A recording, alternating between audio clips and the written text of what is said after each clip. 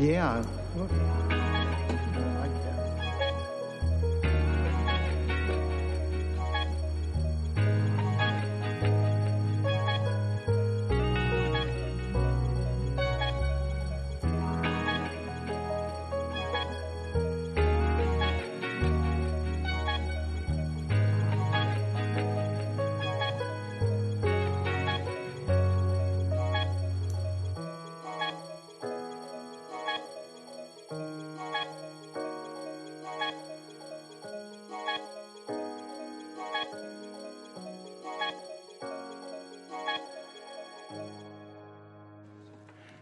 You can talk among yourselves.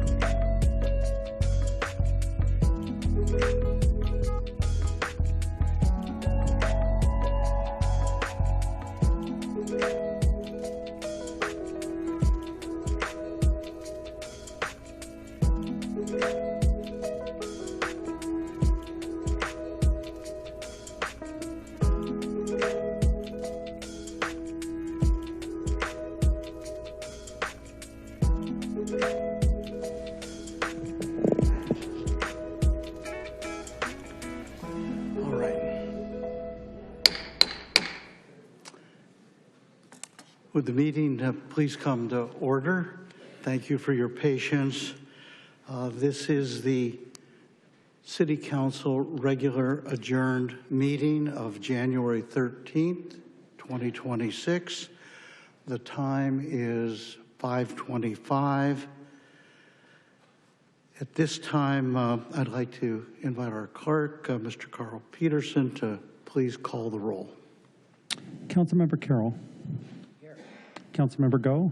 Here. Councilmember Liu. Here. Councilmember Martinez-Franco. Here. Councilmember Treseder. Here. Vice Mayor Mai. Here. And Mayor Agron. Here. Mr. Peterson, would you at this time tell people at home and those present here as well how they can participate, particularly how they can participate in tonight's meeting remotely? Thank you, Mayor. Members of our audience who wish to speak may submit their name into one of the speaker kiosks next to the city clerk or in the main lobby. We also offer the ability to provide live comments via Zoom and submit written comments through our e-comment system. For those who wish to participate virtually, visit zoom.us using any web browser or the Zoom app on smartphones or tablets and enter meeting ID 160-043-4844. The passcode is 272906. You may also dial in by calling 669-254-5252 or 669-216-1590 and entering the same meeting ID and passcode. Those who wish to provide comments via Zoom are asked to enter the speaker queue by raising their hand electronically. The city clerk will call your name and allow you to unmute your microphone at the appropriate time. Those dialing in by telephone will be identified by the last 3 digits of their telephone number. We ask that you please state your name for the record. The time limits per speaker are noted in the posted agenda and are established based on the number of requests submitted.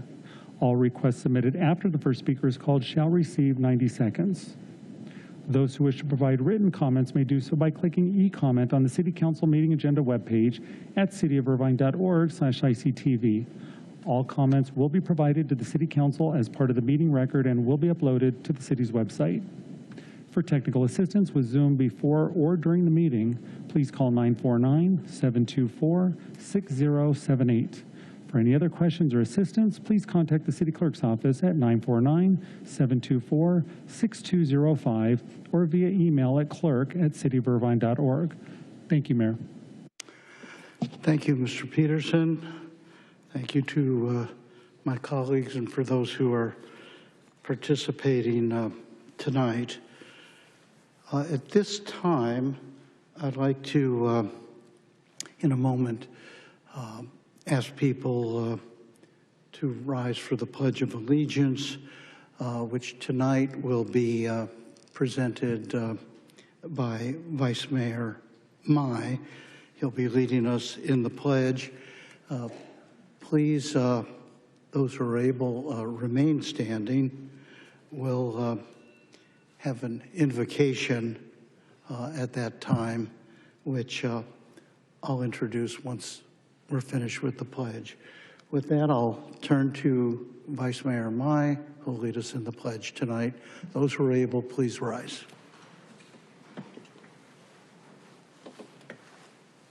Thank you, Mayor. Ready? Begin. I pledge allegiance to the flag of the United States of America and to the republic for which it stands, one nation, under God, indivisible, with liberty and justice for all. At this time, about half of you got it right. At this time, it's my pleasure to welcome the Reverend Thomas Chesley from A Touch of Love Works. Thank you, Reverend, for joining us tonight, leading us in the invocation, and welcome. Thank you. Thank you, Mayor Agron and City Council of Irvine for inviting me to do the invocation. I've gotten permission from the mayor to add a little something on the top called a Declaration of Independence. And if you'll bear with me, I'll try to get through it without any unnecessary pauses. We hold these truths to be self-evident, that all men are created equal, that they are endowed by their Creator with certain inalienable rights, that among these are life, liberty, and the pursuit of happiness, that to secure these rights, governments are instituted among men, deriving their just powers from the consent of the governed. And whenever any form of the government becomes destructive of these ends, it is the right of the people to alter or to abolish it and to institute new government, laying its foundations on such principles and organizing its powers in such form that to them shall seem most likely to effect their safety and happiness. Prudence indeed will dictate that governments long established should not be changed for light and transit causes, and accordingly all experience has shown that mankind is more disposed to suffer while evils are sufferable than to right themselves by abolishing the form for which they have been accustomed. But when a long train of abuses and usurpations, pursuing invariably the same object, evinces are designed to reduce them under absolute despotism, it is their right, it is their duty to throw off such government and to provide new gods for their future security. This is the Declaration of Independence. It's a living document. It was alive in 1776 when our founders wrote it. It was alive in 1968 when Martin Luther King quoted it, and it'll be alive in 2027 when we go to vote. And I thank you for everybody who is in this room, and I pray now, Father, in the name of Jesus, that you would come and unify us, Lord God. Make us a people who are routed and rooted in love. Help us, Lord God, to be mindful that we are our brother's keeper. We are our sister's keepers. And everything we do, Lord God, should have you in mind and have the welfare of the people that we live with and the people we work with and the people who are beside us and behind us and in front of us. I pray that you would bind us together like a three-pronged cord that's not easily broken and help us to walk in love for the rest of this year. In your name I pray. Amen.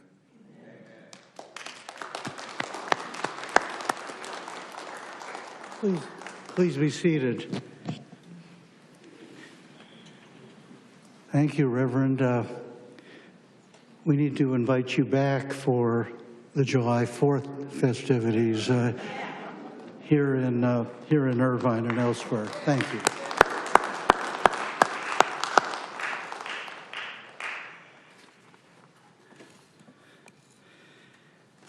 At this time, we have a number of presentations this evening listed as items 1.1 and 1.2.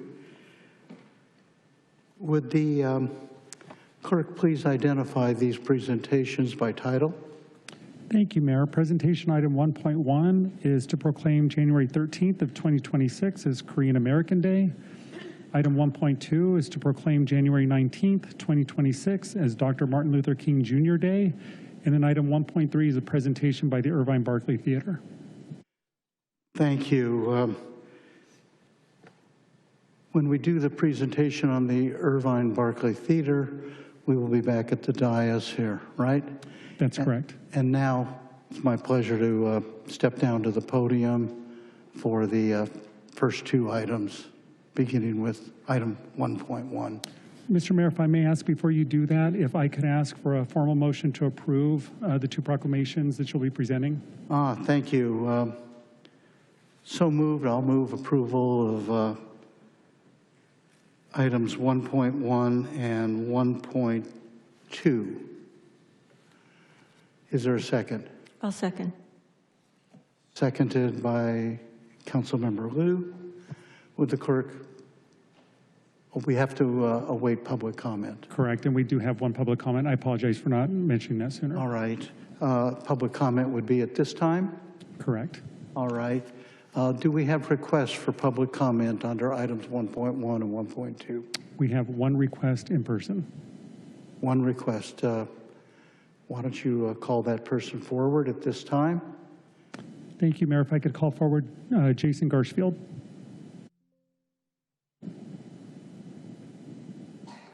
And Mr. Garshfield is speaking to presentation item 1.2, which is the Dr. Martin Luther King Jr. Day proclamation.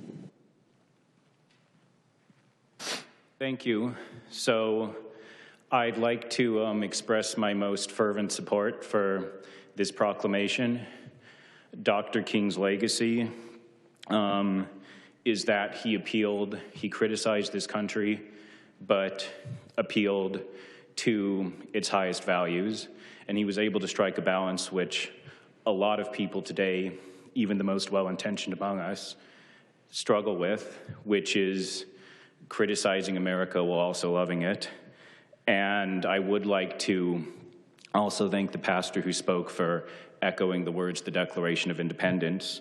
Whenever any form of government becomes destructive to these ends, it is the right of the people to alter or abolish it and to institute new government, laying its foundation on such principles and organizing its powers in such form as to them shall seem most likely to affect their safety and happiness. So I would be remiss.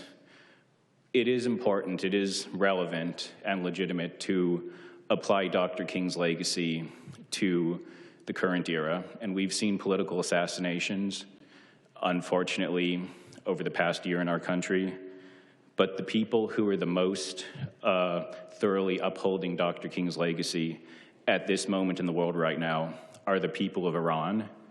And just as Dr. King was murdered for standing for freedom and standing for those inalienable rights, hundreds, thousands, we don't know the full death toll, and probably will not for a while, are being gunned down in the streets for fighting for those same essential rights.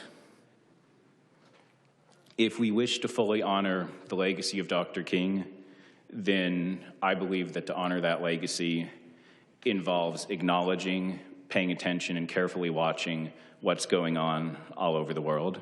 Thank you. Mr. Mayor, we do have one request on item 1.3, which is the Barclay presentation. I'll leave it up to you if you want to take that public comment now or wait until that item comes forward. Why don't we wait on that one? Since we've acted on 1.1 and 1.2, let's defer for a moment about 1.3, all right? Thank you, Mayor. Then that's all the public comments for 1.1 and 1.2. All right, I'm going to step down to the podium next to the city clerk, at which time we'll proceed with the presentation of the proclamations.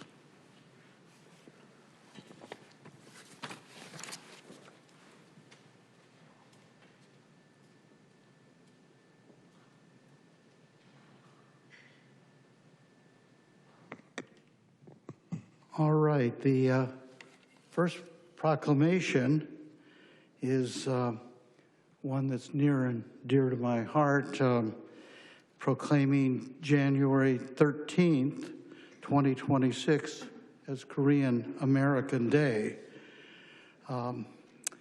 This is a proclamation that was born here in the city of Irvine through the leadership and initiative of our former council member, and he went on to become mayor and is here with us tonight, Councilmember Sookie Kang. Sookie, would you like to come forward at this time?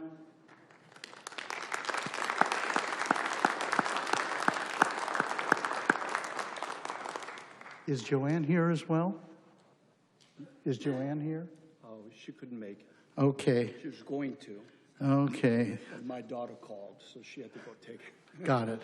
And the grandkids. I know the routine. Sookie Kang introduced himself to me in 2003, actually at the end of 2002, I believe. Introduced himself to me as a resident of Irvine, Korean American who had emigrated to the United States and wound up in the Los Angeles area and then here in Irvine, where he's been pretty much ever since. And he took the initiative to familiarize me with the fact that 2003 was the 100-year anniversary, the centennial of the first Koreans migrating to the United States, at that time migrating to Hawaii, and then later, of course, to the mainland. And the story ever since has been one of just remarkable struggle and success. And of course, everyone here knows the Korean American community is one of the wonderful, diverse communities that comprise Irvine now. And I wanted to turn to you, Sookie, to say a few words if you like. I also will be calling up, well, why don't I call up others right now as well, representatives from the following organizations to come on up to the podium in this area here. The representatives from the Korean American Federation of Orange County, come on down. Korean American Chamber of Commerce of Orange County, the Korean American Center, California Taekwondo Committee, UCI Korean Alumni Association, IKPA, the Irvine Korean Parent Association representative as well, and the Orange County Korean Cultural Center. If I've left anybody out who regards themselves as important, come on down right now. With that, I'm going to turn to our former mayor to say a few words. Then I think we're going to have a nice picture, and I think I may invite my colleagues down to join us for that as well. Suki. Well, thank you, Mayor Irvine and Honorable City Council member. Thank you so much for inviting all of us and for recognizing this momentous occasion. Truly appreciate the City of Irvine commemorating the Korean American Day, as Mayor said, 23 years. Standing here today is especially meaningful to me. As Mayor mentioned, I still remember my very first day meeting with the mayor. I didn't know how to contact, but somehow we got connected and asked the City Council to proclaim the centennial celebration of the Korean American immigration. You know, it's at that time, I just had one, a request to be made. The 103 Korean immigrants to Hawaii landed in Hawaii on January 13, 1903. So who are actually the first group of people who immigrated looking for opportunity, freedom, and a better future. And Irvine was the first city ever to recognize the Korean American Day throughout the country. So this proclamation meant a great deal to the Korean American community, and it symbolized something larger, that Irvine is a city that embraces, values, and celebrates its people and diversity. Today, 123 years later, Korean Americans play an integral role of the fabric of this nation. We are contributing to America's economy, culture, and democracy, while remain deeply grateful for the opportunities this country has provided. On a personal note, who would have imagined that a first-generation Korean immigrant would one day have the honor of serving as mayor of Irvine, the first Korean-American mayor in a major U.S. city, and later could serve our nation as a presidential appointee, regional administrator at USGSA. So my journey reflects the broader Korean-American story, one of perseverance, civic engagement, and giving back to the community.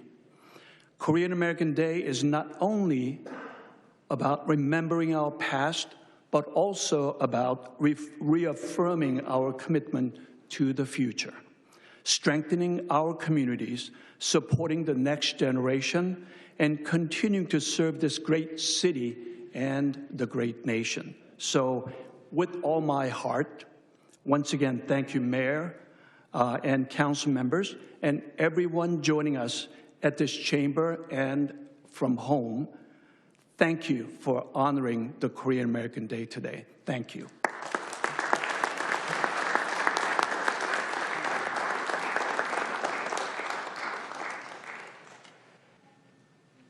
Thank you so much, Suki, and it's my honor, of course, to be able to present this proclamation. There are notable whereases here. The key one being that whereas the centennial committees of Korean immigration and Korean Americans have designated this date, January 13th of each year, as Korean American Day to commemorate the first step of the long and prosperous journey of Korean Americans in the United States.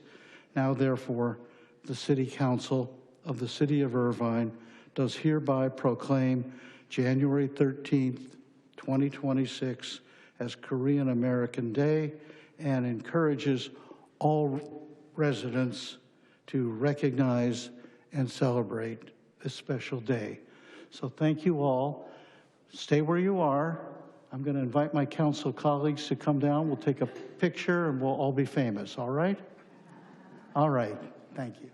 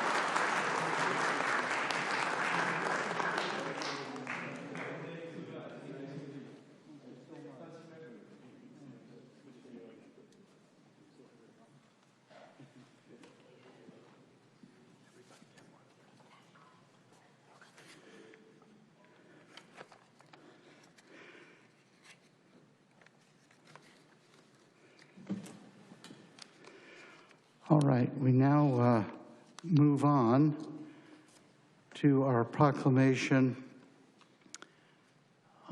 proclaiming January 19th, 2026 as Dr. Martin Luther King Jr.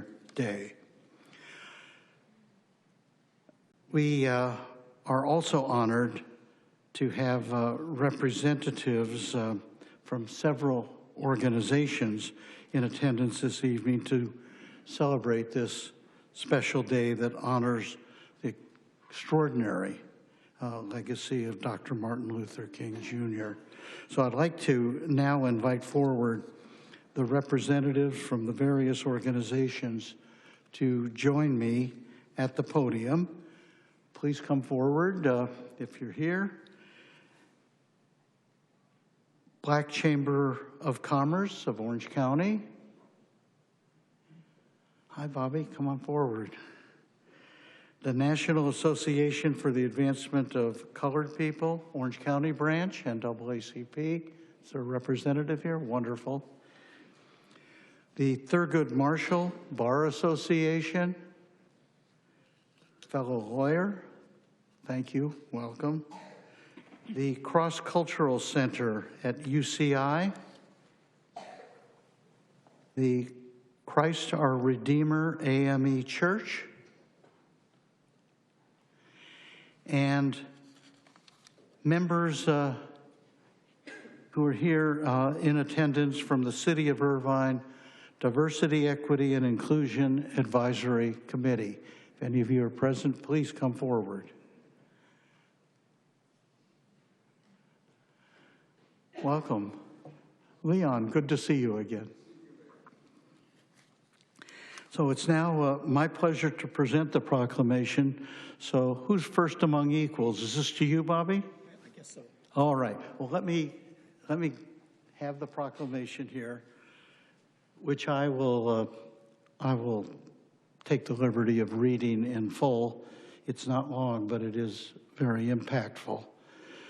This is proclaiming Dr. Martin Luther King Jr. Day, January 19th, 2026. Whereas January 19th, 2026 commemorates the 40th anniversary of the observance of Dr. Martin Luther King Jr. Day, a federal holiday which was signed into legislation in 1983 and first observed in 1986. And whereas on August 23rd, 1994, Congress passed the King Holiday and Service Act of 1994, which for the first time combined a national holiday with a national day of service. I might add that we observe heartily here in the city of Irvine. And whereas Dr. King's faith, courage, and leadership helped the nation move closer to the ideals of what America was founded upon and continues to inspire Americans, and whereas Dr. King's legacy is recognized on this day, and Americans are encouraged to volunteer in civic and community programs to honor the pioneering civil rights leader. Now, therefore, the City Council of the City of Irvine does hereby proclaim January 19th, 2026 as Dr. Martin Luther King Jr. Day, and encourages all residents, not just here in Irvine, but all residents wherever they might reside, to participate in civic, community, and service projects to commemorate the spirit of this National Day of Service. Thank you all. Thank you.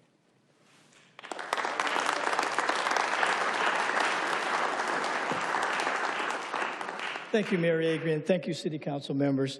You know, it's really, today is to receive this proclamation, as we've always done from the City of Irvine.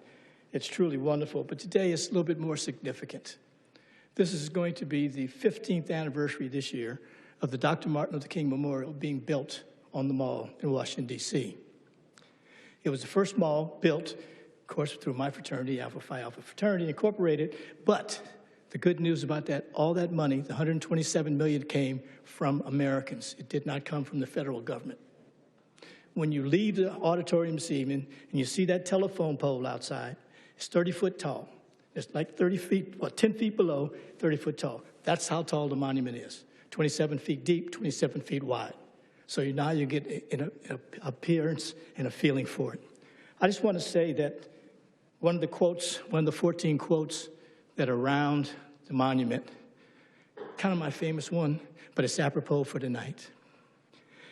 Dr. King says, or mentioned that I wished my 4 kids would grow up to be judged by not by the color of their skin, but the content of their character.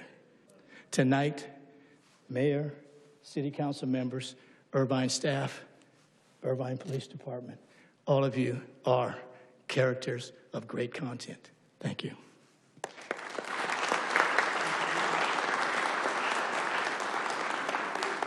Before inviting my colleagues down for a photograph, anybody else have something to say?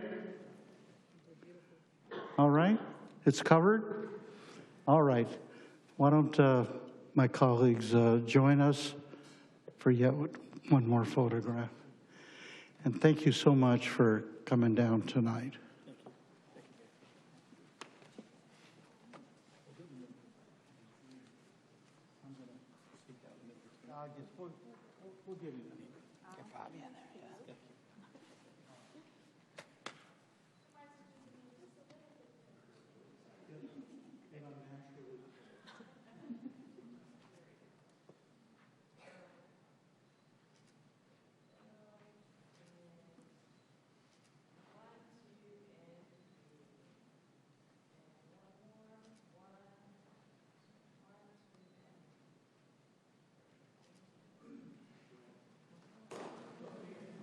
Oh, wait, there's more.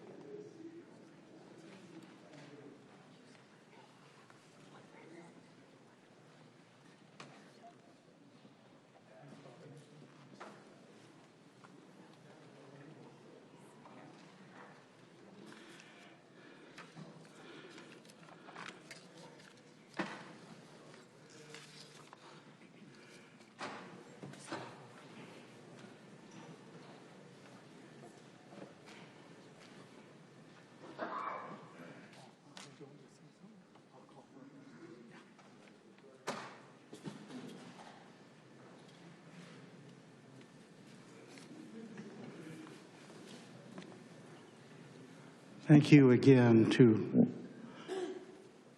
all the wonderful participants tonight. I'm going to just turn to our city clerk for a technicality to make everything official that we've done. Please call the roll on the motion that was offered earlier with respect to the proclamations. Thank you, Mayor. On the motion to approve the proclamations, you made the motion. Councilmember Liu seconded. Councilmember Carroll. Yes. Councilmember Go is absent. From the dais, Councilmember Liu. Yes. Councilmember Martinez Franco. Yes. Councilmember Treceder. Yes. Vice Mayor Mai. Yes. Mayor Agrin. Yes. Carries unanimously of the members present. Thank you. That takes us to item 1.3. Would the clerk please identify that item by title and subject? Thank you, Mayor. Item 1.3 is a presentation by the Irvine Barclay Theater. Thank you. I understand tonight we have an important leader from the Irvine Barclay Theater joining us. Greg, would you like to come forward at this time, please? We welcome your presentation. This is an annual event. Most people in town don't know this, but the Barclay Theater, that wonderful Barclay Theater, the theater itself is owned by the city of Irvine. We annually contribute about $1.5 million to its operations. The University of California at Irvine owns the land on which the theater sits. And of course, there's a wonderful, supportive nonprofit group that raises the money and helps the theater to do all the wonderful things you do for the city of Irvine and for so many others. I think I've given you a report, haven't I? Pretty much, yeah. It's been lovely. Thank you. You did a much better job than probably I will do. Welcome. Go right ahead. Good evening, Mr. Mayor, members of the City Council. I'm pleased to come before you this evening to offer my annual review of the Barclay and its activities during its 35th anniversary year. My presentation is a bit over 7 minutes long, and then I will be pleased to take questions following my remarks. As you know, the Barclay is the result of a unique public-private partnership between the city, UC Irvine, and the nonprofit operating company. This highly successful partnership has endured for 40 years because it has consistently delivered real value to the community. The city's Public Art Committee recently recognized this value when they included the Barclay as a key element of the city's public arts master plan, advocating that the city sustain its support for and maintain its involvement with what it called Irvine's flagship performing arts facility. The Barclay has a three-part mission to operate and maintain the venue for the community's use, provide production, marketing, and sales support to community organizations who use the theater, and to put on programs. Since its opening in 1990, more than 5,000 performances and 1,800 rehearsals have taken place at the Barclay. This last season, close to 300 activities took place in the Barclay, and a little-known fact is that each season, more than 50% of the activity taking place at the Barclay are events created and presented by community schools, cultural groups, performing arts organizations, and local businesses. This past season, 150 activities, 53% of the total, were created by local community organizations. To support this work, the Barclay has an annual budget of approximately $8 million, 71% of which is the operating company's responsibility. We raise that through rents, ticket sales, and our own fundraising. The original partnership agreement included a ratio of operating support from the city and the university, which is shown here. And 2 years ago, the Barclay was encouraged by the city to apply for program funding. We did so and we're grateful to receive that support, which now equals 5% of our budget. So you see the city support comes in two forms, operating support and programmatic support, and I'll talk about each of those separately, starting with community programs and events. The city's operating support underwrites community uses of the Barclay. It allows us to offer 50% discounts on hall rental to Irvine-based nonprofits and a 25% discount on hall rental rates to all other nonprofit organizations. Earlier, I showed you a chart that showed 50% of the programming, and this is the left-hand side of this slide, and then how the funding matches up against that. So we charge those organizations what's effectively 35% of our budget, and then the city's operating support makes up the remaining 15%. I'd now like to take a moment to talk about the many community educational, cultural, and performing arts events that take place each year at the Barclay. Educational programs from the community run the gamut from preschool students to high school students to the adults who provide outstanding education to all students of Irvine. Here are some of the many educational organizations that use the Barclay each season. I've mentioned frequently tonight that many local cultural organizations use the Barclay to present programs of specific interest to their communities. I'm pleased to say that over the course of each season, the Barclay is home to a wide range of programs that fully represent the broad diversity of cultures that call Irvine home. And here are some of the many cultural organizations that use the Barclay each season. As a performing arts center, the Barclay does, of course, provide a stage for a wide range of performing arts organizations in music, theater, comedy, and other genres. And then here are some of the many performing arts organizations that use the Barclay each season. More specifically in the performing arts, the Barclay has, because of its large stage, generous wings, and sprung dance floor, established itself as the spiritual home of dance in Orange County, being a home for classical dance, ethnic dance programs, and of course, the Nutcracker, which has been on the Barclay stage each season for 35 years. And here are some of the many dance companies, competitions, and schools that use the Barclay each season for their programs. I'd like to now turn my remarks to the city's programmatic support. As I said before, the city's programming support makes possible these 4 programs, and I will now speak about each of them in turn. Community use days, 12 days each year, are reserved by the city, and they are provided rent-free to community organizations designated by the city through an application process overseen by the Community and Library Services Department. The Community Access Ticket Program each year makes up to 2,000 complimentary tickets available to audiences with limited discretionary means. These are typically distributed through partner organizations with constituencies who match the program's goals. Our most mature program is the partnership with the VetTix Foundation. Because of the city's generous support, we've been able to offer 6,300 complimentary tickets to veterans, active service members, first responders, and their families. One of the best parts of this program is that these tickets get used at a 98% rate. This is unusual because industry use rates for complimentary tickets are generally under 5%. We know these folks truly appreciate the opportunity they are given because they attend in such large numbers. We and they are truly grateful for the city's support in making this valuable program possible. The final program supported by the city is the Barclay's Family Series. Coming out of COVID, the Barclay dropped family programming from its content because the cost of the program simply couldn't be covered by family-friendly ticket prices. Audience surveys continually told us the community wanted us to bring back family programming, so we included this as part of our program funding proposal to the city. The agreement was for us to put up 2 titles a year. Last year, we were able to put up 3 with no additional cost to the city and sold the series out. Because of that success, this year we expanded to 4 titles, again at no additional cost to the city. And here are the 3 programs in the series that are remaining for this year, and tickets can be purchased at www.thebarclay.org. I've so far talked a great deal about funding and programs, but not much about audiences, and so I'd like to take a moment to talk about that subject. Since returning to live in-person performances following COVID, 430,000 tickets have been sold to programs at the Barclay, which is a remarkable number when you consider we're a 750-seat venue. More than 53,000 households have purchased those tickets from 49 50 states. The biggest portion of our audience is obviously Orange County, and I'm going to skip here because I'm getting ahead of myself. So looking at the future, the Barclay is working to be responsive to community input. The number 1 item we hear about is insufficient restrooms. We hear about a need for breakout rooms, a second performance space, on-site catering, and finally, we know there simply aren't enough rehearsal spaces in the community. One emerging idea is to retain the current auditorium and backstage areas and provide all the new support and amenities in a structure that would wrap around the current auditorium. Working with Irvine-based architectural firm LPA, the board and staff at the Barclay, along with other community stakeholders, have developed a concept of one way the new structure might look. These are some of the current project renderings, and I want you to know that the Barclay Board of Directors and staff are very excited about the many possibilities for expanded service to the community represented by this project.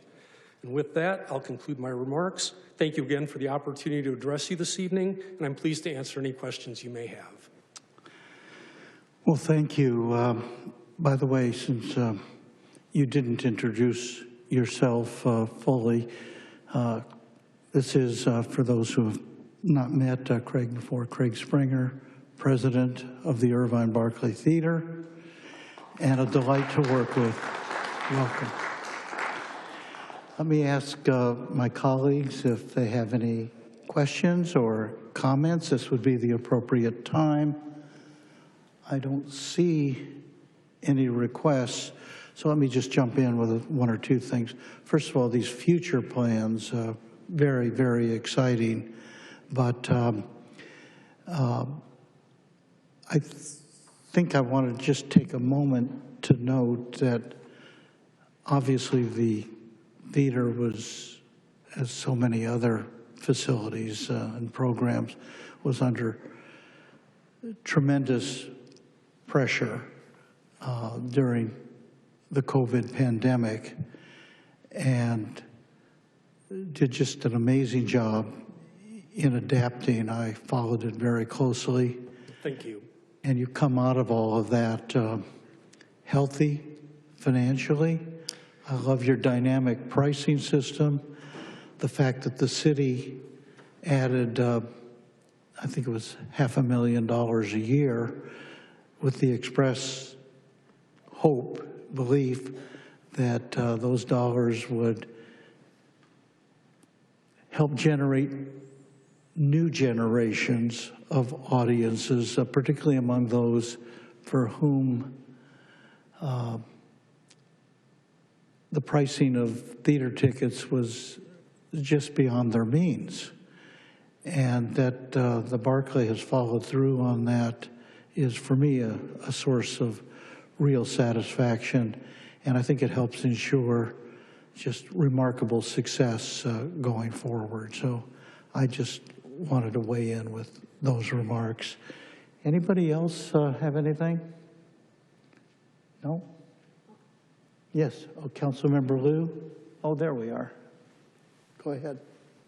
So I want to say that when I first moved to Irvine, well, almost 21 years ago now, people were saying, oh my gosh, you're moving to a cultural desert, but we're not. I mean, we have Barclay here, and thank you for providing the opportunity to show my kids Nutcracker and, you know, classical music, ballet, and other cultural activities. So I really appreciate your presence here. Thank you. My pleasure. We're always grateful for the support of the city, and we love the partnership and look forward to continuing it for many years. Thank you. Councilmember Martinez-Franco. Thank you. I wanted to thank you personally as a board member of the Barclay Theater. It has been the couple of times that I've been there, it's just amazing. I never imagined all the behind the scenes that goes towards the production of a play and all the efforts that you've been doing in order to keep these plays successful. I just wanted to congratulate you for also opening for diverse type of events. I know that I enjoy the Dia de los Muertos. It's one of my favorite ones. It's open to the public and free for everybody. So I think doing those kind of things for the community, it's great. And also thank you so much for taking the input from the city on the new design for the renovations. I see no further requests. Let me just say one more thing. I love your advertising, your TV advertising. Chris, stand up. There we go. This is our Vice President of Marketing, Chris Adrians, who's really, he really is a critical part of our success. And I know we've been successful because almost everywhere I go now, someone will say to me, I cannot get the jingle out of my head. Night at the Barclay. Night at the Barclay. Thank you so much for all you do. Thanks for the presentation tonight. Thank you, Mr. Mayor. Thanks so much, Craig. I think do we have any requests from citizens to be heard on this item? Thank you, Mayor. We do have one from Doug Elliott. All right, I see Mr. Elliott approaching the podium now. Welcome. Thank you, Mayor, and Happy New Year to all of you. I am Doug Elliott, a Community and Library Services Commissioner, speaking only for myself. We've heard three very worthy presentations tonight, but I just wanted to add some comments on this one because I'm such a fan of the Barclay. When I joined the commission a couple of years ago, I was asked some questions for a brief bio that I think was in Councilmember Treseder's newsletter. And one of the questions was, what are your favorite places to go in Irvine? And I said the Barclay without hesitation. And 2 years later, I'll stand by that answer. I have just had so many great experiences seeing world-class performances in this wonderful, intimate jewel box of a facility. Every seat is a good one. You're right on top of the action, and it's just wonderful. I wanted to comment in particular on some of the things that I've enjoyed about the Barclay. One is the emphasis on jazz. It's become really a dynamic leader in the Orange County jazz scene, and especially with the creation of the Barclay Jazz and Beyond Orchestra, which I think I've heard all of their performances and want to keep going to those. They're terrific. They're all local musicians. They do an outstanding job. The other thing that I just discovered for the first time Sunday, I say discovered, I knew about it, but I hadn't been to one of these. They do live screenings of performances of stage shows from London. And so Sunday was a showing of the Dr. Strangelove production from the Noel Coward Theater. And it was terrific. It got rave reviews in London, and it was just so great to pay for basically the price of a movie, or a little bit more maybe, and see this stage presentation, technologically perfect, beamed from London, and be able to enjoy it also. I just can't say enough about the Barclay. I'm excited by these plans for the future and anxious to see them come about. Thank you. Thank you. Thank you, Mr. Elliott, for your service on the Community Services Commission. With that, I think let's make this completely official with a motion to receive and file the annual report. Happy to do that, Mayor. Also move. Is there a second? Second. Seconded by Vice Mayor Mai. Would the clerk please call the roll? Councilmember Go. Yes. Councilmember Liu. Yes. Councilmember Martinez-Franco. Yes. Councilmember Treseder. Yes. Vice Mayor Mai. Yes. Mayor Agron. Yes. Carries 6-0 of the members present. Thank you again. Great.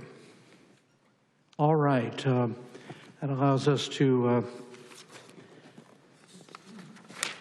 move on now to the next item on the agenda, which is public comments on non-agendized items. This is the opportunity for residents and others to briefly comment on items that are not on the official agenda for this evening, but are one way or another within our subject matter jurisdiction. This is part of our state and local commitment to free speech and opportunities to participate civically as to matters on the agenda, and in this case, not on the agenda. With that, do we have any requests to be heard? Mr. Peterson. Thank you, Mayor. We have 15 requests to speak. 12 are in person, 3 on Zoom.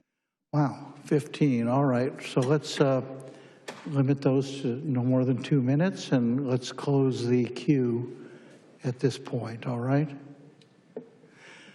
With that, please call on the first public commenter. Thank you, Mayor. If I could call forward Susan Sayer, Ali Banava, Alan Meyerson, Caitlin Everett, and Rima N. And we'll start with Susan Sayer. Welcome, Ms. Sayer. You have 2 minutes. Yes, good afternoon. Well, my name's Susan Sayer, and I'm a longtime Irvine resident, and I'm a senior who will someday rely on public transportation. Irvine is undergoing a huge residential, tourism, a hospital and business-related growth. Our already clogged streets will surely undergo a substantial increase in residential, tourism, employee traffic.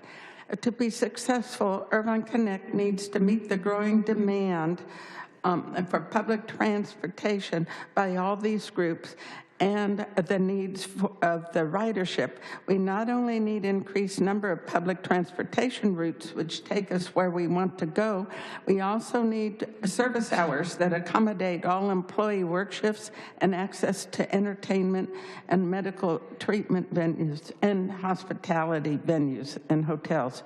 We also need improved public transportation infrastructure, such as bus routes located on major streets such as Jamboree, Culver, Alton Campus, Jeffrey, Sand Canyon, where commercial businesses, schools and universities, hospitals and medical offices and senior community facilities are located.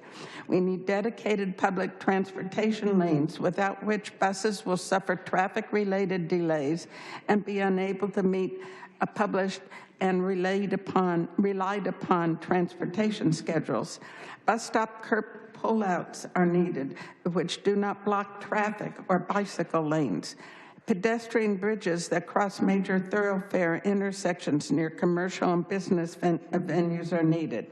Bus stops and park and ride lots should be located at the Irvine train station and at freeway and freeway on-ramps and exits. Thank you. Ali. Thank you, Ms. Sayer, and welcome, sir. Mr. Mayor and members of council, good evening. My name is Ali Banava, a resident of Irvine for 21 years. I want to begin by acknowledging that this dais does not take political positions and focuses on our city's matters, and I respect that role. So I'm speaking today not on behalf of the council, but in my capacity as president of IPA, one of the City of Irvine's unions. And as a proud Irvine resident and a proud Iranian American, on behalf of our Iranian members, many of whom have family, friends, and loved ones living under constant fear.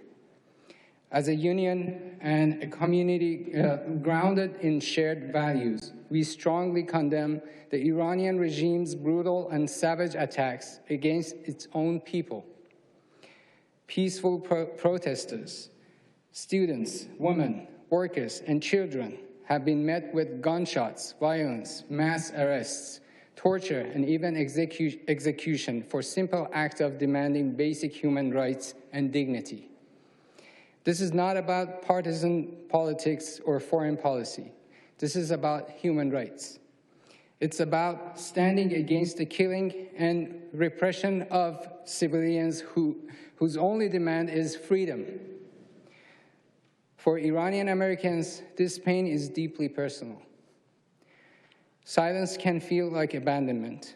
Speaking out, especially from democratic institutions, matters. It tells victims they are seen, and it tells oppressors that the world is watching.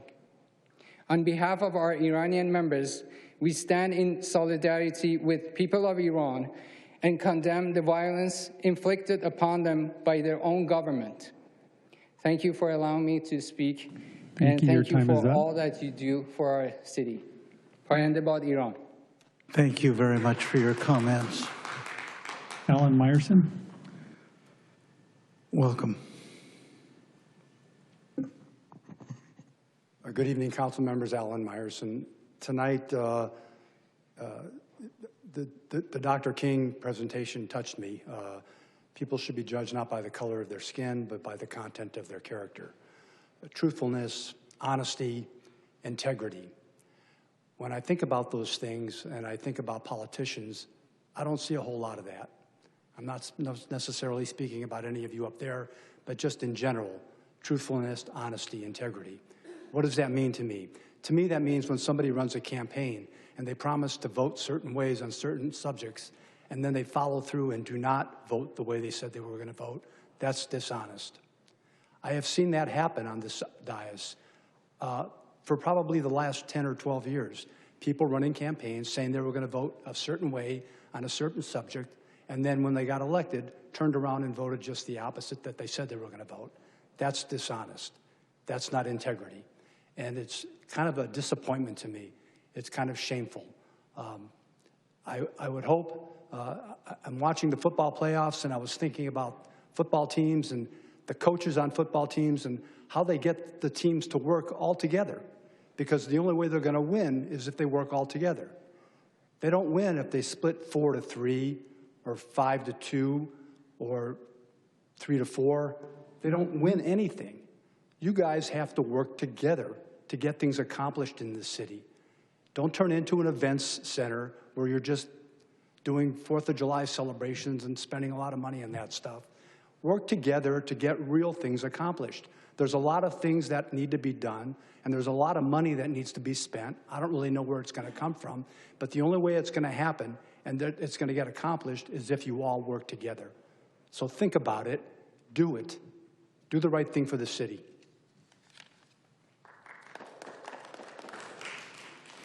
Thank you. Caitlin Everett. Welcome.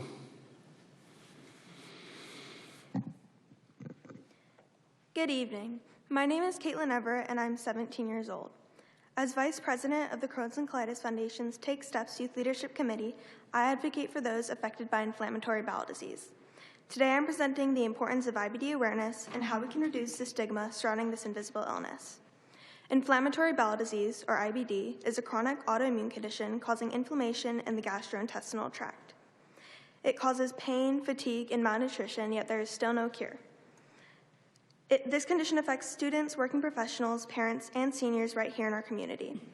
Today, I am respectfully requesting a proclamation for the City of Irvine to recognize World IBD Day on May 19th, aiming to raise awareness and decrease the stigma surrounding this disease.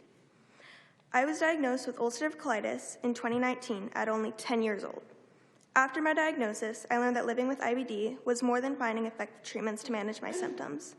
I encountered barriers at school when my 504 accommodations were often dismissed by my teachers.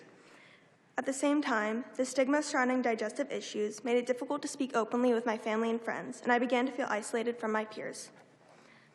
Last year, I had the opportunity of being a member of the Take Steps Youth Leadership Committee, and now, as Vice President in my second year, I am proud to give back to the community that supported me through chronic illness. I empower others to find strength in their IBD rather than feel limited or defined by it. My story is just one of millions of Americans living with this invisible illness, including many here in Irvine. By recognizing World IBD Day on May 19th, the City of Irvine can take an important and impactful step towards increasing awareness, reducing stigma, and affirming that people with IBD in this community are seen, supported, and never alone. Thank you for your time and consideration. Thank you for your statement. My wife's a pediatric gastroenterologist, so this hits home. And your request that there be a proclamation, or in the case of our city, we can certainly issue an appropriate certificate. Would you be in touch with the city clerk's office in that regard? We have a lot of time between now and May, and maybe we can organize a little something for this particular year. All right? Thank you. Thank you. Right here. Rima, and if I could also call forward Jason Garshfield, Christina Young, Joanne Slobodian, Eileen McCarthy, Vicki Johnson, Mike Rao, and Steve Berger. Welcome. Good evening. Mayor Agron, Vice Mayor Mai, council members Mike Carroll, Martinez Franco, Lou, go and receiver. My name is Rimana Shashibi. I'm founder and president of Global Hope 365, a 501c3 nonprofit to end harmful practices towards women and girls, such as child marriage, human trafficking, and other forms of gender-based violence. Yesterday, during Human Trafficking Awareness Month, Global Hope 365 was honored by the city of Irvine at a recognition ceremony held right here in the council chambers. It's very important that it was held during this month because, as you know, the Orange County Human Trafficking Task Force, their latest report indicated that the percentage of minor to the total number of victims of human trafficking has risen from 36% to 50% due to sextortion. And so we were surrounded yesterday by board members, interns, donors, and community supporters, including Peggy Wong, Mayor Pro Tem from the city of Yorba Linda, a longtime advisor and supporter of Global Hope 365. We were deeply honored to have our work in human trafficking prevention recognized in a ceremony yesterday led by James May, the Vice Mayor of Irvine. We are grateful for the leadership and presence of Michael Kent, Chief of Police, William Go, Melinda Liu, and Betty Martinez-Franco, council members. This recognition reflects more than an award. It's a powerful example of local leadership. I'll also like to extend our thanks to all the City of Irvine staff, including Nicole Rogers, whose professionalism, coordination, and behind-the-scenes work led and made this event possible. Thank you so much for the award. And thank you for all that you do. Thank you very much. Jason? Welcome. Thank you. So I would like to propose that Irvine look into creating a paramedic subscription program. And I know that sounds a little off the wall, but it's actually something that's been very successfully implemented by a number of other big cities. Santa Ana, for instance, I didn't know about this until a friend told me, but if you live in Santa Ana, you have the option of paying $73 a year to the city, totally optional, no one's forced into it. And if you pay that, then if you call an ambulance, it's free. Medical bills ruin people. Most Americans don't have $1,000 saved up for an emergency expense, and ambulances can run well in excess of that. I had a serious medical emergency last year, and even in very dire straits, I was afraid to call 911 because I knew what it would cost me, and I'm one of the lucky ones. I have insurance. There's people who don't or who have insufficient insurance, and they get screwed far worse. So I don't understand why we get billed for ambulances at all. There's no other emergency service that does that. The police don't bill you for a rescue. So if we implement this program in Irvine, I think it could help a lot of residents, including many of our least fortunate. And if Santa Ana could do it, if Fullerton could do it, then I'm pretty sure Irvine can figure it out too. Thank you. If you would make some information available, if you have it, regarding the subscription program elsewhere, please, I'd like to take a look at it. I'm sure my colleagues would as well. Absolutely, thank you. Thank you. Christina? Welcome. Thank you. Good evening, Honorable Mayor, council members, and city staff. My name is Christina Young, and I'm speaking today on behalf of many parents from Briarwood Elementary School in Northwood. Briarwood families that are present, would you please stand? And Irvine Girl Scouts, please stand. These families represent hundreds of children whose emotional safety matters deeply to all of us.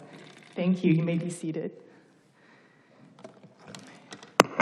Thank you for your leadership in making Irvine a city that does not look away from bullying.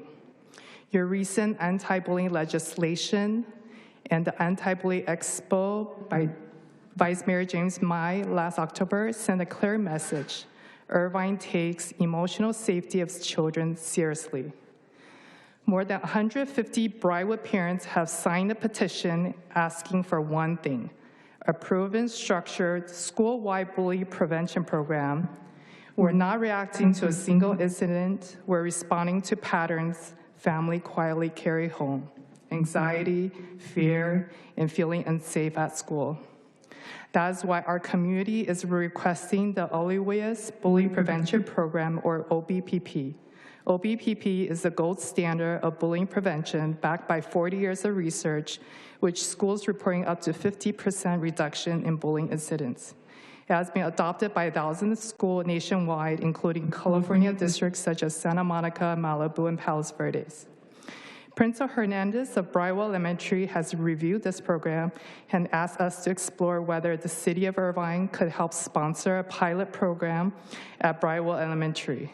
A pilot will allow the city to track outcomes, collect data, and create a scalable model for other interested Irvine schools in the future. Your time is up. Why don't you just take 10 seconds to finish up, if you would? Sure. So tonight, we respectfully ask City of Irvine to help sponsor a proven bully prevention program backed by statistics. On behalf of Briarwood families, thank you for your leadership and your commitment to make Irvine a place where every child feels safe and supported. And thank you for your comments. Appreciate it. Thank you. Joanne Slobodian. Welcome. Thank you so much. Hi, everyone. I'm going to begin with my ask first. If the council's intent is to protect Oak Creek, the path forward is simple.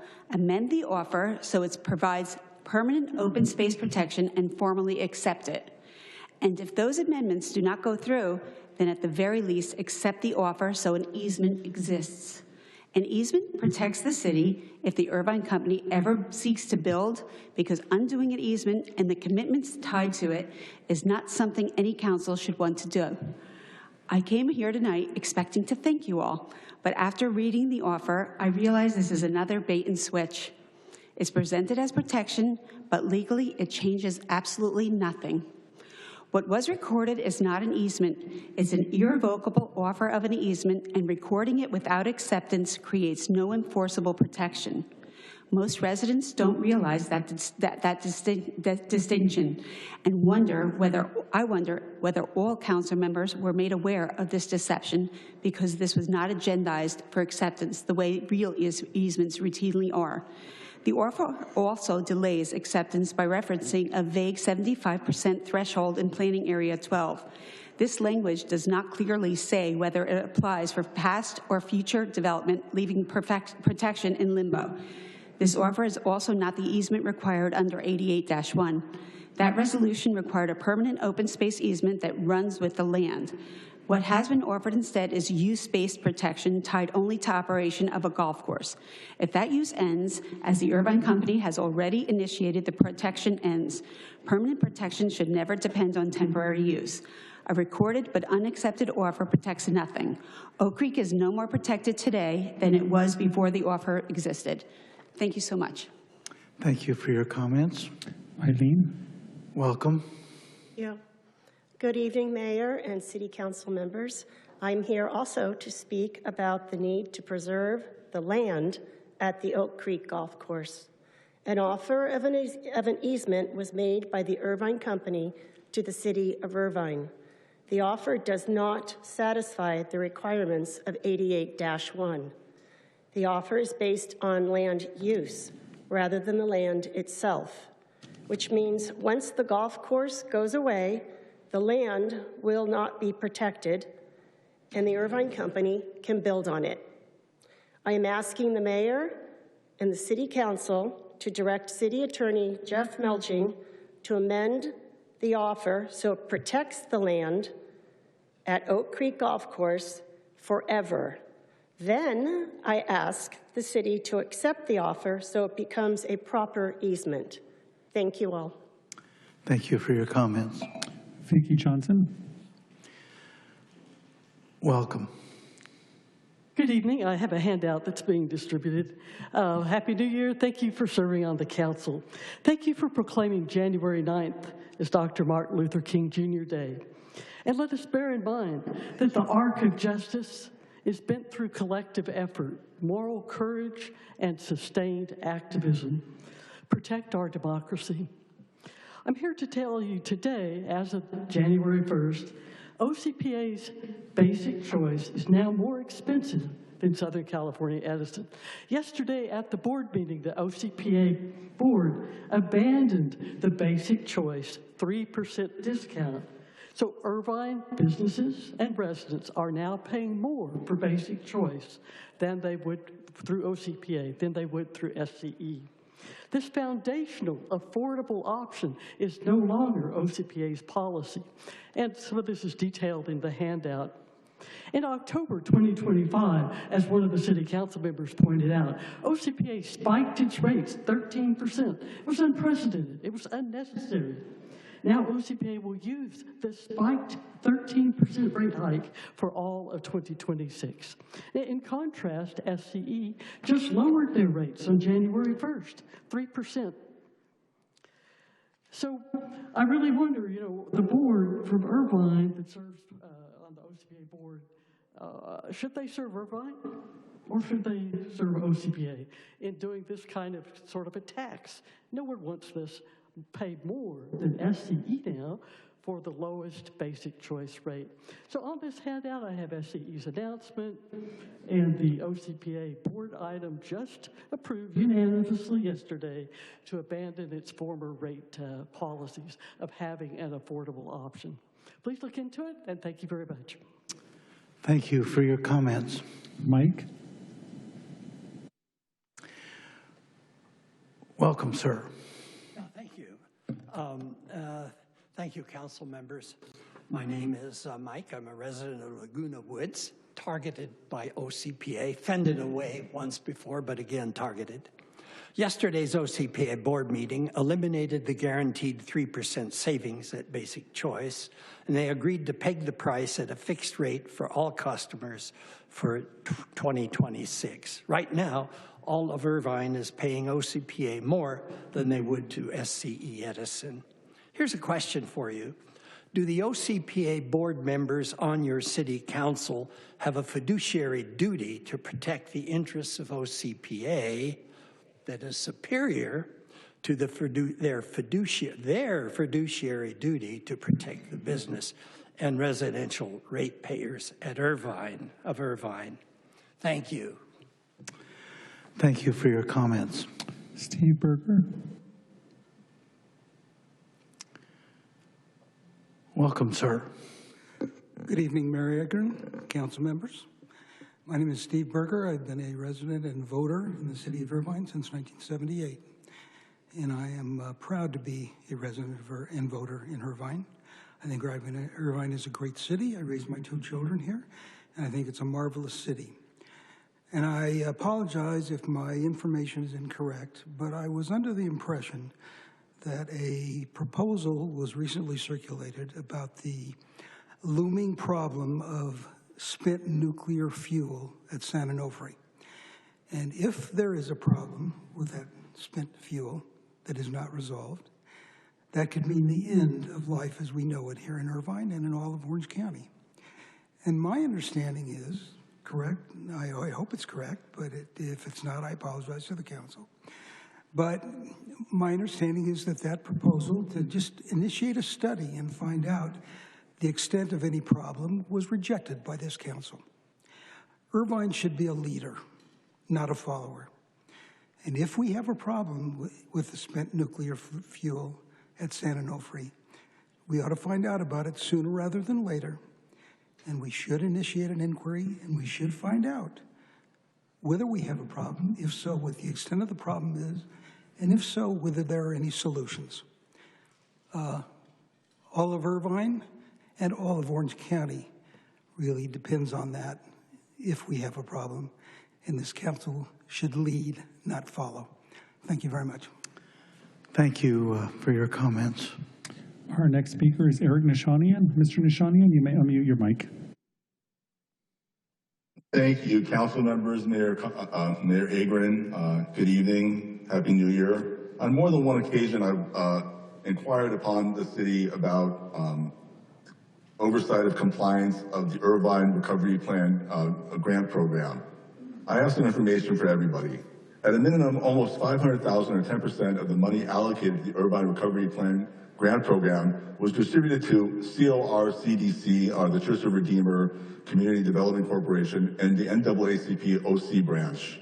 When neither the CORCDC or the NAACP were qualified to solicit charitable assets or accept grants because of their suspended status with the Secretary of State or their suspended or delinquent status with the Attorney General's Charitable Organizations Division, or both. The NAACP was suspended with the Secretary of State from 2021 to late 2025 and delinquent with the AG Charities Office over the same period. But Irvine awarded their OC branch $172,000 in IRP grant money on November 22nd, 2022. The CORCDC, one of Farrakhan's current employers, was suspended with the AG Charities Department from 2018 to January 2025 and then revoked until late 2025. But Irvine awarded them $255,000, the second largest grant in IRP grant money, on November 22nd, 2022. There's more. Two of the commissioners on the subcommittee for the Irvine Recovery Plan Advisory Committee were Rebecca Thomas, the president of the Thurgood Marshall Bar Association, and Amilcar Aaron, who's an NAAC operative. These two members were also on the inaugural DEI committee as chair and vice chair. But there's even more. The NAACP and the CORCDC were required to get business licenses here in the city of Irvine as a term of the money. They never did. Thank you. Your time is up. Our next speaker is Michelle Johnson. Ms. Johnson, you may unmute your mic. Good evening, Mayor and Council members. I would like to provide an important update on the Orange County Power Authority. Yesterday, the Board of Directors unanimously approved their 2026 rate design, which locked in their rate increase of 13% from last October, abandoning their 3% discount to Southern California Edison. Their CFO revealed that OCPA rates will be 12 to 16% higher than Edison. What does this mean for the average Irvine resident? It means that 98,000 Irvine households will be paying an average of $240 more a year to stay in OCPA versus Edison. In 2026, Irvine residents will be collectively paying OCPA $23.5 million more in electricity costs, when many families here are struggling with affordability. The City of Irvine's municipal rate comparison was not provided, so it's unknown how much more the city will be paying for electricity from our taxpayer dollars, not to mention the effect on all our small businesses in the city. The city manager should immediately request this information from OCPA. Financially, OCPA losses are accelerating. The first 3 months of the current fiscal year, OCPA incurred an operating loss of $15 million. Reserves are now at $42 million and declining. They will not meet their forecast of $76 million. The City Council should immediately seek to inform all of our residents of this rate increase and provide the information to opt back to SCE. We should also ask for a current rate comparison from Edison so we know the full budget impact on the city of the OCPA rate increase. Thank you. Our next speaker is Harvey Liss. Harvey, you may unmute your mic.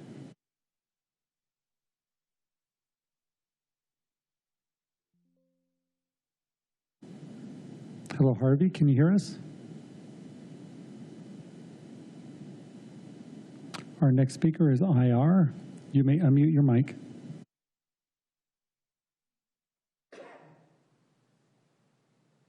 IR, can you hear us? Hello? Yes, we can hear you. Hi. Please press the media or play the media. Thank you.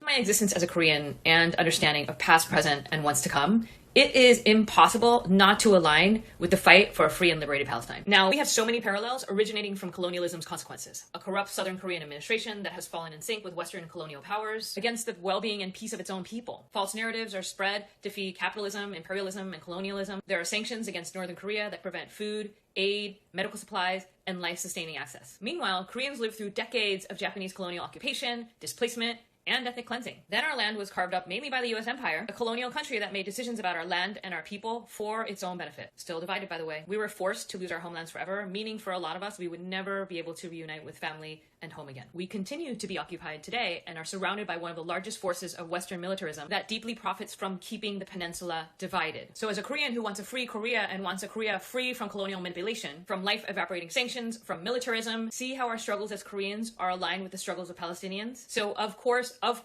I fight also for a free and liberated Palestine. When we say liberation, it means liberation from imperialism and colonialism around the world. May all of us fight for liberation until everyone is free. In 1910, U.S. officials legitimized Japan's colonization of Korea with the Taketsura Agreement, just as the British sentenced the Palestinians to occupation in the Balfour Declaration in 1917. Today, in U.S.-backed South Korea, monopoly capitalists are profiting directly from Zionism. Hyundai sells excavators to the Zionist entity, which are then used to destroy Palestinians' homes and evict them from their land. That you care about is, you might not realize it, but an issue that you care about is probably a lot closer connected to Palestine than you might think. Like if you care about ICE agents who are abducting people all around the country, you should know that many of those agents are likely trained by Israel in exchange programs, along with cops and FBI agents. Or if you're concerned about our Earth burning up from climate change, you should know that in the first few months of the genocide, Israel's bombs released more carbon than 26... Mr. Mayor, if I may try Harvey List once more. It looks like he was having technical difficulties. Thank you. Harvey, you may unmute your mic. Hi, thank you. I was called away by the need of a sudden urgency. In any case, I'm Harvey Liss, a resident of Irvine since 1976 and a registered professional civil engineer. I'm speaking of the refusal of the council majority at the council meeting on December 9th to approve Mayor Agrin's proposal to establish a multidisciplinary team to develop a local storage plant for the radioactive spent nuclear fuel currently being stored on the beach at the San Onofre Nuclear Generating Station. It's exposed to any sort of disaster, environmental, or attacked by a grenade or a bomb dropped from a drone, flung from a passing boat, or even from a passing vehicle on the I-5. Each of the 153 canisters, many partly buried there, contains as much radioactive nuclear fuel as the entire Chernobyl release. A catastrophic release of the contents of even one canister would render much of Southern California uninhabitable, risking the lives and livelihoods of millions. With all of the organizations attempting to address this problem, there has really been no progress to date. Mayor Agrin's plan, which is actually taken from the successful repackaging and fortified storage of spent nuclear fuel being done in Switzerland, this is not unknown territory.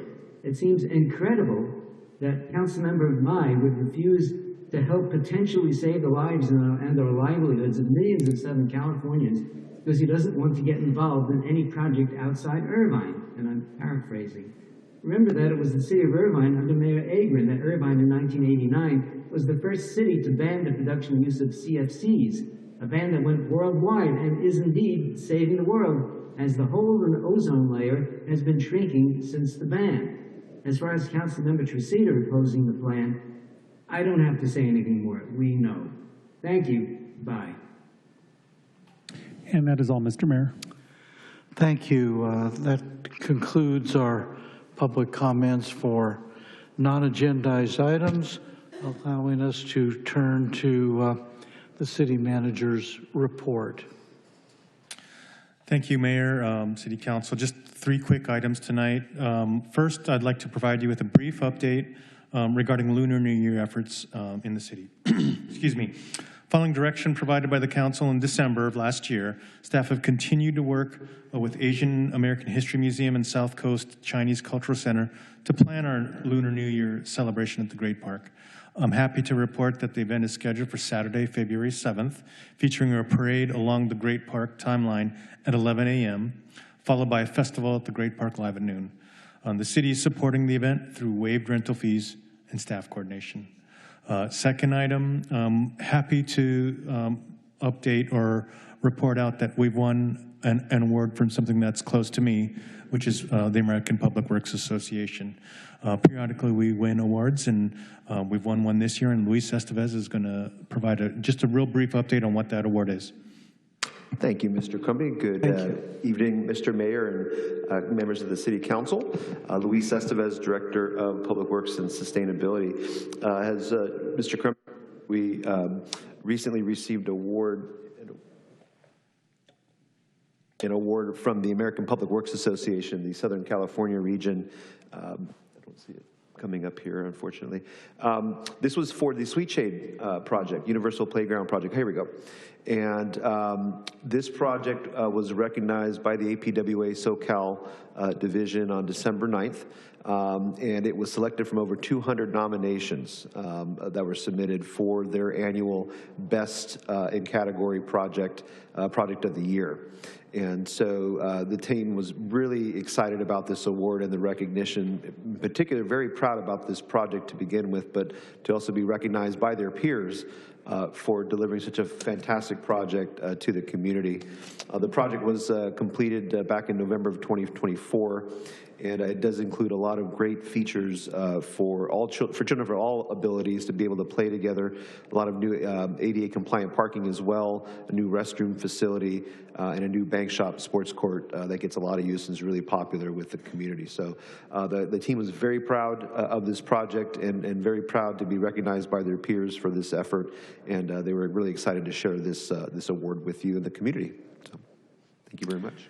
Well, thank you, and I'll come back to you, but Mr. City Manager, in a moment. But that Sweet Shade Park, that project is the playground, the entire park there. It is a gem, and everybody involved should be very, very, very proud. So thank you. Forgive me for interrupting your report. No, I was just going to say thank you to your leadership for that project. Thank you to all the staff from Public Works and the Community Services Department that worked to deliver this great project. And then the last thing in my report tonight is just a reoccurring update on immigration. And tonight our Police Chief Kent is going to provide a brief update. Thank you, City Manager Crombie. Good evening, Mayor and City Council. There have been no ICE or Border Patrol activities in the City of Irvine since our last council meeting on December 9th. I do want to note that we are very closely monitoring what is happening in the state of Minnesota and other parts of the country as well to see if there would be any potential impacts to the City of Irvine, but as of today, there have been no impacts. That concludes my presentation. Thank you, and I think we will be at a subsequent council meeting coming back with some policies that proactively address this subject, either at the meeting of the 26th or 27th or in February. Thank you, Chief, for keeping us all advised. Thank you, Mayor. That takes care of the city manager's report. We move now on to announcements, committee reports, council reports. This is a chance for those of us here at the dais to report on activities that we've been engaged in. It is an opportunity to make brief reports, allowing basically 3 minutes each. And with that, I'll turn first to Councilmember Liu. Thank you, Mayor. Happy New Year. I'm excited to share with you all of the recent work my office and I have been doing in the community. So first slide, please. On January 8th, I delivered my first annual State of the District, which showcased the actions and accomplishments my office has taken this year in District 1 in Irvine. Thank you to everyone who attended. Next, please. Yesterday, our office hosted our second blood drive with the American Red Cross at the Harvard Community Center. We received over 20 donations, saving over 60 lives. Thank you to everyone who donated and participated. We'll have our next one in April. Next one. On Saturday, December 20th, during an older adults event at the Lakeview Senior Center, a power outage occurred, and unfortunately, there was no generators available, leaving the facility without lighting.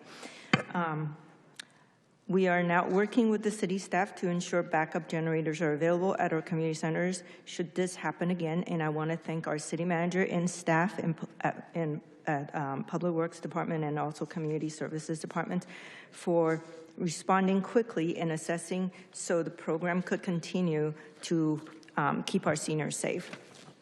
And next one, please. Our 2025 annual report is now live. To learn more about the work we've been doing across Irvine this year, please scan the QR code provided on the screen or visit melindalewirvine.com. It's been a pleasure serving the community in 2025, and I look forward to an incredible 2026 for our city. And last, I also want to reiterate the fact that here in Irvine, we don't tolerate any hatred, and I hope to provide make sure that our commitment to ensure everyone feels safe in the city. And my office is always here to assist you. So please do not hesitate to reach out regarding any questions, concerns, or ideas you have. Thank you. Thank you, Councilmember Liu. Councilmember Martinez Franco. Thank you. Before I start my announcements, I want to address what happened in Portland and Minneapolis. It was a scary situation and heartbreaking, and I know it has caused real fear and tension for many people. When incidents involving federal immigration enforcement turn violent, it deeply affects our communities and shakes trust. That is not acceptable.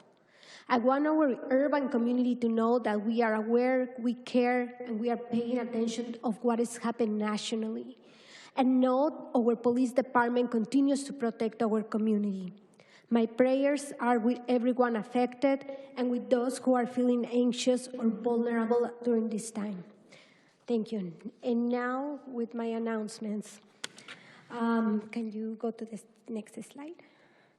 Our office joined Vice Mayor Mai and community leaders in late December to deliver hundreds of jackets and sweaters to Irvine farm workers who harvest strawberries for our communities. Also, Mayor Agran encouraged his community to donate jackets for the farmers. It was an honor to support the people who helped feed our community. And I'm grateful to the partners who made this possible. Next slide. Recently, Spectrum News interviewed me about dating. Their article is about teen dating violence, and I was honored to share my story as a survivor in the recent coverage. I look forward to continue this work as Irvine hosts its first ever women's convention this March, and this event will provide resources, conversation, and support with the goal to help women feel informed, safe, and empowered. Next slide. I recently met Acting Fire Chief T.J. McGovern of the Orange County Fire Authority. Chief McGovern has dedicated decades to public safety and took on this new role earlier this month. I am proud to work with leaders who share our commitment to keeping Irvine and Orange County safe and resilient. Next slide. As an OCFA board member, I also had the honor of attending the Canine Timber press conference this morning. The event recognized OCFA's new accelerant detection canine, which is one of only 4 of its kind in the state. Next slide. And please stay connected if you want to learn about the latest in District 5 and the city of Irvine. Thank you so much. Thank you, Councilmember Martinez Franco. Councilmember Go. Thank you, Mayor. Good evening and Happy New Year to everyone. Next slide, please. Over the holiday break, we have a few of our council member offices participate in the Run for a Cause 5K at the Great Park in District 2. Proceeds from the race benefited many charities, including South County Outreach, the American Cancer Society, and more. It was a great way to end the year and celebrate the holidays. Next slide, please. There are a couple more other races coming up in the Great Park that I'd like to challenge everyone to sign up for. First is the 4th Annual Anaheim Ducks 5K on February 8th. All proceeds will benefit Anaheim Ducks Foundation mission of producing positive change for children and families throughout Southern California by providing educational opportunities, broadening access to the sport of hockey, and addressing the health and wellness needs of the community. Registration ends January 9th. You can register for the 5K by scanning the QR code that's displayed on your screen. Next slide, please. The next race I challenge you all to sign up for is the upcoming Irvine Dream Run on May 9th. Proceeds from the race go directly to the charitable Sunstone Community Fund to support startups and entrepreneurship in Irvine. Registration prices will increase on January 28th, so don't wait. You can register for the 5K or the 3K by scanning the QR code displayed on your screen. Thank you all. Thank you, Councilmember Go. Vice Mayor James Mai.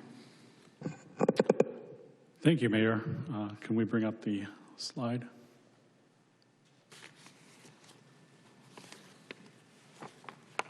Apologies, Vice Mayor, we are working on it.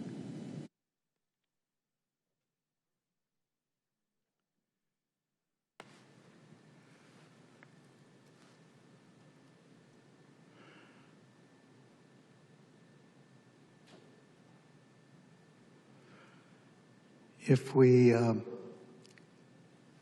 have a technical delay, I could go ahead with announcements and we could come back to the Vice Mayor. Would that be acceptable? Absolutely. All right. There are a few announcements of citywide import that I've been asked to read into the record here. We have January arts events. We're starting this new year with a compelling lineup of free art exhibitions and activities, and opening reception for the new Art at City Hall exhibition, which is entitled Hope Center for the Arts, Be Seen, will be held this Thursday, January 15th, from 2 to 4 p.m. and will feature a performance by the High Hopes Band, an ensemble of musicians from the Hope community. This is a community empowering adults with disabilities through the power of the arts. The Great Park Gallery will debut a new layout designed to highlight 3 distinct solo shows for the first time. This dynamic installation of exhibits showcases a range of painting practices that span embroidery, abstraction, and comic strip storytelling. The opening reception for the Great Park Gallery exhibitions is Sunday, January 25th from 1 to 3 p.m. During this time, guests can also enjoy a free art activity at the Great Park Studio and live music during the Jazz in the Palm Court performance. Admission and parking for all of these events at the Great Park are free. Learn more about these exciting art exhibitions and activities at artsinirvine.org. It's tax season again. Free tax preparation services are made available in partnership between the City of Irvine with the County of Orange United Way. We're offering free tax preparation services from February 3rd through April 7th at Harvard Community Center. Taxpayers who live, work, or attend school in Irvine and earned less than $69,000 in 2025 are eligible to receive help filing their taxes from IRS-trained and certified volunteers. Additional assistance is available in applying for tax credits, including the state and federal earned income tax credits. Schedule an appointment by calling 211. Online appointment scheduling will be available, take this down, at ocfreetaxprep.com. That's ocfreetaxprep.com. This will be starting making these appointments in late January. So I presume we'll be making this announcement yet again. Also, don't hesitate to visit cityofirvine.org/free tax filing or ocfreetaxprep.com for more information. How are we doing on the other announcements? It's ready to go. All right.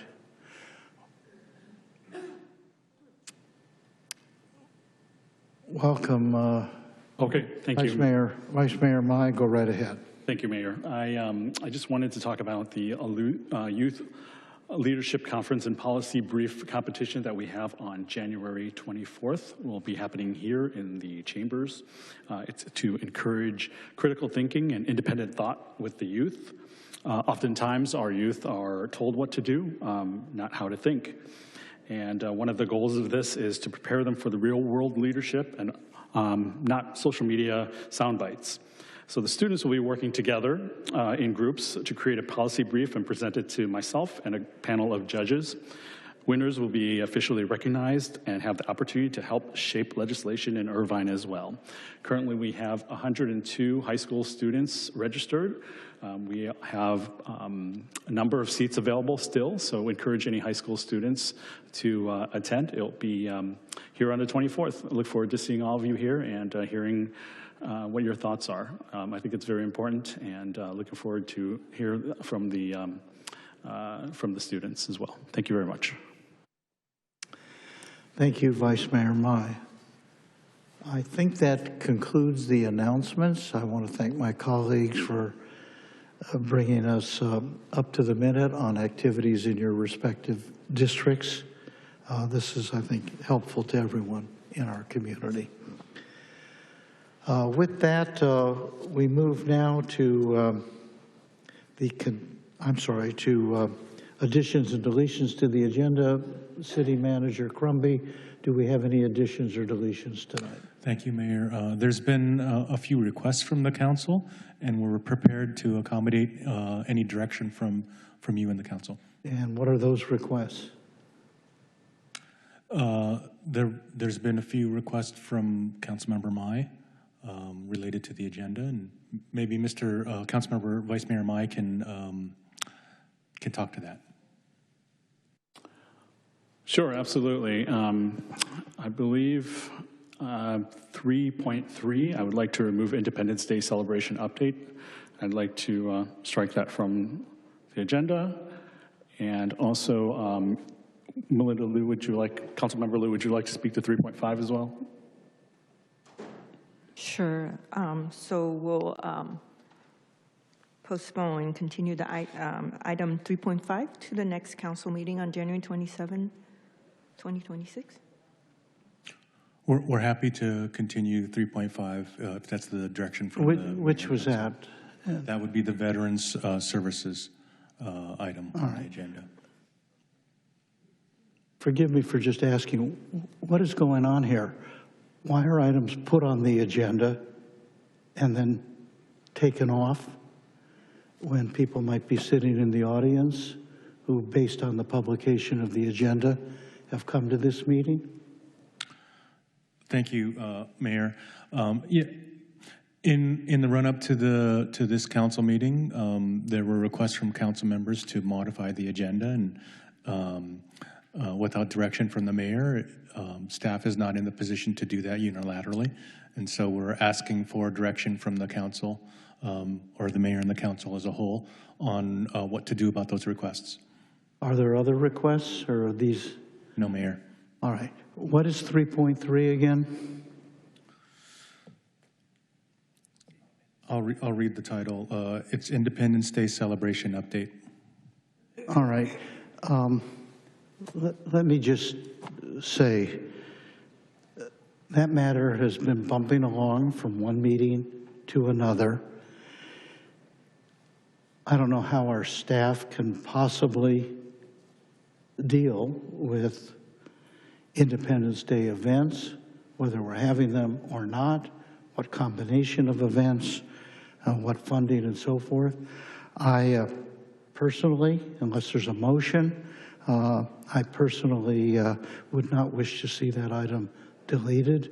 It'll just lead to continuing uncertainty, confusion with our staff. So unless there's a motion, I simply don't want to see that one withdrawn from the agenda. Absent a motion, that'll remain on the agenda. Point of order, I'd like to speak to that, if possible. All right. So if we're going to discuss this, we'll discuss this, but until then, I'm not going to make any comments to it. I'm just going to make a motion to strike this from the agenda. Second. All right, there's a motion by Councilmember Mai, seconded by Councilmember Treseder, to remove item 3.3 from the agenda. At this time, discussion is in order. I'll call on Councilmember Carroll. Yeah, thank you, Mayor. I don't really have much to add except to say I'd like to understand the reason. I'm prepared to discuss the matter, but I'm not sure how I could vote if I don't really know why. Like you, I don't know what's happening. So if the maker of the motion wants to discuss why it needs to be removed, I could support that, but absent that, I don't know. Thank you. Well, I'll recognize myself. I guess that's my question, if I might direct it to the Vice Mayor, Councilmember Mai. What is to be gained by withdrawing it from the agenda? I'd like to vote, Mayor, and then we can discuss it after if we need to discuss it. No, the motion. Yeah, the motion is to withdraw it, and there was a second, so. And we're discussing the motion. I would just like to, okay, I'm going to respond to you by saying that I'm not going to discuss it until the motion is full. I mean, we're given no reason, we're given last minute notice. This is not a way to run an agenda. I feel for our staff because we've not had our heads together on this Independence Day event planning, and staff had prepared a report that's in front of us, and we had more or less pledged last time that we would conclude this matter tonight, that we would conclude it tonight. I think we should stick with that pledge. Accordingly, I urge a no vote on the motion to remove item 3.3 from the agenda. Anything further? Would the clerk please call the roll? Councilmember Carroll. No. Councilmember Go. Yes. Councilmember Liu. Are we just voting to remove it? Voting to remove item 3.3. Let's just remove it. Yes. Councilmember Martinez Franco. Yes. Councilmember Treseder. Yes. Vice Mayor Mai. Yes. Mayor Agron. No. Thank you. Carries 5-2 with Councilmember Carroll and Mayor Agron voting no. All right. So it is removed from the agenda. All right. I'm just going to flat out ask my colleagues, what is the direction to staff with respect to the Independence Day events? Maybe I'll ask of the city manager. So we're in a position in terms of planning for the Independence Day celebrations that have been talked about, where staff is not able to secure vendors to provide service, namely for the traffic control for the stages and for some of the support services. And delaying any further only makes it less of the ability to do that. So without the ability to have the item on the agenda, there really isn't going to be a city 4th of July event in the Great Park. That will be the natural evolution here. As a practical matter, we won't. As a practical matter, without a vote, there really is no way to execute. All right. Well, let me just make the request now.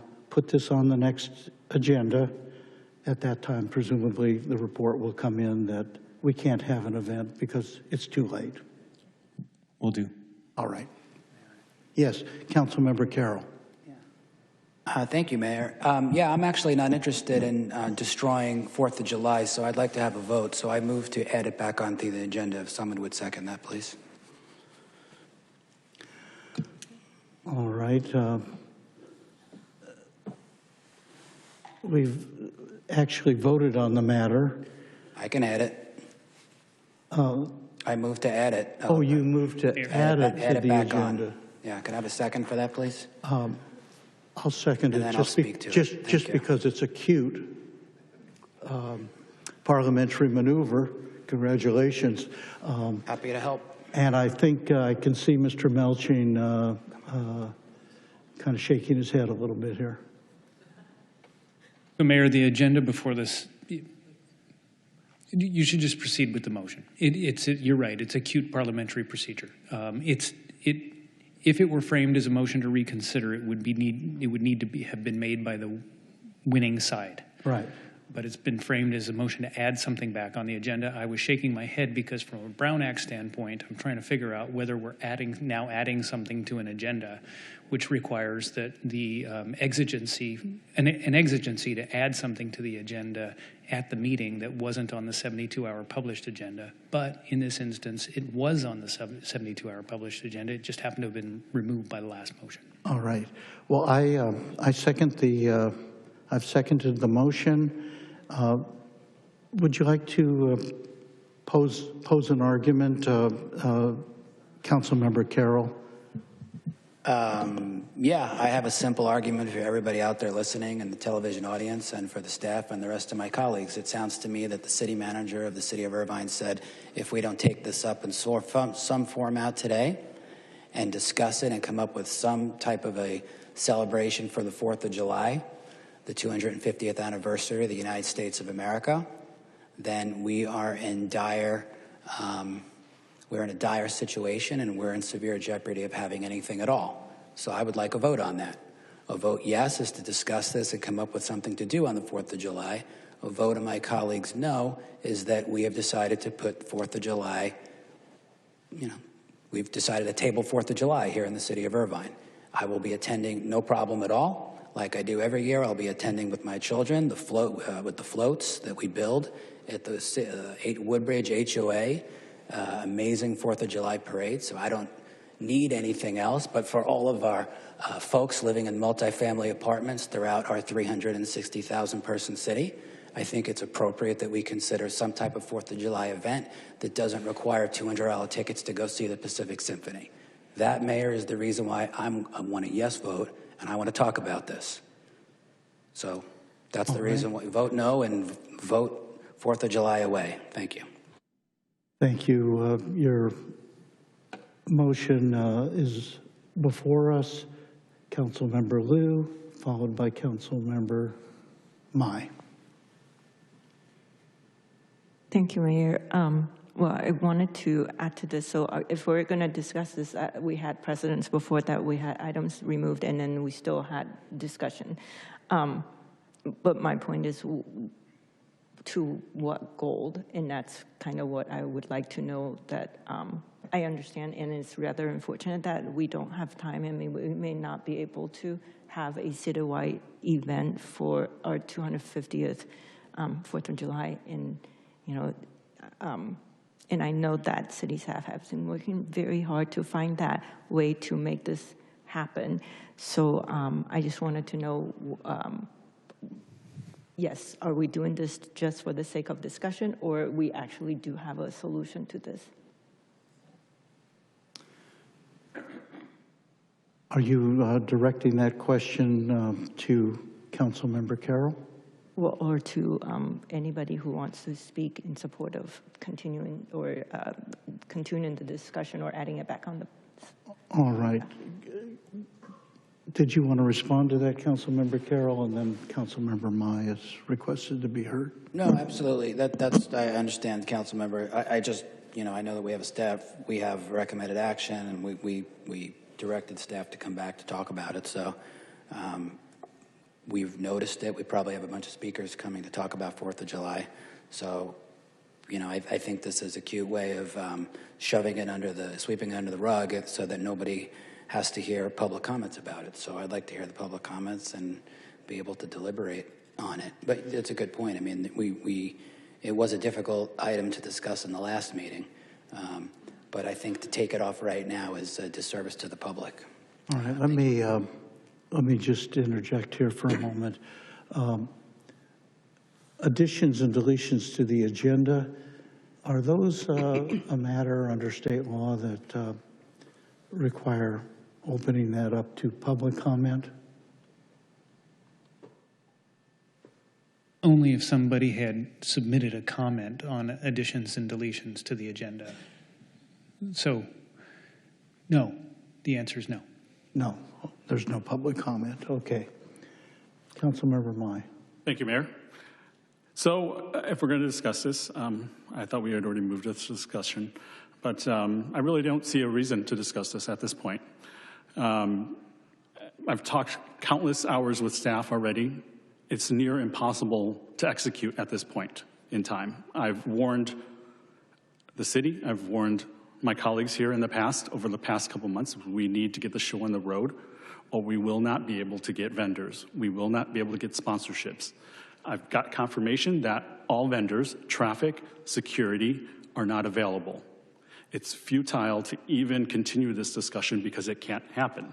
And if it happens, it's going to be at extraordinarily long lengths from the staff. I don't want to put the staff through that again.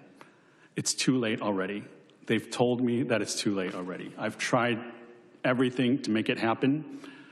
Another thing is this was voted on last time, and it was incorrectly, the motion was incorrectly, correct me if I'm wrong, but that motion was incorrect to bring it back at $250,000. That needed to go to the public at first. And I want that addressed as well, if you could please.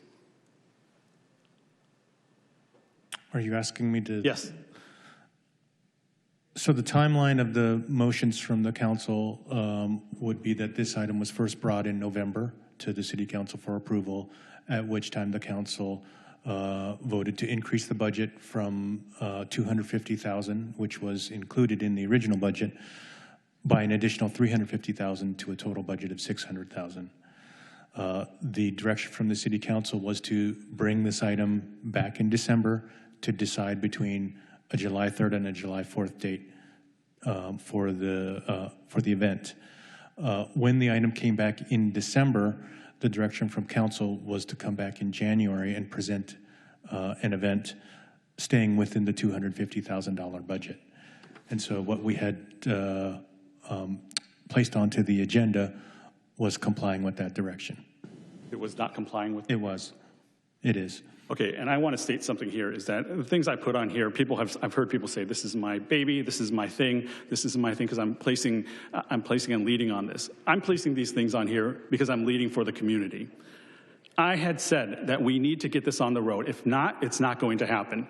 And because of the certain temperature on this dais here and political gaming, we cannot execute it no matter what.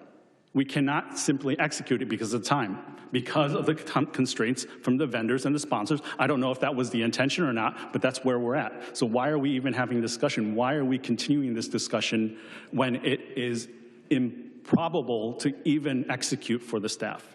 That's the reason I wanted to pull it off of the agenda here. There shouldn't be any more discussion of it because it physically is not impossible to do anymore. And it's unfortunate because we had 40 to 50,000 people show up.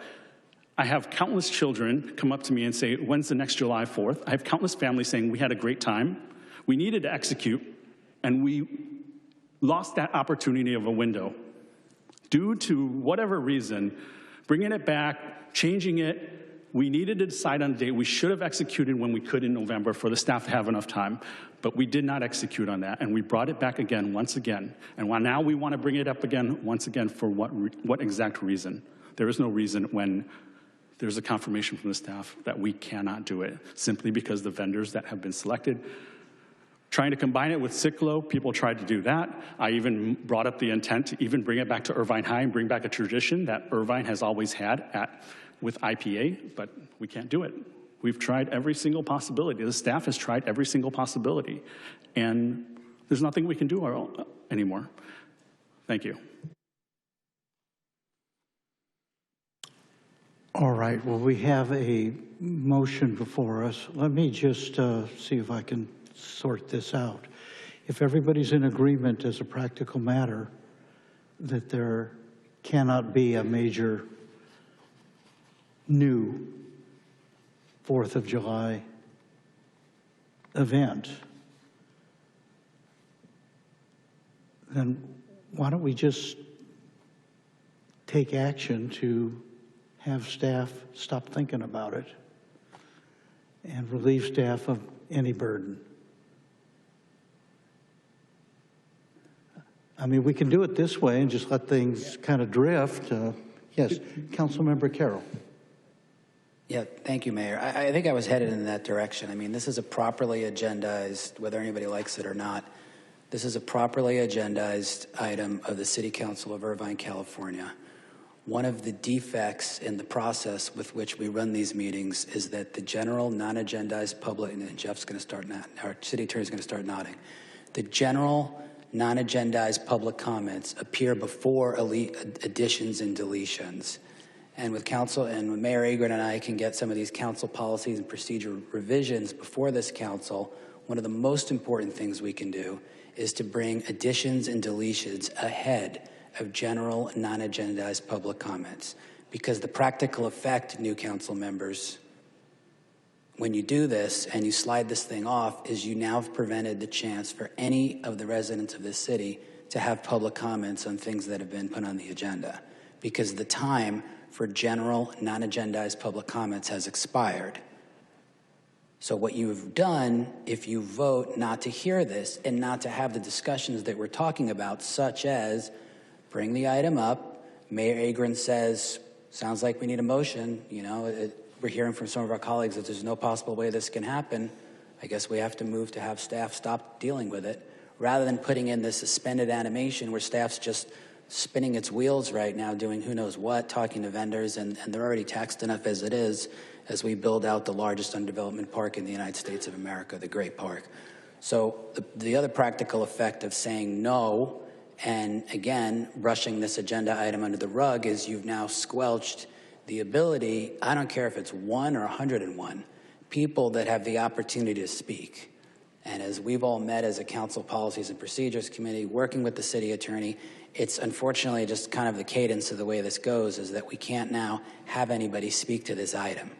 And, you know, to not have anybody, you know, exercise their speech rights on these agendized items is, in my opinion, is fraught with trouble. And it also leads to the idea that we don't want to hear what people have to say about it. And even if no one has to say anybody, to open it up to public comment and have Carl say we have 6 people in person and we have 12 people on Zoom is an important part of what we do. And until general non-agendized public comments come after the deletion of an item, you will always have this problem. So from a process perspective, and also from the perspective of maybe directing staff that it's over with, you know, which is the responsibility to do. It sounds like we'll have a motion if we properly hear it. The motion will be, this thing's over, here are the reasons why. We heard some of those arguments. We'll hear from the public, and then a motion will be made, it sounds like, to pull up, essentially fold the tent and not work on 4th of July this year. So that's my belief why we should vote yes to hear this item and have the public have a chance to speak. Thank you. So just to remind folks, there we go. Just to remind folks, so a yes vote would be to keep it on the agenda, basically put it on the agenda. I see that Councilmember Mai will give you the last word and then have the calling of the roll. Okay? Thank you, Mayor. Yeah, 3.3 was removed. There's no other discussion on this. It's basically a dead deal. I don't see why we should continue, so I'll be voting no to continue this, and let's move on with the agenda. All right, absent, Councilmember Liu.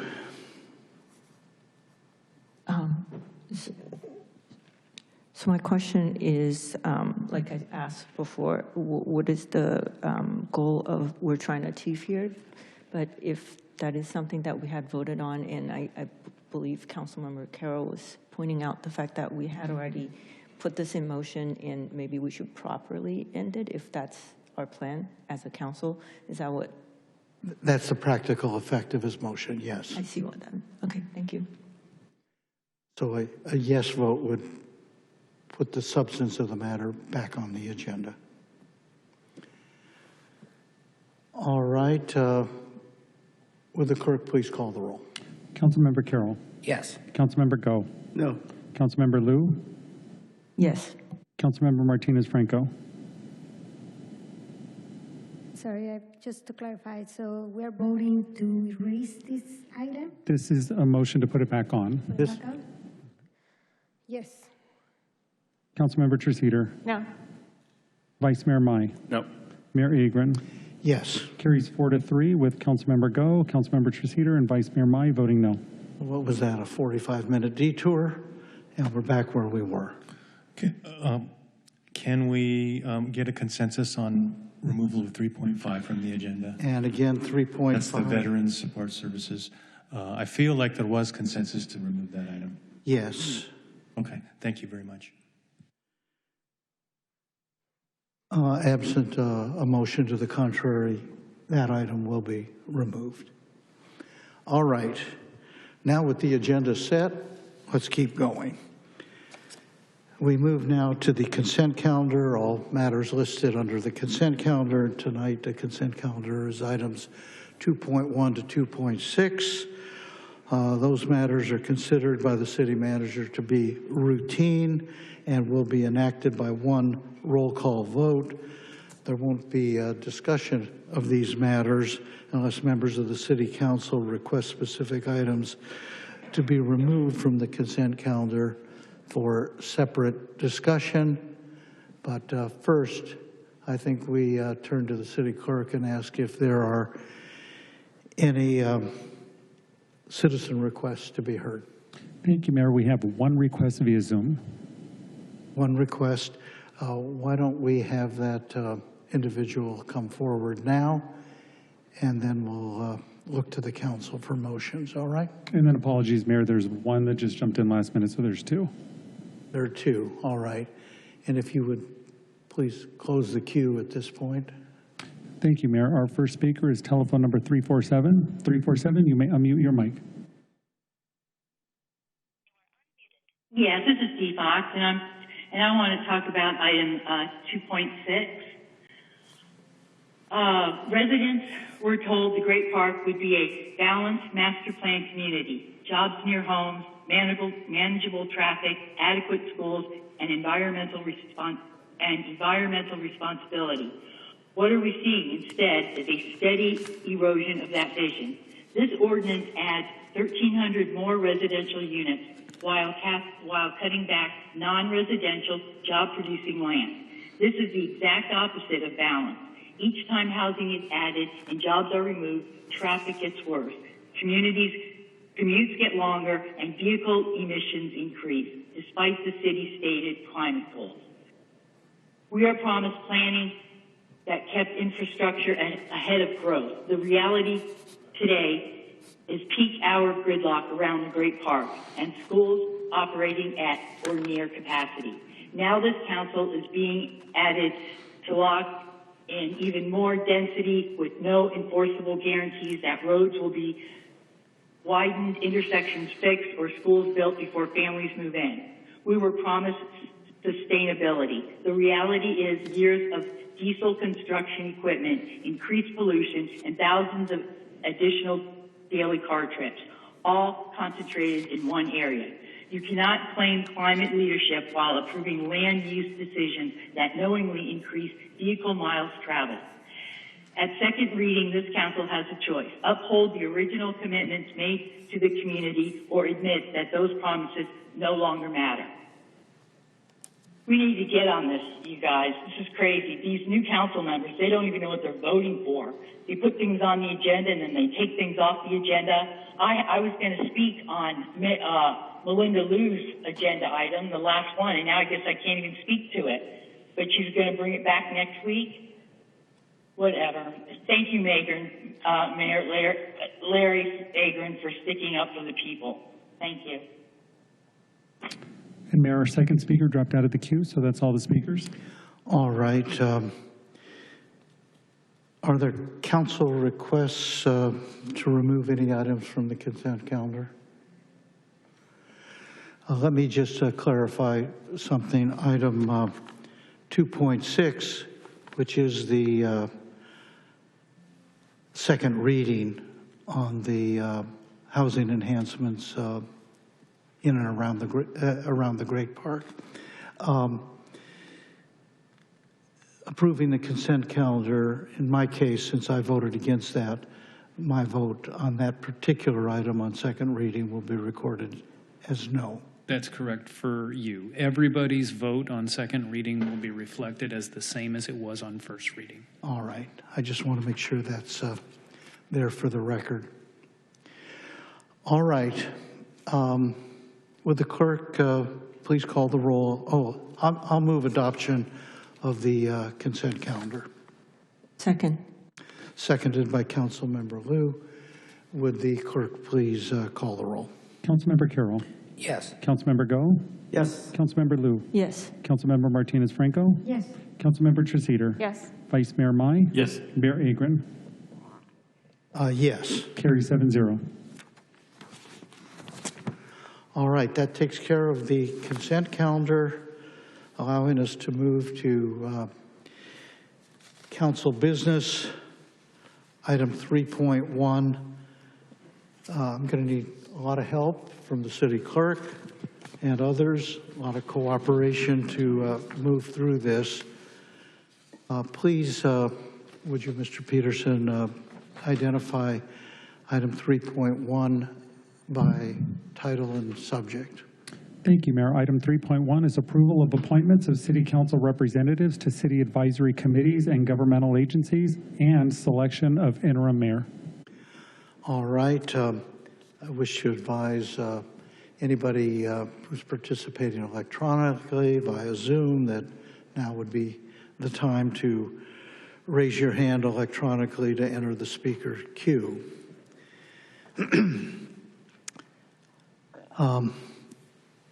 Let me introduce this item with just a few comments. Each year, the City Council appoints delegates and alternates to various outside governmental agency boards, as well as in-house advisory committees on which the City Council has representation. This is as required by the Irvine Municipal Code. The proposed appointments, and there are many of them this evening, this is done at the beginning of every year. The proposed appointments before you this evening include some of what are referred to as my recommendations for the ensuing year. I want to just kind of qualify that.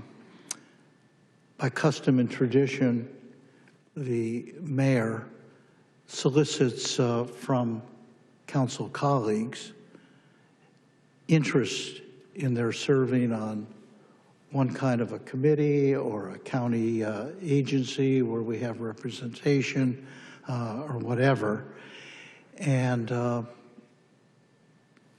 typically then the many opportunities for service in county, regional agencies, committees, and the like.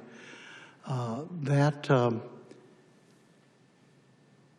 is kind of a volunteer activity on the part of council members. They express an interest in one thing or another, and most of these are filled amicably and with a lot of cooperation between and among council members.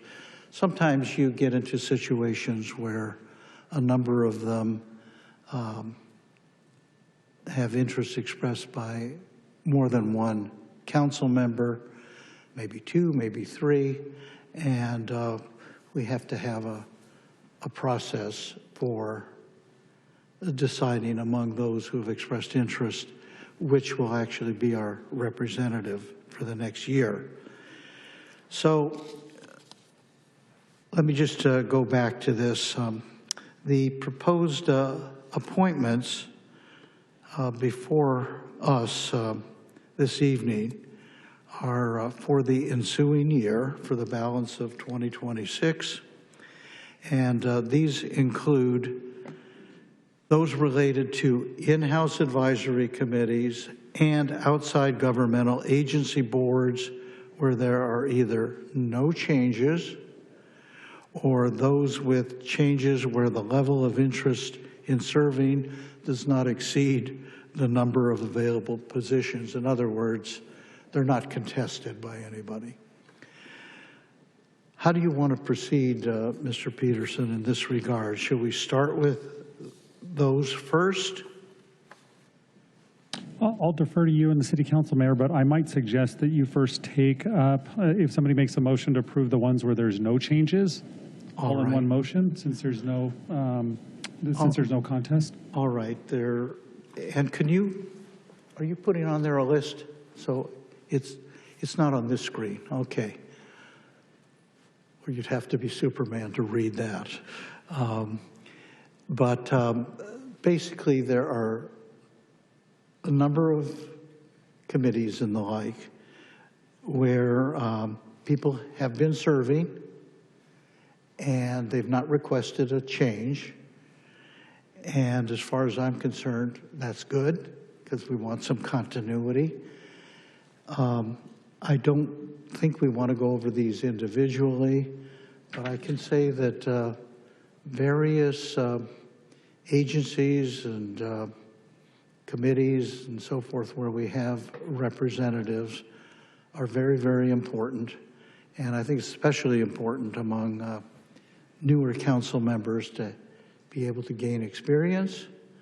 And so I'm glad to see there are many where there are no changes requested. Why don't I simply move adoption of all of those that are on the screen before us? Is there a second? I'll second. Seconded by Councilmember Liu. All right, any discussion on that? Just one thing, Mayor, that I just want to mention for the record, there are no requests to speak on this item. Oh, excellent. And the queue is closed, right? I'll defer to you on that, but. Yeah, let's close it now. Okay. Actually, no, let's keep it open on this whole item. Let's keep it open. I don't want to cut off public comment if, in fact, somebody has some later on. All right. There's a motion properly before us. Would the clerk please call the roll? Councilmember Carroll. Yes. Councilmember Go. Yes. Councilmember Liu. Yes. Councilmember Martinez Franco. Yes. Councilmember Treceder. Yes. Vice Mayor Mai. Yes. And Mayor Agron. Yes. Carry 7-0. Yes. Thank you. And to all those who are continuing in those positions, as they say, thank you for your service, for your continuing service. Now, in cases where the level of interest exceeds the number of available positions, I'm not making any particular recommendations myself. What I typically do is just encourage people to discuss these matters among themselves and see if we can resolve things. Mr. Mayor? Yes. Before we move on to that step, there's actually an in-between step, if you will. We have 2 outside agency committee appointments where there are changes, but the level of interest does not exceed the number of positions. So there's 2 that are highlighted on the screen. Which includes the Orange County Power Authority, Orange County Power Authority and the Irvine Community Land Trust. All right. these are not being contested. So let's get practical on it. With respect, which is the first one? The first one is the Irvine Community Land Trust. So the Irvine Community Land Trust, previously serving were council members Go and Mai, I believe, right? Correct. And Councilmember Go has agreed to step off, is that correct? Correct. And that makes room for Councilmember Mai. Treceder. Oh, I'm sorry, Councilmember Treceder, who will take his position, and nobody else has expressed interest. So my understanding, that's correct. So why don't we just move adoption of that change right now? I'll be happy to move it. Is there a second? Seconded by, was it Councilmember Treceder? Any further, any discussion? There being none, will the clerk call the roll? Councilmember Carroll. Yes. Councilmember Go. Yes. Councilmember Liu. Yes. Councilmember Martinez Franco. Yes. Councilmember Treceder. Yes. Vice Mayor Mai. Yes. And Mayor Agron. Yes. Carry 7-0. That allows us to move on to the second one, which was OCPA. Correct. And as I understand it, well, just to review the bidding, is it Councilmember, which is the one who's stepping off? Councilmember Go. Step down. Councilmember Go is stepped down. And then Councilmember Treceder would fill the vacancy. And there being no other requests for anyone else, if we... I do have a comment. The CEO Mosca did request that we did put an alternate as well. That's... let's come to that on a second, but let's vote on the filling the active positions first. And then we'll turn to the question of the OCPA's request for alternates. I'm sorry, was there a motion? Did I offer a motion? We need one, I believe. I'll offer a motion to appoint Councilmember Treceder to replace Councilmember Go. Second. Second by Councilmember Mai. I see no requests to be heard. Would the clerk please? Oh, I'm sorry, Councilmember Carroll. Yeah, thank you, Mayor. I just want to clarify. I believe the per meeting and maybe the board members is $315. It's not $212.50, is it? What's the actual meeting fee? Through the chair, I think it's over 300 at this point. I think it's the same as the sanitation district. So what is the sanitation district?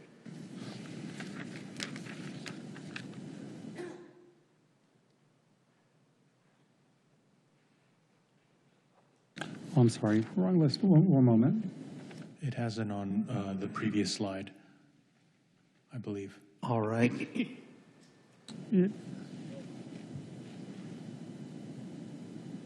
Line 15 has the sanitation district. All right, was that? Yeah, is that $315 per meeting? So it's the same. So I wasn't aware of an increased stipend, but if that's the new stipend, then I think we'll that's what update the our bylaws records. provided. Am I correct? Yeah, I would just move that the motion include that it's $315 a meeting. All right, just to correct that. And with the motion properly before us, would the clerk please call the roll? Councilmember Carroll. Yes. Councilmember Go. Yes. Councilmember Liu. Yes. Councilmember Martinez Franco. Yes. Councilmember Treceder. Yes. Vice Mayor Mai. Yes. Mayor Agron. Yes. Carry 7-0. Thank you. With respect to the request from OCPA that we have 2 alternates, I would ask at this point, are there any volunteers to be alternates to OCPA?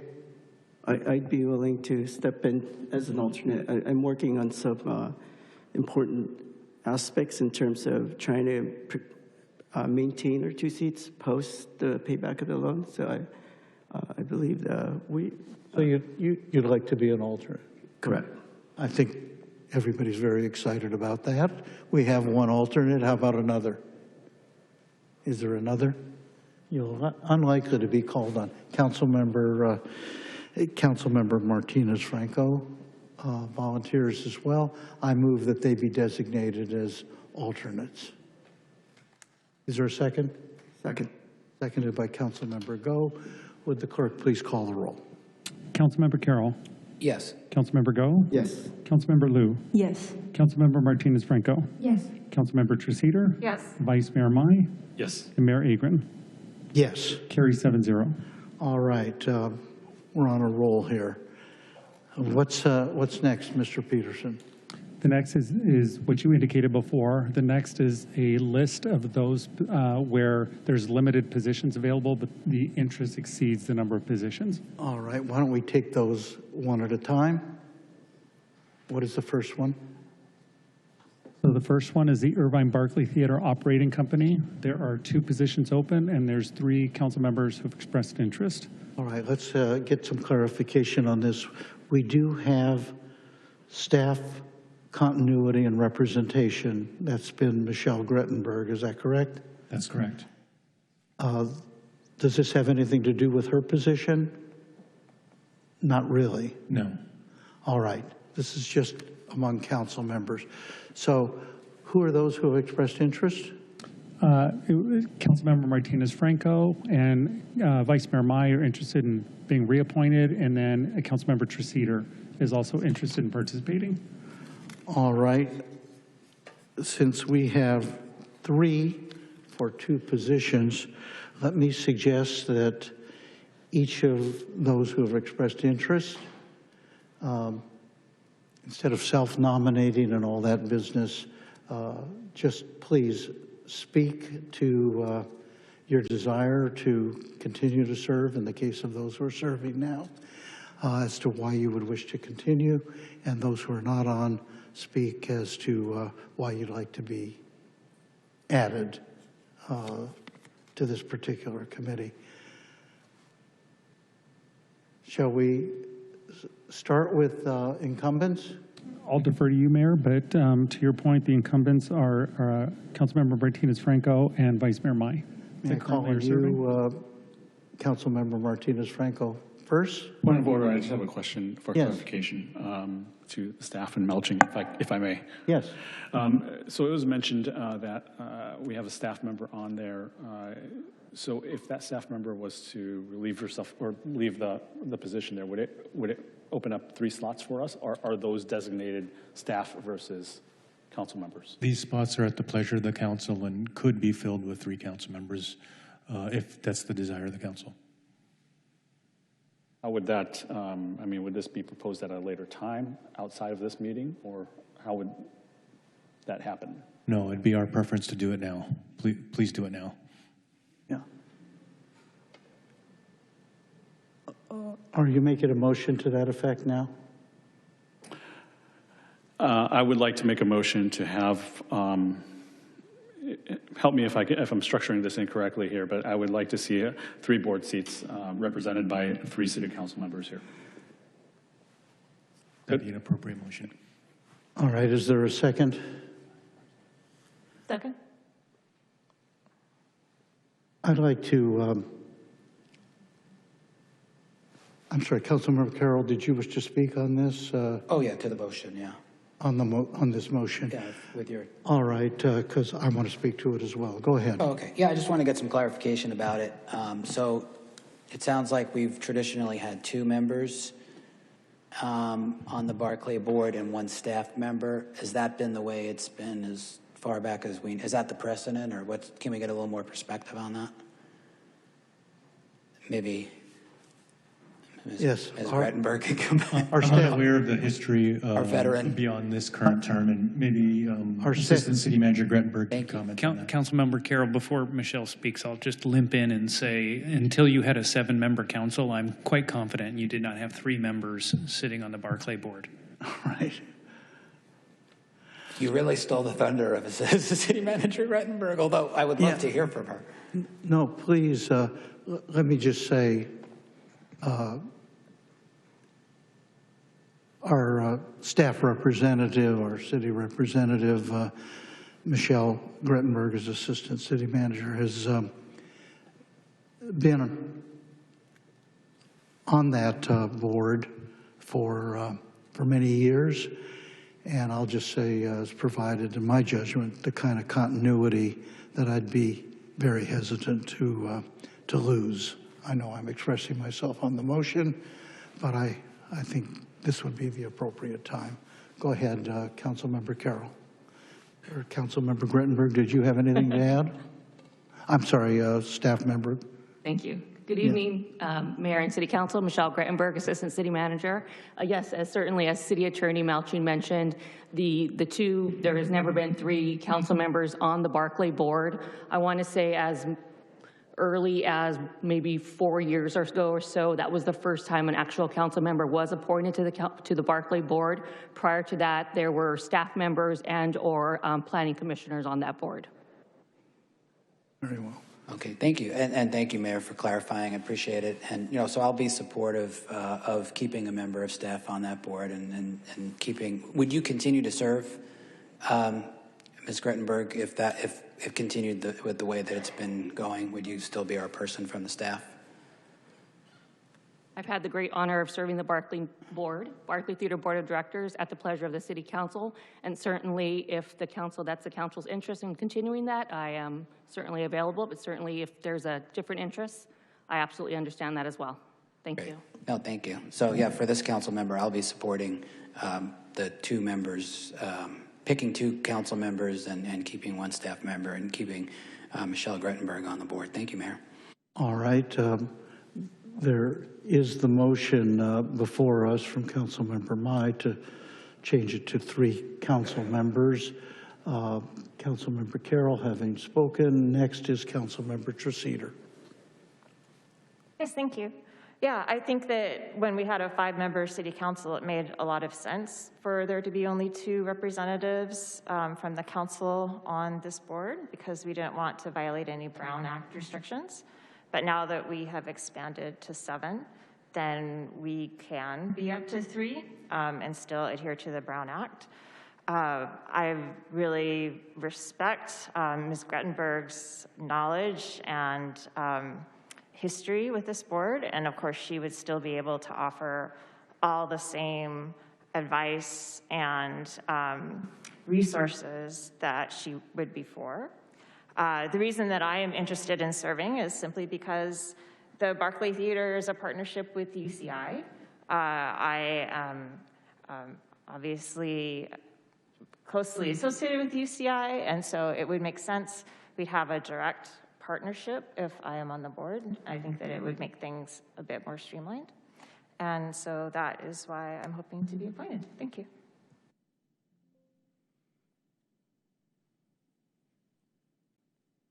I'd like to speak to the motion that is in front of us, which is to have the representation currently provided by our Assistant City Manager to dispense with that and put 3 council members on. While we can do that, I think it's very unwise. It was my pleasure, honor to serve on the Barclay Theater Board for a number of years. It's a complicated organization with a very, very important, complicated mission, and having the direct availability and representation of our professional staff, I found to be very helpful. Council members come and go. To have a continuity of staff representation representing the interests of the city is, I think, the proper organization.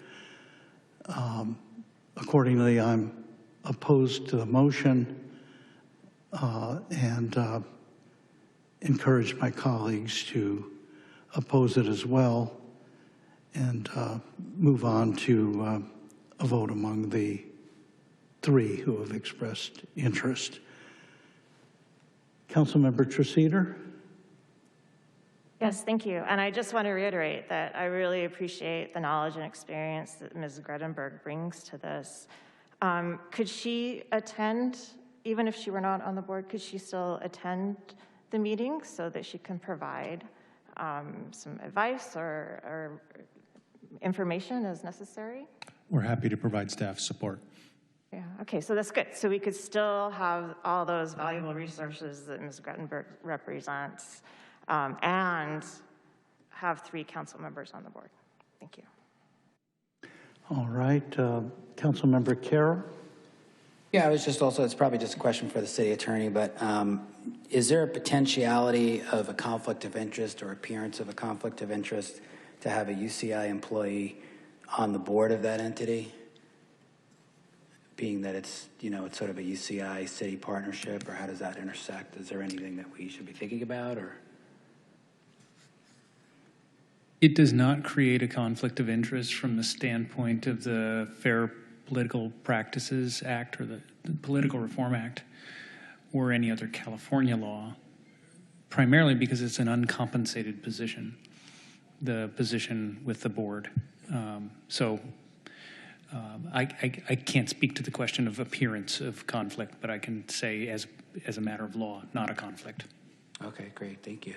And I would just say that, you know, with regard to this, that, yeah, this is just continuing to choose 2 members. So kicking the staff member off and voting yes to do that is sort of the easy approach. The harder approach is actually making decisions up here and choosing 2 of the 7 to sit on the board and preserving the relationship we have with a, you know, voting member of our board, our Assistant City Manager, Michelle Gredenberg, to remain in that position as she's been serving for a number of years. And we can, you know, have that harder conversation with 3 people interested and picking 2 among the 3. So that's why I'll be voting no. Thank you. No further requests to be heard. What is the motion before us? The motion, as I understand it, would be to appoint Councilmember Martinez-Franco and Vice Mayor Mai, reappoint them, and also add Councilmember Treseder to the board. So add all 3 requests. That is the motion. Would the clerk please call the roll? Councilmember Carroll. No. Councilmember Go. Yes. Councilmember Liu. Yes. Councilmember Martinez-Franco. Yes. Councilmember Treseder. Yes. Vice Mayor Mai. Yes. Mayor Agron. No. Carries 5-2 with Councilmember Carroll and Mayor Agron voting no. All right, we've taken care of that item. Now we move on. Thank you, Mayor. The next one would be the Irvine Child Care Project, which is a nonprofit JPA between the City of Irvine and Irvine Unified School District. And one thing, if I may clarify for the record, this isn't a committee that technically there's more interest than there are available positions. What we're simply asking for is there were 2 council members that expressed interest, Vice Mayor Mai and Councilmember Liu. There's not, on this committee, there's not 2 delegate positions, but rather there's a delegate and an alternate. So we need clarification as to who would serve as the delegate and who would serve as the alternate on this committee. Thank you. All right. I'm just thinking, it's too bad between the 2 of them, they couldn't have just decided this matter. All right, the Irvine Child Care Committee, there are 2 expressions of interest. I would invite Councilmember Mai as well as Councilmember Liu to state your reasons for wishing to serve in the position, and then I guess we will figure out how to vote on the matter. Councilmember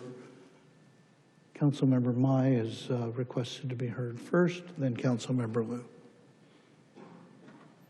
Sure, thank you, Mayor. Yeah, I'm interested in serving on this. I've served on the Irvine Child Care Committee for approximately 3 years, also working with First 5 in the county. I also have 2 children at Irvine Unified School District. In regards to the positioning here, I understand that there are 2 slots. I'm more than happy to provide my services and my serving as an alternate if Councilmember Melinda Liu would like to be the delegate. Well, thank you. That's a gracious offer. Do you accept, Councilmember Liu? Yes, thank you. All right. I think, why don't you I'll make a motion to that effect, that the appointees be Councilmember Liu and that the alternate be Vice Mayor James Amai. Is there a second? Second. Seconded by Councilmember Go. Would the clerk please call the roll? Councilmember Carroll. Yes. Councilmember Go. Yes. Councilmember Liu. Yes. Councilmember Martinez Franco. Yes. Councilmember Treseder. Yes. Vice Mayor Mai. Yes. And Mayor Agron. Yes. Carry 7-0. Thank you. And as they say, 3 years, thank you for your service, Councilmember Mai. With that, we move on. What's next? Thank you. The next one is the Irvine Liaison and Coordinating Committee with the County of Orange. There are 2 available positions. Those that have expressed interest are Councilmember Treseder, Vice Mayor Mai, and Councilmember Go. There are 2 positions, all right.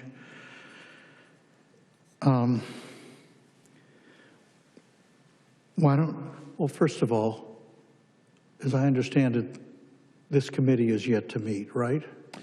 It's not that they haven't met, they just haven't met in a long time. It's my understanding that it's been well over 2 years since they last met. All right, well, probably they should meet so we could better coordinate things with the county. But we appreciate the expressed interest. I think let's use the same procedure. And I would invite those who have expressed an interest, Councilmember Treseder being first here on the monitor, to tell us why she'd like to serve on this committee. And that would be followed by the same offer to Councilmember Mai and Councilmember Go. Thank you. Yeah, I am so glad that my colleagues, Vice Mayor Mai and Councilmember Go, would like to serve on this committee. And I have a lot of faith in their ability to do that, so I'm happy to withdraw my name. Well, thank you. That's gracious on your part. And I'll move that Council Members Mai and Go be our 2 appointees to this yet to meet, or soon to meet, we hope, County Coordinating Committee. Second. Seconded by Councilmember Mai. Would the clerk please call the roll? Councilmember Carroll. Yes. Councilmember Go. Yes. Councilmember Liu. Yes. Councilmember Martinez Franco. Yes. Councilmember Treseder. Yes. Vice Mayor Mai. Yes. And Mayor Agron. Yes. Carry 7-0. Thank you. Please give us a report when they meet. Next. Thank you, Mayor. The next one is the Orange County Fire Authority. There's 1 position available. Councilmember Martinez Franco currently serves, and Councilmember Go has expressed interest in serving as well. All right.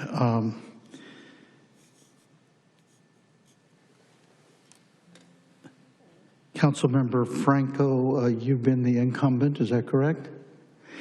And I'll call on you first, and then I'll call on Councilmember Go. Please, if you would, just offer us a brief couple of moments as to why you would like to continue to serve.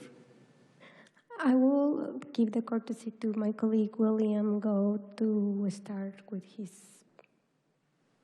reason. All right, you defer to him. Councilmember Go, you wish to serve, in effect, replacing Councilmember Martinez Franco. Would you like to speak to that? Yeah, thank you, Mayor. So I'm one of the few council members, unfortunately, that live in the high fire danger zones. Me and my homeowners, we've been talking quite a bit. We've had numerous town halls. A lot of our insurance premiums have been going up quite a bit, and some have been threatened for cancellations as well. So I feel the pain, and I want to be able to get resources available. I've been working with the CERT team and the fire preparedness team at Portola Hills. They've requested quite a bit of help and support as well from the city and OCFA if possible to get their region supported. As you guys know, they've been evacuated numerous times in the past. I believe that the definite much more attention needs to be put upon Irvine residents, Irvine homes. District 1 Melinda Luz district needs quite a bit of attention as well. So this Turtle Rock area where Councilmember Carroll lives. So I understand a lot of the issues and really want to put forth and put the time in to serve the public and getting us the resources here at the Fire Authority. Thank you. Councilmember Martinez-Franco. Yes, thank you. About the fire hazard zones, that's the state designating those. But let me start by telling you this. Distinguished members of the City Council, neighbors, and friends, I would like to take a moment to thank you for entrusting me to serve with integrity on the OCFA Board of Directors over the past few months. In a short amount of time, I have fully immersed myself in this responsibility. I have participated in critical negotiations that relates to ambulance services and firefighter compensation decisions that directly affect response times, morale, and the safety of our residents. These are not as abstract policy discussions. They are decisions that determine whether help arrives in time or whether it doesn't. But it's what I have witnessed outside the boardroom that has stayed with me the most. Do we have the presentation?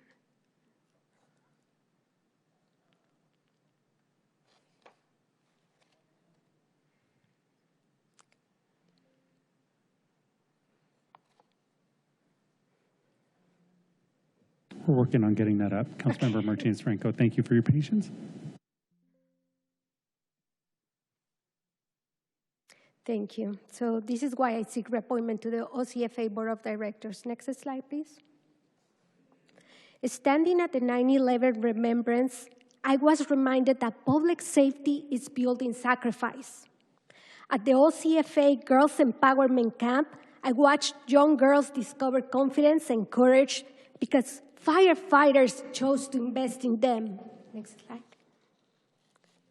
At CERT graduations, I listened to residents, teenagers, and city staff share how they will take what they learn and use it to protect their families and their neighbors in case of an emergency. And I attended the Holiday Fire Safety Prevention Press event, knowing that a single piece of information shared that day could prevent tragedy. But with that, I have also received heartbreaking calls from our fire chief. News of residents who tragically lost their lives, not in fires. Homes destroyed for fires, yes. Business forever changed by fire.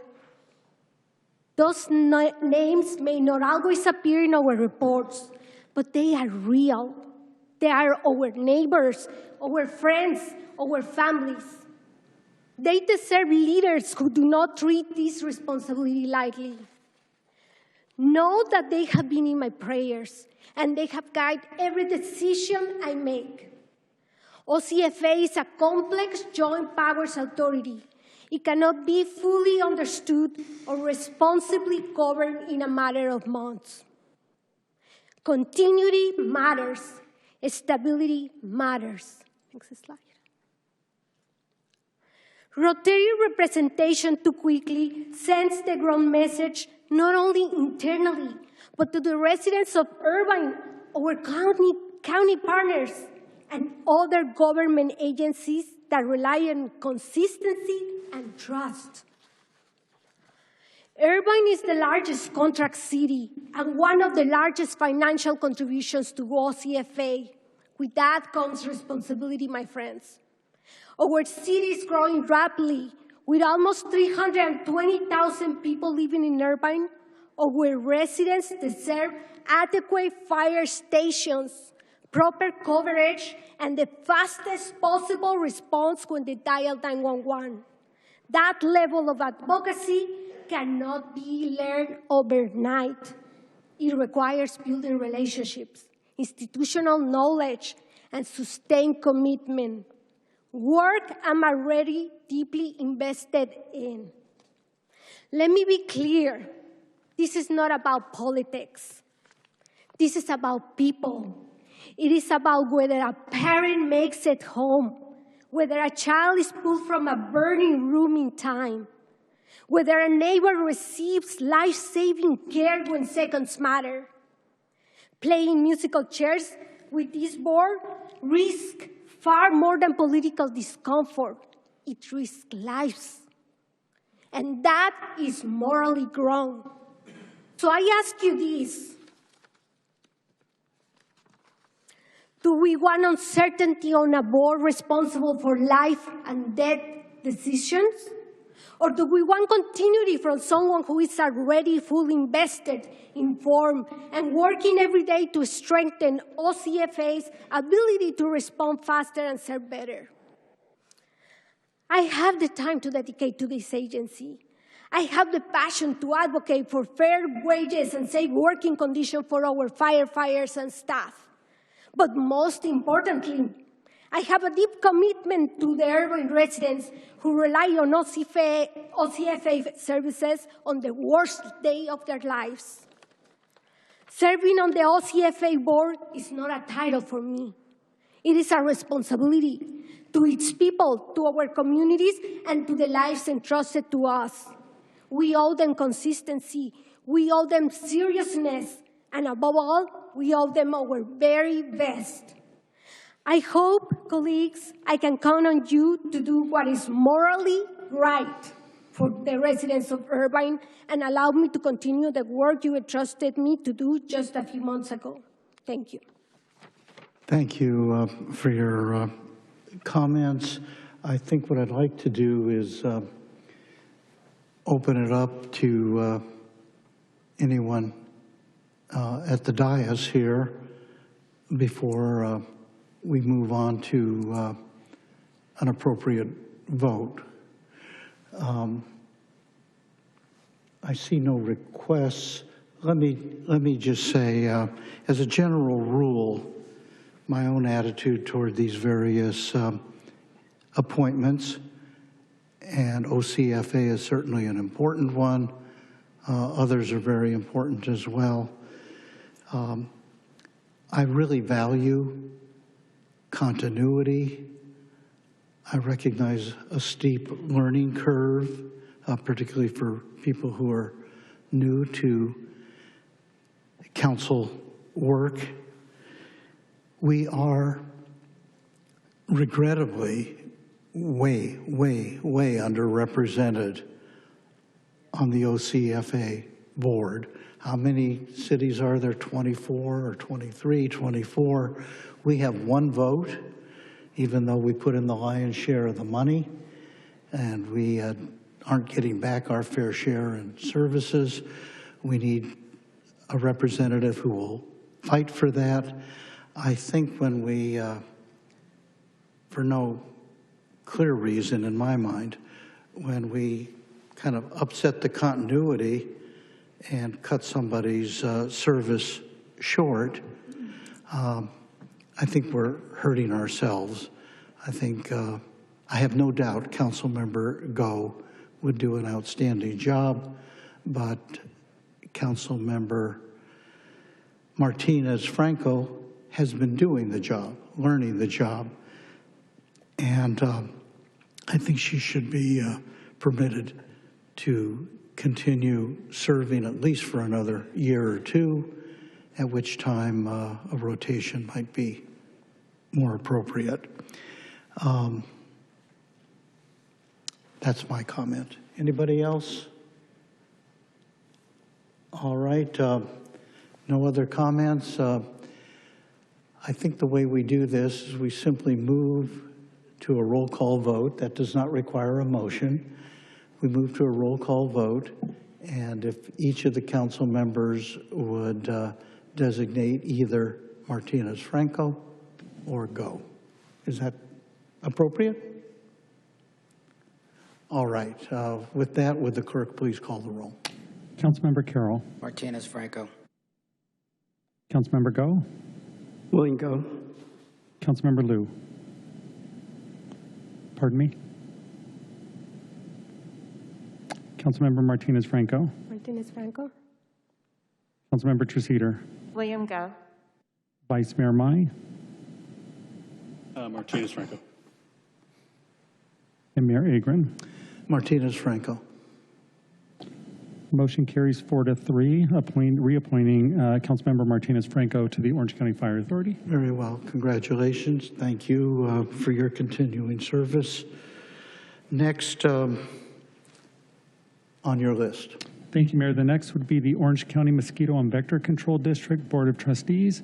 And if I may just include, the council has the ability to appoint to a 2-year term or a 4-year term on this board. Historically, the council has always appointed to a 2-year term.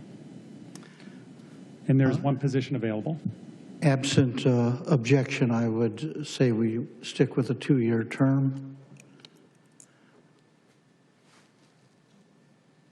There seems to be no disagreement with that. So this would be for a 2-year term. And who has expressed interest in this? Councilmember Liu and Councilmember Treceder. Councilmember Liu and Councilmember Treceder.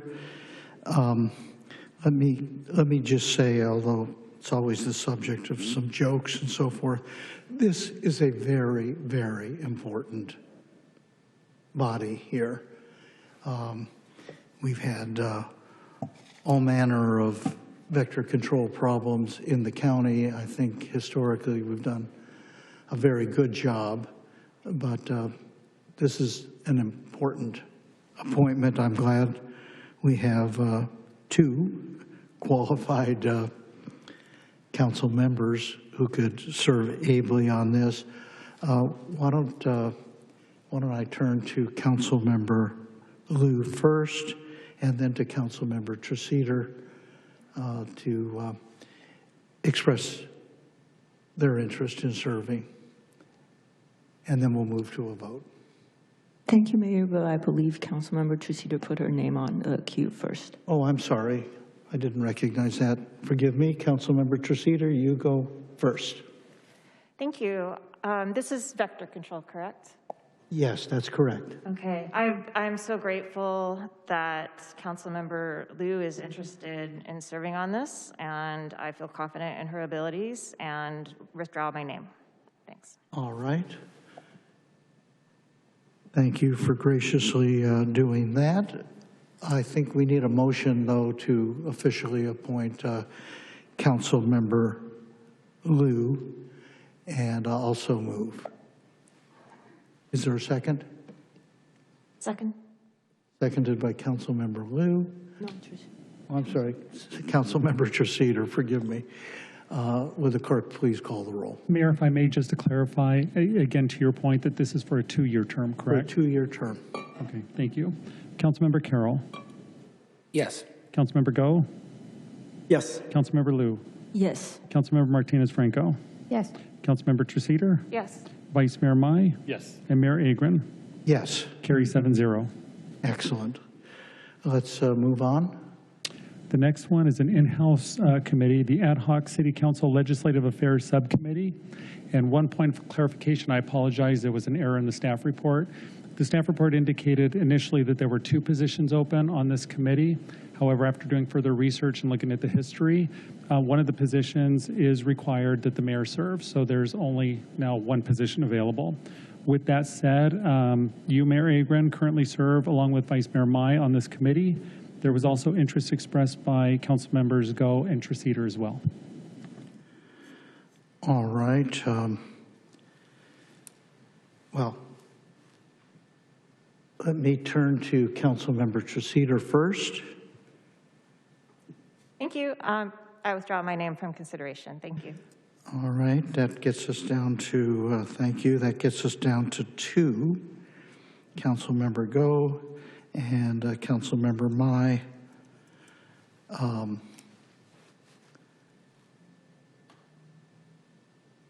Why don't we choose Councilmember Mai's name came up first, then Councilmember Go. Let me just say in advance, it's been a pleasure serving with you, Councilmember Mai, and with that, I turn the floor over to you. Thank you, Mayor Agron. Yes, it's been a pleasure also serving with you on the legislative subcommittee here. I believe William Go would do an excellent job as well, so I will be removing my name from the order. All right. Thank you. Councilmember Go will be working together. Looking forward to it. All right. I move that Councilmember Go be appointed to serve on this internal committee. By the way, let me take this opportunity to thank our city staff. They do the real hard work of tracking the various legislative goings and comings in Sacramento, and they do a very, very good job. Makes it a pleasure to serve on this committee. Anyway, I offered the motion. Is there a second? Second. Who seconded? Seconded by Councilmember Go. Would the clerk please call the roll? Councilmember Carroll. Yes. Councilmember Go. Yes. Councilmember Liu. Yes. Councilmember Martinez-Franco. Yes. Councilmember Treceder. Yes. Vice Mayor Mai. Yes. And Mayor Agron. Yes. Carry 7-0. Next. Thank you. The next is the City of Irvine Hotel Improvement District Operating Committee. There is one position available. Councilmember Carroll currently serves. There's also been interest expressed by you, Mayor Agron, Councilmember Go, and Councilmember Treceder. I'll try to make this easy. I'll withdraw my name since there's expressed interest by others. I'm sorry, what the others were? Councilmember Treceder? Councilmember Treceder and Councilmember Go have expressed interest, and again, Councilmember Carroll currently serves. All right. Councilmember Treceder, would you like to speak first, and then Councilmember Go? Thank you. Guess what? I'm withdrawing my name. Thanks. All right. Councilmember Treceder withdraws her name. I'll move that Councilmember Go, who I understand has some real actual knowledge about hotels, be our appointee. Yes. Sorry, I'd actually like to put forward Councilmember Liu for the HID committee. Oh, all right. Okay, let me just withdraw any attempted motion I was offering. We have then a second expressed interest here, Councilmember Liu and Councilmember Go. Councilmember Go, why don't you go first, and then Councilmember Liu after, and we'll move on to a vote at that point. Thank you, Mayor. As you mentioned, I do have quite a bit of experience in the hospitality side. We currently own and operate some restaurants and hotels in our portfolio. I've been working with the hotel industry hand in hand on a lot of items. But with that said, I do believe Councilmember Liu will do a great job, and I'm happy to support her and provide her any expertise. And if feel free, I will be happy to attend any HID meeting that I needed my expertise on. All right. So you're deferring to her, and that's correct. I will withdraw my nomination here, and I believe Councilmember Liu will do a great job, and I'm happy to support her as well every step of the way. Excellent. All right. I'll move then that. Oh, go ahead. Did you want to offer a statement, or did you just want this by acclamation? Well, thank you for all your trusting me, and I will definitely rely on my fellow council members to the expertise from Councilmember Carroll for sitting on the board, and also Councilmember Go's business expertise and rely on all of your experience. And Good. I'll do my best. Thank you. I'll move that Councilmember Liu be our designated representative to the Hotel Improvement District. Second. Seconded by Councilmember Treceder. Would the clerk please call the roll? Councilmember Carroll. Yes. Councilmember Go. Yes. Councilmember Liu. Councilmember Martinez-Franco. Yes. Councilmember Treceder. Yes. Vice Mayor Mai. Yes. Mayor Agron. Yes. Carrie 7-0. All right. Thank you. And the last committee, Mayor, is the Policies and Procedures Review Subcommittee. Again, that's another internal committee. There are 2 positions available. You, Mayor, and Councilmember Carroll currently serve. There's also been interest expressed by Councilmembers Go and Treceder. Yes, let me just ask of my colleagues. Councilmember Carroll and I have met on a number of occasions. We've had the help of staff in trying to clean up some of our internal policies and procedures, and we are very, very close to just making recommendations to the council for our consideration here at the dais. I would ask that we defer consideration of this particular one for 30 days, during which time Councilmember Carroll and I can, with the help of staff, prepare our report that would come to the council, and at that time the council could choose new members if it wished. Is there, also move that be the action taken. Is there agreement? Is there a second? I'll second that. Seconded by Councilmember Liu. Would the clerk please call the roll? I believe Councilmember Treceder is in the queue, Mayor. Oh, I'm sorry, Councilmember Treceder. Thank you. I just wanted to check because I think I remember the council's direction, and we discussed this before, was for the subcommittee to have a report back last November. So that was delayed. Well, we clearly did not meet a November deadline, although we did have a meeting that I think resolved a number of issues. And it's just a question of having staff prepare those and having us pass them along. So to the extent that we're tardy here, I apologize.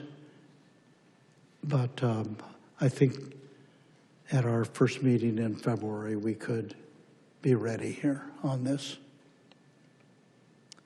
So I would ask for an affirmative vote on the motion. Thank you, Mayor. Councilmember Carroll. Yes. Councilmember Go. Yes. Councilmember Liu. Yes. Councilmember Martinez-Franco. Yes. Councilmember Treceder. No. Vice Mayor Mai. Yes. Mayor Agron. Yes. Carries 6-1 with Councilmember Treceder voting no. I think that concludes our work. Almost. We have a couple of more procedural items, if I may. Oh, yes, Mayor, please. there's an action item. It's action item number 3, which is to adopt the Fair Political Practices Commission Public Official Appointment Form 806 and direct me as a city clerk to post an amended form to the city website to report any changes in appointments to the governmental agencies providing stipends as determined by the city council. All right. And there are about a half dozen of these appointments that do involve stipends and correct modest compensation to those who are appointees. All right, I'll move staff recommendation. Is there a second? Come on, folks, we have to move this. I'll second it. All right, seconded by Councilmember Liu. Any discussion? There being none, would the clerk call the roll? Councilmember Carroll. Yes. Councilmember Go. Yes. Councilmember Liu. Yes. Councilmember Martinez-Franco. Yes. Councilmember Treceder. Yes. Vice Mayor Mai. Yes. And Mayor Agron. Yes. Carry 7-0. And then, Mayor, last but not least, is the selection of interim mayor for the ensuing year. Who is serving as interim mayor now? Councilmember Carroll. Councilmember Carroll is interim mayor now. The interim mayor is basically third in line, and if the mayor and vice mayor are not present at a meeting, presides at the meeting.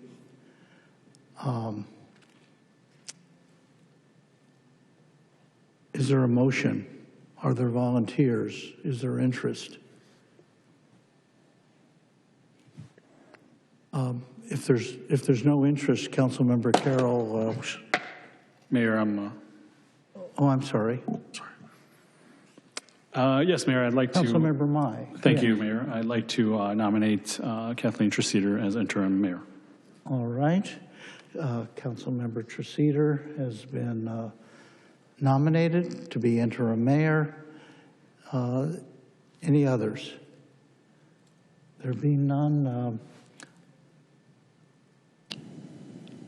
Instead of closing the nomination, why don't you offer a new motion that she be our appointee by acclamation?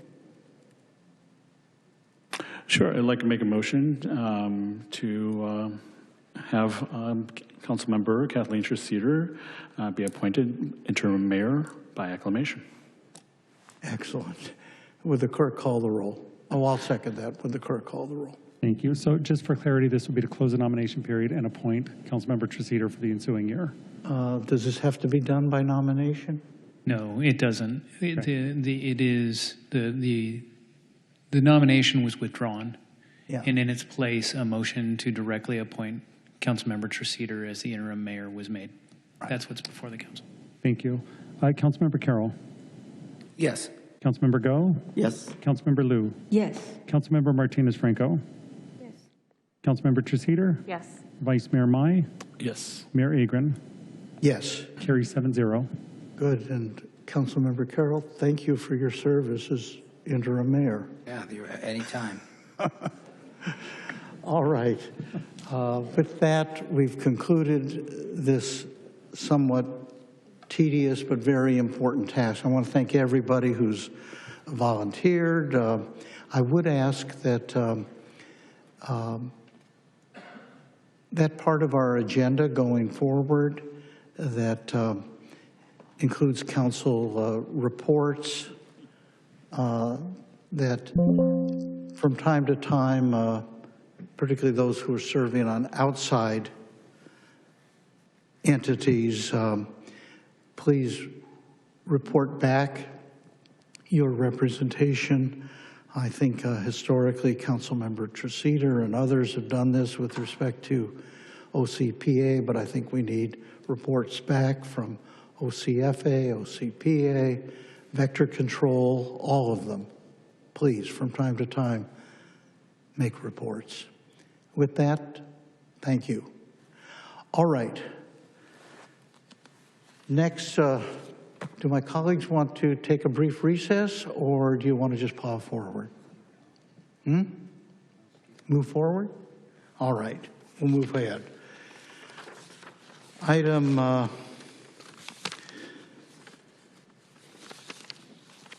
3.2 on the agenda. Would the clerk please identify this business item by title and subject? Item 3.2 is Economic Development Division Blueprint. Thank you. With that, I'll turn to our city staff. Please introduce yourselves and make your presentation if you would. Thank you. Good evening, Mayor and members of the City Council. I'm Pete Carmichael, Assistant City Manager, and with me tonight is Karen Cook, our Director of Economic Development. Tonight's item is actually a follow-up to an item that was before you about a year ago, early 2025. We presented the results of a pretty comprehensive study of Irvine's innovation economy. It was a study jointly commissioned by the city and the Chamber of Commerce, and really recognized that the city is at an inflection point. The first 50 years of the city, economic growth has largely been a function of physical growth. Real estate development, the conversion of ranch lands to the community we know and love today, and real estate development and allied industries have been the primary source of wealth creation. As we move forward and as we approach build-out, both here in Irvine and the region, The report recognized several key industry sectors that were poised for growth. Among those were healthcare and medtech innovation, enabling and creative technologies, defense tech, amongst others. Over the last 12 to 18 months, to augment some of the work that was done through the ground up study, we conducted some pretty extensive outreach to the entrepreneur community, sole proprietors, small businesses, and some of the corporate leaders here in town. That work provided another level of detail, some on-the-ground specifics with regard to challenges and opportunities our business community is facing. And the study elicited a series of what they called innovation economy levers, or next steps that we could take based on the findings of the report. But there were two key takeaways that really drove the blueprint. One was the fact that there are resources out there, but they're disjointed, they're tough to access, and they're tough to navigate, particularly for entrepreneurs and small businesses who are subject matter experts in their particular line of work, but not in starting new businesses. And then second, the fact that the city, a public agency without profit motivation and really motivated by long-term local and regional economic growth, is uniquely positioned to take a leadership role, to align those resources, to bring together the service providers and economic developers in Orange County and in the city of Irvine that can provide resources to businesses that want to locate in Irvine or expand in Irvine. With that, I'm going to hand over to Dave Cafaro, the CEO of the Irvine Chamber. Dave and the Chamber have been a great collaborator with us over the last 2 years in the work that we've done and in putting the blueprint together. Dave's going to speak really briefly into the report and some of the background from his perspective, and then Karen will walk us through the remainder of the brief PowerPoint and highlight the actions that are recommended for you tonight. Thank you, Pete, and good evening. So this is where we shift from analysis to action, and as Pete mentioned, we've done a lot of work analyzing things over the past year plus. We've got a really clear picture of where we are today in terms of the overall ecosystem, and where we've invested the past year plus in defining where we believe we can go to help shape the next chapter of our economy, and this is the time that we need to do it. Our vision is clear, and you can see it on the slide in front of me. Our goal is to position Irvine as a globally recognized innovation hub where cutting-edge industries, visionary entrepreneurs, and highly skilled workforce converge, creating transformative economic opportunities, sustainable prosperity, and an unparalleled quality of life. That's what success looks like. And the mission is clear as well, that we want to create a thriving, future-ready economy where innovation, sustainability, and inclusivity drive transformative opportunities for Irvine residents and businesses. That's how we create the future. Our mission is to create a thriving, future-ready economy, and with this is our definition of success. We have a set of supporting priorities and goals to help us get there. We also recognize that we are competing with other cities in California, in the country, and in the world. Things are different post-COVID. It's so easy for businesses to relocate or to work virtually. So we can't be lulled into believing that we don't have to build on our strengths to attract, recruit, and retain businesses here. We've got to be very focused. So the goals and objectives that Karen will share are designed to help us, first and foremost, lower barriers to entry, make it easier for entrepreneurs to start new businesses here, and also to help promote Irvine as a place where people can relocate existing companies. We want to attract businesses from all over the world here. And finally, to make a compelling case for existing businesses and talent to stay here. We are competing with the world, and we want to keep the businesses here. So with that, Karen, let me turn it to you. Thank you so much, Dave and Pete. Over the past year, the Economic Development Division focused on delivering immediate, tangible support to Irvine businesses and our community. Staff supported more than 300 businesses through conferences, clinics, business forums, pitch competitions, and mobile unit engagements through the county, reaching companies across industries and across various stages of growth. We launched new tools to improve access to city information and completed the most comprehensive community development customer survey to date. This helped us identify where processes are working and where opportunities and improvements were needed. Those insights led to the pilot of the Irvine Navigator program, a concierge-style service to help businesses navigate city regulatory processes more efficiently. We also just secured a $105,000 grant to expand the pilot program. Through our analysis and stakeholder engagements, it's become very clear that Irvine needed a coordinated long-term economic development strategy rather than a series of isolated efforts. That work resulted in the Economic Development Division Blueprint Ahead of You, which provides a clear roadmap for the next 2 years. In step with the blueprint, we also began building the capacity to implement it. Key milestones included hiring me, City of Irvine's first Director of Economic Development, and establishing a dedicated leadership and accountability, and formalizing a partnership with the Greater Irvine Chamber of Commerce to strengthen public-private collaboration and business engagement. The blueprint is really organized around 4 priority goals. Goal number 1, building high-performing economic development infrastructure internally. This means making it easier for businesses to get answers, data, and decisions without being bounced between departments and organizations. Goal number 2 is strengthen the innovation and entrepreneurial ecosystem. This is really helping ideas turn into companies. For example, an engineer that works at Edwards Life Sciences has their own transformational idea.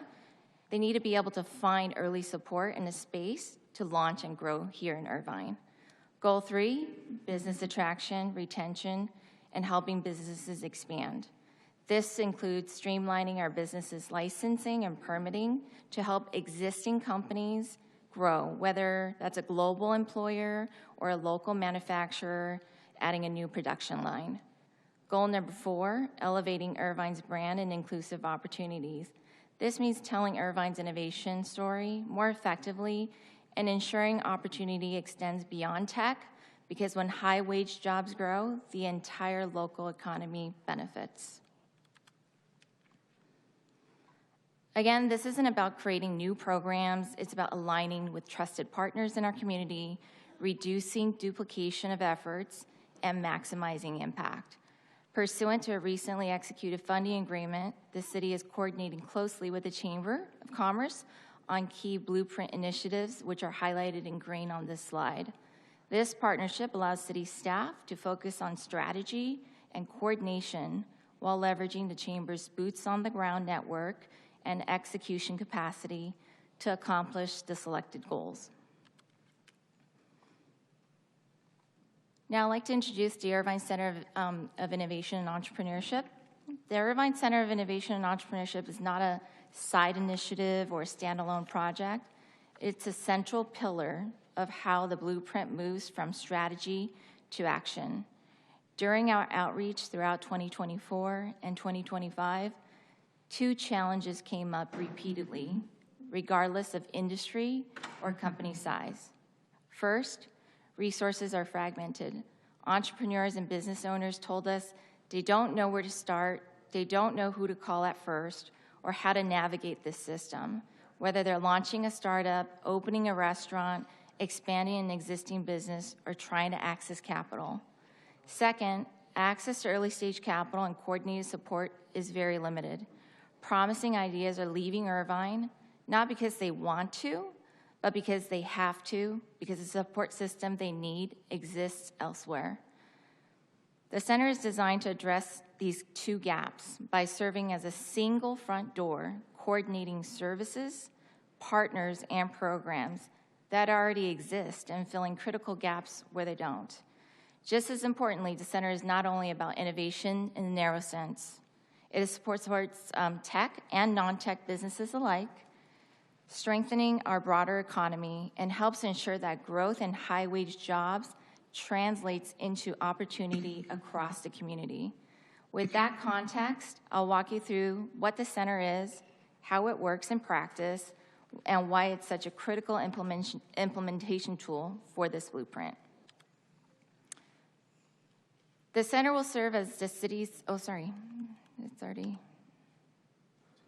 To establish the Irvine Center and Center of Innovation and Entrepreneurship, Staff needs City Council authorization to take several next steps, which include 1, initiating MOU negotiations with key partners, including the Orange County Inland Empire SBDC, Small Business Development Center, to support co-location, coordinated service delivery, and referral pipelines at the center. 2, proceed with issuance of an RFP to firms shortlisted through the RFQ process and return to City Council with a recommended accelerator operator and contract award for consideration. Accelerators are globally recognized firms that make a small pre-seed equity investment in a company and trade for equity. This currently does not exist in our ecosystem right now. 3, initiate sponsorship and fundraising activities and pursue additional revenue streams to support build-out, programming, and operations of the center. 4, evaluate and advance real estate options for the center and return to City Council with a site recommendation and proposed lease terms. In the coming months, we'll return to City Council with a business plan and final contracts for consideration. Staff is requesting City Council authorization to proceed with these recommended actions, implement the Economic Development Division Blueprint, and proceed with the activities outlined for 2026 to 2028, and initiate the next steps to establish the foundation for the Center of Innovation and Entrepreneurship. Thank you. Well, thank you for the presentation. I'm sorry I had to be out of the room and missed your presentation, Mr. Cafaro, Dave Cafaro. I think at this point we'd like to open it up to questions or comments. Let me just say that before I recognize Councilmember Carroll, let me just say that I think what staff's recommending makes all the sense in the world. We are at such a remarkable stage of our city's development, including its business development, economic development. It's difficult to not come away with that conclusion when you compare us with the struggling in so many other cities. I think, too, we're at a point where, with the new and invigorated Chamber of Commerce leadership, that I'm guessing the next 55 years, the city's been here 55 years as a municipality, but I'm guessing the next 55 years are going to be just amazing. I'll just add one general thought. I'm glad this center will be for innovation and entrepreneurship. There's kind of a tendency now, everybody's interested in the whiz-bang technologies and AI and everything else, and of course the opportunities there are extraordinary, but kind of old-fashioned entrepreneurship for the kinds of businesses that may not be as exciting, but are essential to the success of a community. I'm sure my council colleagues hear, as I do, from many, many people who say they just wish that the struggling small businesses could do better in Irvine. Independent, struggling small businesses, mostly in the retail realm. And I know that, because we've talked a little bit about this before, I know that this is part of the blueprint, and I'm glad it is, and I'm prepared to move ahead along the lines recommended by you here. But let me turn to my colleagues for their comments and questions. Councilmember Carroll, and then Councilmember Mai.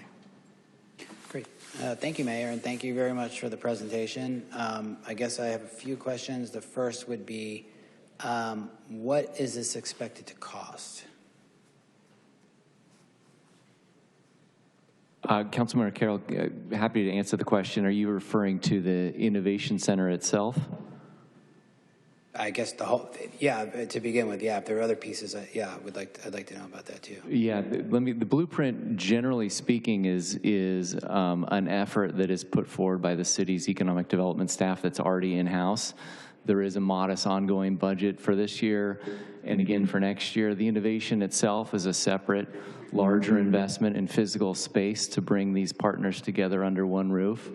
We're in the throes of the business plan process right now, and that would be something we would bring back probably in the next 90 days prior to execution of any of the contracts. Can you give me an idea of just a preview of what we would be?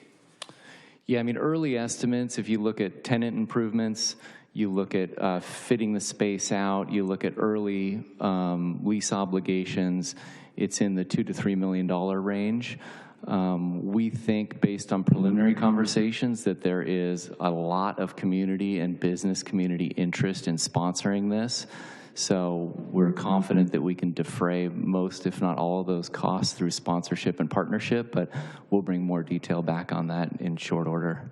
Okay, so just to get a sense, so 2 to 3 million, and then to the extent that we're not able to fill the cost, the 2 to 3 million with outside non-city resources, would that then be a request for us to? Where would the funds come from? The city's general taxpayer fund? Yeah, there's a variety of sources. There's some CIP dollars already allocated for just the physical improvements, the tenant improvements. I think partnership with the SBDC, for instance, as Karen mentioned, they're bringing about $2 million worth of annual services into the center at no cost. So to answer your question, we don't anticipate a scenario where there's a significant shortfall, but to the extent there was, we would try to create a reasonable ask for city investment alongside the private sector. Great. Well, thanks a lot. Look forward to hearing from it, hearing about it, and hearing about the details of it, and of course the investment required, and hopefully it sounds like most of the money, if not all of it, will come from outside sponsors, and that sounds like a great opportunity for us to be the facilitator for something of this amazing magnitude. So look forward to hearing more, and glad to hear some of it's already paid to the extent possibly already budgeted. So that's good to know. Thanks very much. Thank you, Mayor. Thank you, Councilmember Carroll. Councilmember Mai, followed by Councilmember Martinez-Franco. Thank you, Mayor, and thank you, Karen, Pete, and Dave for your presentations. You guys have done a wonderful job. I'm so happy that we are having this initiative here. As someone who worked in the startup angel investment space with Tech Coast Angels and a number of other groups, there's been such an interest in this sector, and for something like this, I would say the past 20 years. And this is just an exciting time. There's always been I guess even a thirst for government to get involved in a way like this to build a center, and I think it's going to be a wonderful way of driving revenue to the city, bringing businesses to the city. I myself, over the past year, have been meeting with businesses from international business to the local business, trying to bring them to our city. And this, if we could showcase something like this to a lot of startups and to companies that are looking to grow and tap into the talent pool that we have in Irvine, and have something to showcase like this is going to be wonderful. I've also met with a number of investors or philanthropists that are in the tech space, and they're ready to go. They're ready to help fund this. I think $1 to $2 million is even very modest to some of these guys, and they're ready to sponsor and donate. So I'm excited to see this happen for the city. We're truly a city of innovation, technology, med tech, biotech. We're the place to be, and it's going to be great to have you guys all working on this and have this for our city. We're gonna really showcase to the world what we're capable of. Thank you. Thank you, Councilmember Mai. Councilmember Martinez-Franco. Thank you. Well, I wanted to thank you for all the work that you're doing for someone who is a business owner, and I've been so deeply embedded in the business community in Orange County and LA County, and a little bit on the Inland Empire. I think it's a great decision that you're partnering with the SBDC. I've been taking advantage of all their workshops, and everything that they offer is fantastic. So if you want someone to vouch for them, I learn a lot of my skills as a business owner from them. But also from the chambers, and the Irvine Chamber, I know that it has done such a great job. So I'm happy that you're looking for partners to do this, because definitely we cannot do this all alone. It has to be a community involved. And I know a lot of business owners that are still struggling. So this is going to be a game changer for them. Also for bigger companies, start reaching out to them, and so they don't leave the city of Irvine, and they keep on investing in our city. I think that's also going to be good establishing those relationships with them. Thank you. Thank you, Councilmember Martinez-Franco. With that, a motion would be in order. Mr. Mayor, if I may, there are requests to speak on this item. I'm sorry. Who is? It's not showing up here. Oh, you have some public. I just want to let you know we do have members of the public who wish to speak on this item. Forgive me, yes. How many requests do we have? We have 7 in person and 1 on Zoom. All right, let's see if, let's see how we do with a 90-second limit. If somebody needs just a little more time, I'll be happy to grant it, but at this late hour, I think we want to move through these as quickly as we can. Go ahead. Thank you, Mayor. If I could call forward Jim Mayfield, Scott Fox, Mike Merchant, Jasmine P., and Sid Romani. Thank you. We'll go ahead and call forward to Scott Johnson and Mike Daniel. And we'll start with Mr. Mayfield. Welcome. Mayor, council members, my name is Jim Mayfield, and I just wanted to say, really in the interest of time, congratulations to the economic team. It's been a long time coming. I've been working at the intersection of government, private sector, and economic development in Orange County for 12 years. I'm an Irvine resident, and I'm now a small business owner, and this is the right time, and I really appreciate all of the work that's gone into it, especially the partners like the OCIE SBDC, the Irvine Chamber, and all of the stakeholders. So well done, and really appreciate all of your work. Thank you. Thank you. It sounds like we've been looking for you, so I hope you're going to stay in touch. Most definitely. Thank you. Scott Fox. Welcome. Thanks very much. I'm Scott Fox. I'm the CEO of the Orange County Startup Council. I'm also a local angel investor and serial internet entrepreneur. I'm the kind of guy that you want to move here. I've been spending a lot of time over the last 15 years since I moved here organizing the local startup community, and that's because it is exactly what Karen said. It is so fragmented. It's hard for entrepreneurs and investors, even those of us with resources and connections, to find anybody.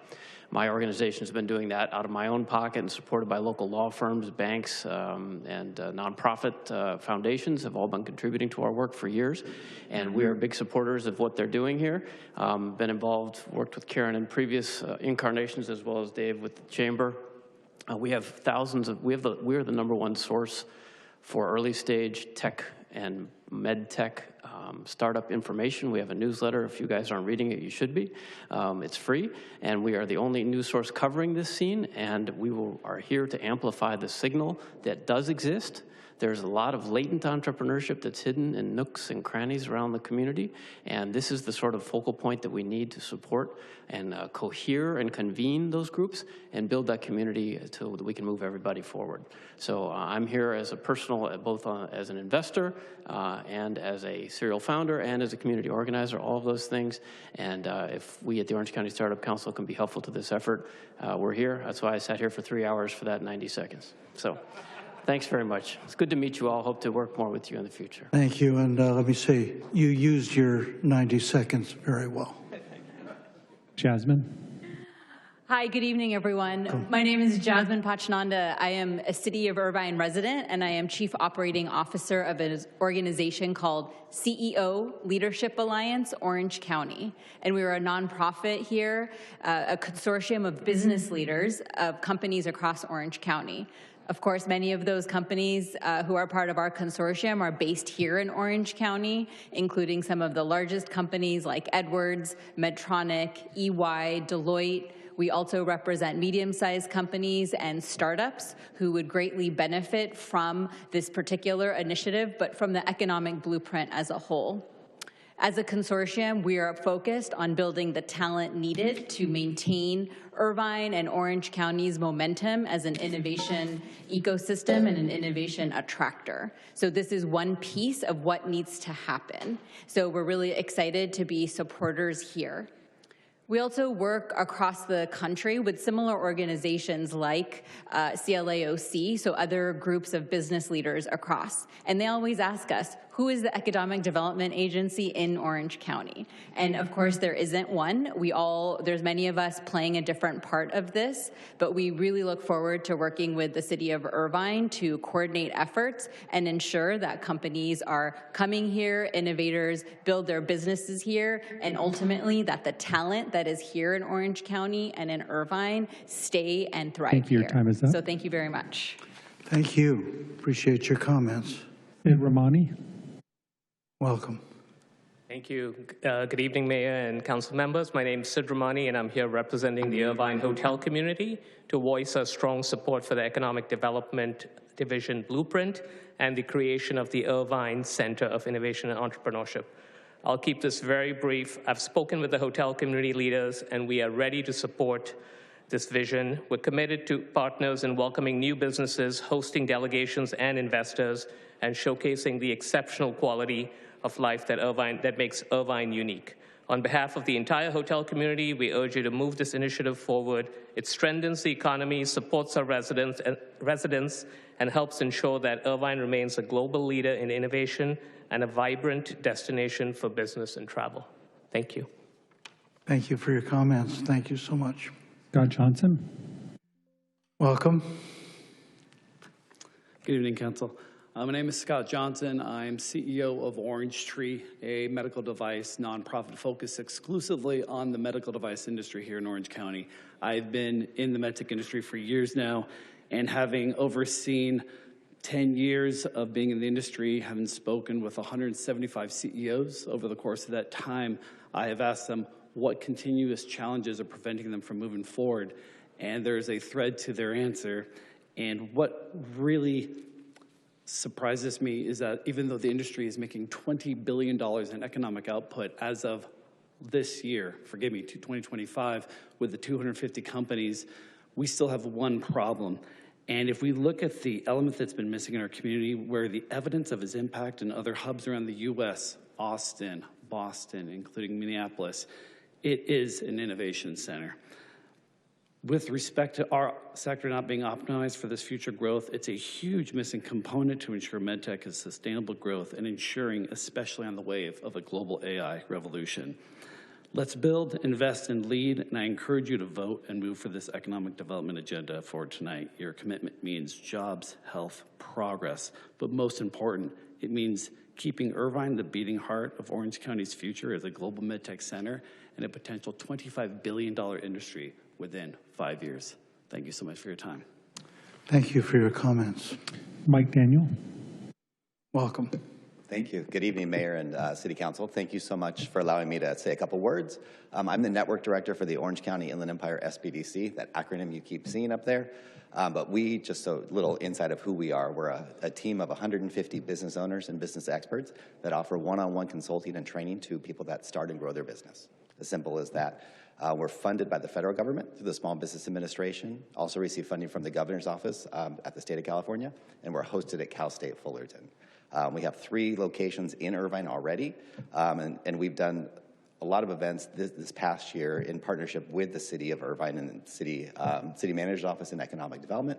We did an Access to Capital conference for traditional business, restaurant, retail, hospitality, trying to find capital that's $50,000 to $100,000 that's affordable. We also did a pitch event in December where we had 2 winners in the medical device and technology arenas, both receiving $5,000. We think that this is a great opportunity for us to partner with the city and bring some of our resources.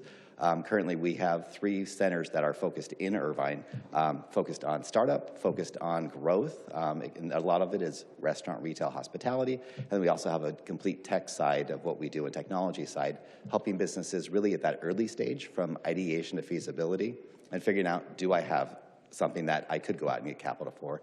And we also have a small business innovation research, or SBIR, component to what we do.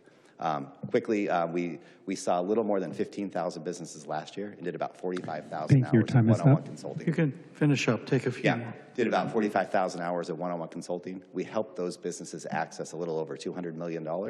Did about 600 training events, like the training events that you're talking about, throughout our region. So we're excited about this partnership, or potential partnership, and we want to be able to provide some of our resources to the city as well. So thank you. Well, thank you. Thank you very much for your comments. Do we have any remote participants? One via Zoom. All right. Our next speaker is Nafari. You may unmute your mic. Thank you very much. Thank you, Mayor Agron and the City Council members, and to the outstanding team at the city's Economic Development Program. My name is Nadine Nafari, and I have the absolute privilege of serving at Rady Children's Health, the University of California, Irvine, and I also serve in the FDA PDC Consortium commercializing children's medical devices. We are all in support and encourage you to vote and to move forward with an Irvine Center for Innovation, Entrepreneurship, and Research. I spoke to a few of my colleagues today who you may have received emails from, Dr. Hanak, Dr. Terman, Dr. Chogle, our physician entrepreneurs who are eager to commercialize devices across the lifespan.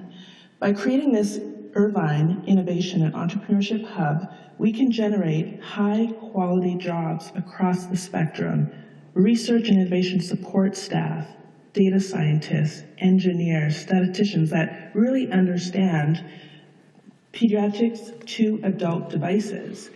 We can train up regulatory affairs professionals, quality assurance, and the operational talent, clinical trial coordinators as well, and device trial experts specializing in these multi-center trials really across the state, with Irvine serving as the center. This is the knowledge economy and these positions that need to build a sustainable. Thank you. Your time is up, and that is all, Mayor. Thank you. Thank you all for some very compelling, articulate testimony. We appreciate it. What would you like us to do? Mayor, we're happy to answer any additional questions if you have them. Otherwise, the recommended actions are before you, and we're ready when you are. All right. Are there are. Councilmember Carroll, do you have a question or comment? Followed by Councilmember Mai. Yeah, thank you, Mayor. I just want to say great presentation on behalf of staff. The public comment, really appreciated it. I think it rang true for me. There's sort of 3, many more, but certainly 3 of the key kind of core industry sectors in our great city, that being the hotel community. It was great to hear from you, Sid. Thank you on behalf of that. Medical devices. I mean, I have med device clients that based in Irvine, and our medical device profile is really, if it's not eclipsed North San Diego, we certainly rival it. I'm sure our Chamber CEO could speak to the med device piece. And then, of course, hospitality. Restauranting and hospitality, and that's just 3 sectors that can really benefit from an incredible center like this. So I mean, I would go ahead and just make a motion and move both of staff's recommended items. I'll second that. And thank you, Mayor. And we'll turn to Councilmember Mai. Oh, I'm sorry, Councilmember Liu. Thank you, Mayor. I don't have a question, but I have a quick comment that in the last year that I've been on council, I've met with a lot of the ethnic chambers who are also interested. So thank you to Mr. Cafaro for being willing to include everybody in the discussion. So as a former SBA attorney, I realize how many small businesses are just missing that information, and thank you for streamlining everything and putting it in all one packet so everyone has that one contact point to get all the information. And I want to say that we are very lucky to have Karen, who's extremely experienced, and I've sat in a few meetings with you with business or representatives from business community, from even outside of the Irvine community or even outside of the country, and she's very knowledgeable. So thank you for doing all this. I'm looking forward to having more business development in the city. Thank you. I see no further requests from my colleagues to be heard. Let me just express my support for the motion, but more important to my sense that we're on the verge of doing something very, very important here. And I want to thank you, Karen, for your work. And Pete, you've been a real driving force on all of this, quiet, but nevertheless a driving force behind the scenes and trying to anticipate how we can best grow economically. And I'm excited to see what comes of all this. So there is a motion that is properly before us now. Would the clerk please call the roll? Councilmember Carroll. Yes. Councilmember Go. Yes. Councilmember Liu. Yes. Councilmember Martinez-Franco. Yes. Councilmember Truceder. Yes. Vice Mayor Mai. Yes. Mayor Agron. Yes. Carries 7-0. Vote of confidence. Onward. Thank you. All right. That concludes that item. Taking us now to item, is it 3.3, or did we add it and it becomes a different number? It's 3.3. All right.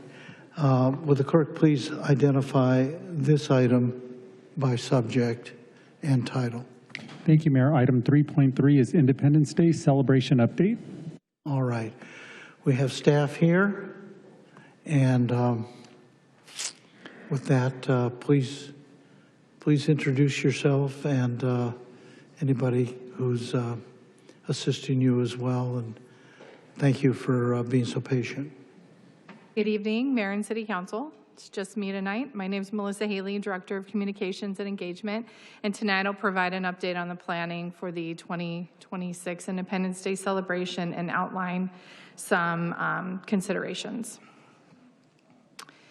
As part of the ongoing planning efforts for the 2026 Independence Day celebrations, staff presented potential event concepts, public safety requirements, logistical considerations, and the respective commissions and the City Council in November and December of 2025.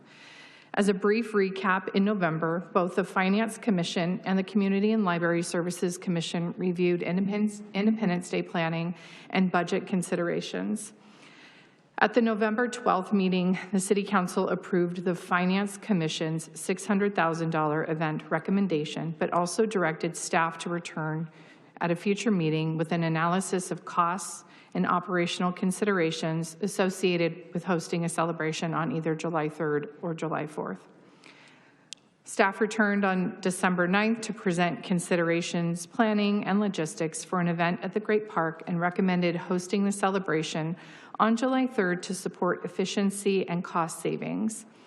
The City Council directed staff to suspend exploration of holding an Independence Day celebration on July 3rd or 4th at the Great Park and return to the City Council in January with alternatives that could be delivered within a $250,000 budget.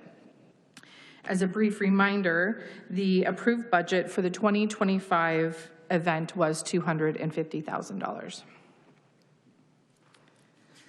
As part of that direction, staff evaluated multiple large and small scale options and the feasibility of each, including combining Independence Day with Cicla Irvine. The Cicla Irvine concept was explored as it already includes planned street closures, traffic management, staffing, and public safety coordination, which are significant cost drivers for large-scale events. With these efficiencies, staff could maximize available resources, planning efforts, and staffing to deliver a combined community event. Considerations made by staff that were included in the staff report were community experience, fiscal responsibility, and event growth and awareness. As planning for this event has continued within a limited planning window, staff have identified several operational challenges that were not fully known when the staff report was prepared. These challenges are largely related to traffic management availability, scheduling constraints, and increased regional demand associated with July 4th holiday and respective planning efforts. The specialized traffic management vendor that supports Cicla Irvine is not available for the July 4th timeframe, and other vendors offering similar services have limited availability. As one might know, there are many 5 and 10K races that are supported by long-term traffic management companies. Cicla Irvine requires a traffic management company to support an approximately 1.5-mile road closure, including the provision of meridian barriers, K-rails, traffic sawhorses, related equipment, and resources. Given that limited availability of vendors, there are concerns surrounding route evaluation, securing a street location, and completing the necessary traffic closure plan in a time-sensitive manner. This information is being shared to provide the most current and complete understanding of operational considerations in combining these two events. Should the council direct staff to continue the advanced planning of a combined event or any event at all, staff will need to immediately source vendors as shared with the limited vendor availability. They would need to be retained as soon as possible. We have started reaching out since November to try and learn, and many are booked. That includes traffic management, entertainment, and production. If we were able to secure a traffic management vendor and source them, our routes would likely be deeply impacted and not align with a 1.5-mile route as Cicla Irvine has had in its previous 2 years. Many of the preferred performers are already booked, as mentioned, limiting access to the quality entertainment options available to staff. And we would also need to secure ground transportation and planning as and evaluate those options to support attendance regardless of a location. Sponsorship and revenue opportunities would need to be finalized, as we have not finalized a plan to put forth in front of our sponsors to date. The original recommended action was submitted at the time of the agenda publication 7 days ago. Since that time, staff have become aware of the additional considerations, demand, and competition. In light of the level of community interest, the status of the approved level of funding, and the timing factors, staff are now recommending deferring the item to allow for reevaluation and proceed with Cicla Irvine on the scheduled date of May 2nd. This concludes my presentation, and I'm available for any questions you have. Thank you. Let me begin the questioning by asking, is the planning on schedule for the May 5th Cicla Irvine? Is that planning going well at this point? Yes, it has. We have been planning that event as scheduled, May 2nd, up until the previous meeting in December. May 2nd, is it? May 2nd, correct. All right. Up until the previous meeting we had in December, where staff tried to pivot to create an alternative selection. We do have planned, we have been meeting with stakeholders along the route and would like to continue that route. If we shift, we would need to move that route location. But for May 2nd, we've been planning and proceeding as normal. All right, and Everything is fine. is fine. If All I right. might add in, Mayor, the vendors, the difficulty with locking down the vendors that we're experiencing for 4th of July doesn't apply to May 2nd. Yes. So we're able to Yeah. secure support services. As mentioned, there are at least 5 to 10 Ks that have a very deep-rooted history in the area, not just Irvine, and there is a big competition for those vendors to shut down streets and provide those resources. So it's not even the company, it's the K-rails, sawhorses, and other resources that help close the streets. Let me just put out there where I think this is headed. The Sickle Irvine event in May, it seems to me we would want to, this would be its 3rd year, we would want to go ahead with that, proceeding as normal, have that event. And that's budgeted already. Correct. As regards the Independence Day event, it seems to me we should just recognize that we're not really going to have a major Independence Day event. In addition to, apart from the Pacific Symphony scheduled event, the associated fireworks display, all that is going forward. Is that correct? Correct.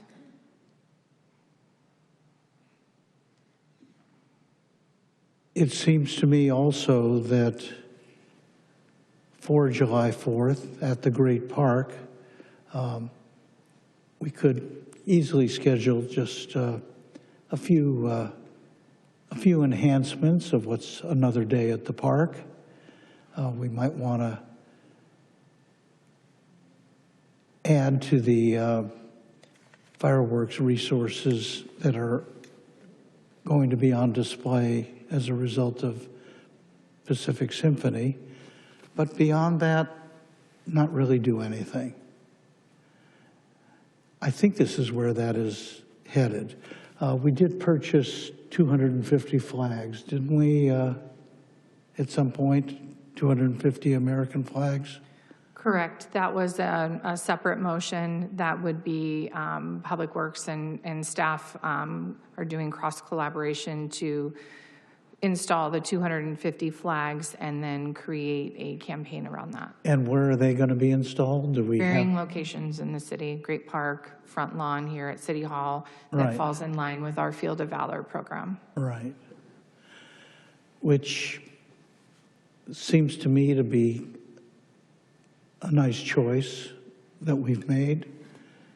Those flags, I think, will add to the festivities. But beyond that, I don't think this is going anywhere. That's kind of my read on it. If my colleagues disagree, if staff disagrees, please say so. Otherwise, I think we just acknowledge that and move on. I don't think the combining, by the way, of the Sickle Irvine and the 4th of July event, I get a little nervous about all that. I just want to make sure we have a 4th of July that is appropriately celebratory, that we don't bend and even break our staff in the process, and that we certainly don't have anything resembling the kinds of problems that we had on the last 4th of July when, frankly, we tried to do too much with too little. That's my view. Councilmember Mai. Thank you, Mayor. I've said all I said that earlier tonight, and I just wanted to address you, Melissa, and your team. Thank you for doing your best and trying to work with us and the many personalities up on the dais here, and I'm sorry that we couldn't get our stuff together. But I know you guys were pivoting and turning, calling, late nights. We were texting. You were trying to get vendors, combining things, putting things together. It takes a lot of work, and it's really appreciative. And I apologize that you had to jump through the hoops for us and end up at this juncture. But thank you for working on this and your entire team. Thank you, Councilmember Mai. Any others? Do you need specific direction, City Manager Crumby, or can we let you and staff take it from here? I think I'm seeing consensus that we're not going to host an event this year, and so we'll proceed in that fashion. And if I could just add in, thank you to Melissa and your team for all the incredible work that you did. All right. Maybe. Did you need anything, Mr. Melching? Have a couple of public comments. Oh, thank you very much. I appreciate that. No shortcuts here. Mr. Peterson, would you tell us how many commenters we have? Thank you, Mayor. We have 6 requests to speak, 3 in person. 6. Let's try and encourage them to speak to us for 90 seconds each. If they need a few more seconds beyond that, I'll be happy to grant it, all right? Thank you, Mayor. If I could call forward Susan Sayer, Alan Meyerson, and Austin Wagner. And we'll start with Susan Sayer. Welcome, Ms. Sayer. Yeah, hi again. My name's Susan Sayer, and I'm an Irvine resident since 1981. I'm opposed to spending hundreds of thousands of dollars on a 2026 Independence celebration honoring the birth of our nation when our United States is no longer the democratic nation that was created for the benefit of we the people. And instead of celebrating the birth of our nation, I will be mourning its loss, the loss of our democracy that was created to support all people located within our country's boundaries. I mourn the fact that we have become a nation which now directs its energies and financial resources to suppressing the will of the people and conquering and controlling other countries rather than supporting our people, our infrastructure, and our environment. Instead, I request that we celebrate the birth of our nation by directing that the money be used for support services created to meet the many needs of we the people, such as providing affordable housing, child care, school and senior meals, health care, including both medical care and counseling services. Our infrastructure, including Irvine Connect and other transportation services and environmental protection program, many of these programs which our current administration has cut funding for. And I just want to mention, I do greatly support financing the Cycle of Irvine event, which is designed to celebrate the city of Irvine, because I celebrate Irvine. Thank you. Thank you. Alan Meyerson. Welcome. Good evening again, council members. Alan Meyerson. I just wanted to say a couple of things. First, I'm glad the city's not spending $650,000 or $600,000 on this. I think that's a wise choice. Another thing I wanted to say was, since Cyclo Irvine is going to still go on, I'm not sure why we can't celebrate 250 years with some signs or some small things we can recognize during Cyclo Irvine. Nothing stops us from doing something like that. And I also wanted to say to the Vice Mayor, I appreciate what you wanted to do last year. I'm sorry it didn't turn out the way we would have liked. I appreciate you wanting to do something this year. But I don't think we need to blame anybody stating that people are playing politics. I don't think that's helps anything. I think when you sit on the dais and you have ideas, sometimes they're going to work out, sometimes they're not going to work out. It's not necessarily anyone's fault. It's just the way it goes sometimes. You don't always get what you want. You can't please everybody all the time. Thank you. Thank you. Austin Wagner. Welcome. Hello, my name is Austin Wagner. Thank you for having me. I guess I'm not really sure how necessary my commentary is on this, as it seems like we're going forward with the Sickle of Irvine. But I guess going forward, I really would like a little maybe more protections for Sickle of Irvine. I think it's a really great event. I think it really resonates with a lot of our values that we have in Irvine for sustainable transportation and even the innovation that it was created and supported by dedicated members of Irvine here. Students and people who actually live in Irvine kind of came up with the idea and presented it, and through that, it was actually able to start this wonderful event, which I really like and enjoy. So I think Sickle of Irvine overall is a great event. I hope it kind of stays as a standalone event because I think it really brings a lot of value and it's a lot of fun too. A great event for us overall. With regard to the Great Park, this is kind of unrelated in a way, but Google Maps tends to route people through the southern exit. I noticed that it really backs up along Marine Way, but you may be able to contact Google Maps and request that there's some sort of like dispersion that allows people to go through that northern exit, because that northern exit is usually very open. I'm sure you guys kind of deal with a lot of the traffic stuff there on your own too, and you know more about that than me. But that was something I noticed, something I brought up, and something that kind of helped me leave like the events at the Great Park in a nice, kind of easier fashion. But yeah, thank you very much. Well, thank you for that intelligence, the observation. Did somebody jot that down, that the northern exit might be emphasized to beneficial effect? Okay. Will do. Good. Next. Our next speaker is Doug Elliott. Mr. Elliott, you may unmute your mic. Thank you. Doug Elliott, Commissioner, speaking only for myself. I support Sickle of Irvine continuing in early May, which is the best weather for the event. As for Independence Day, let's think outside the box a little bit. Plan A didn't work. It doesn't mean we have to do nothing. How about thinking of a small-scale event like we do on Veterans Day that can appropriately honor the historic occasion without spending a lot of money, without needing vendors or traffic control or anything. Just a dignified, patriotic presentation could be done for a few $1,000s at most, with local talent available in the community, and I think the invocation, signaled what needs to be done. Honor the Declaration, honor the anniversary, the 250th anniversary, and we can do that. Thank you.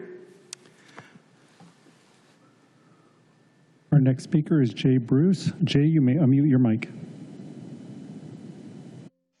Hello, City Council members. I was thinking, with this kind of following through with the Sickle of Irvine idea, this has been my idea from the start, but I've always thought that after what happened last year, we should be spending that $250,000 or whatever the City Council wants, supporting multiple small events in each village and not one central location. I mean, I mentioned this before, but the fireworks show that's been held at Irvine High School by the Irvine Police Association prior to COVID, that was always a good experience. Traffic-wise, it was more manageable because people could watch from outside Irvine High School and in the fields at Heritage and Orchard Park. And I think supporting those multiple smaller, dispersed celebrations throughout Irvine would help keep it Irvine-centric, keeping the numbers down a little and not have people coming in from outside the city. And I think it would also be good because each event could have different focuses. Like we could have, the fireworks show at Irvine High School. But we could also have things like, Doug Elliott's idea of that sort of town hall focusing on modern issues and focusing on the promises in the Declaration of Independence. I think that's the way we can move forward, just smaller events throughout the city. Our next speaker is telephone number 347. 347, you may unmute your mic. Yes, this is key thought. Bingo, the last caller hit it right on the head. Woodridge Village Association, for example, they put on a great fireworks display every year. It's fantastic. I don't see why these other homeowners associations don't contribute and put it on for their people in their communities. And I do remember when high schools used to put on a fireworks display. Irvine would have them at various high schools throughout all of Irvine. It wasn't just at one place.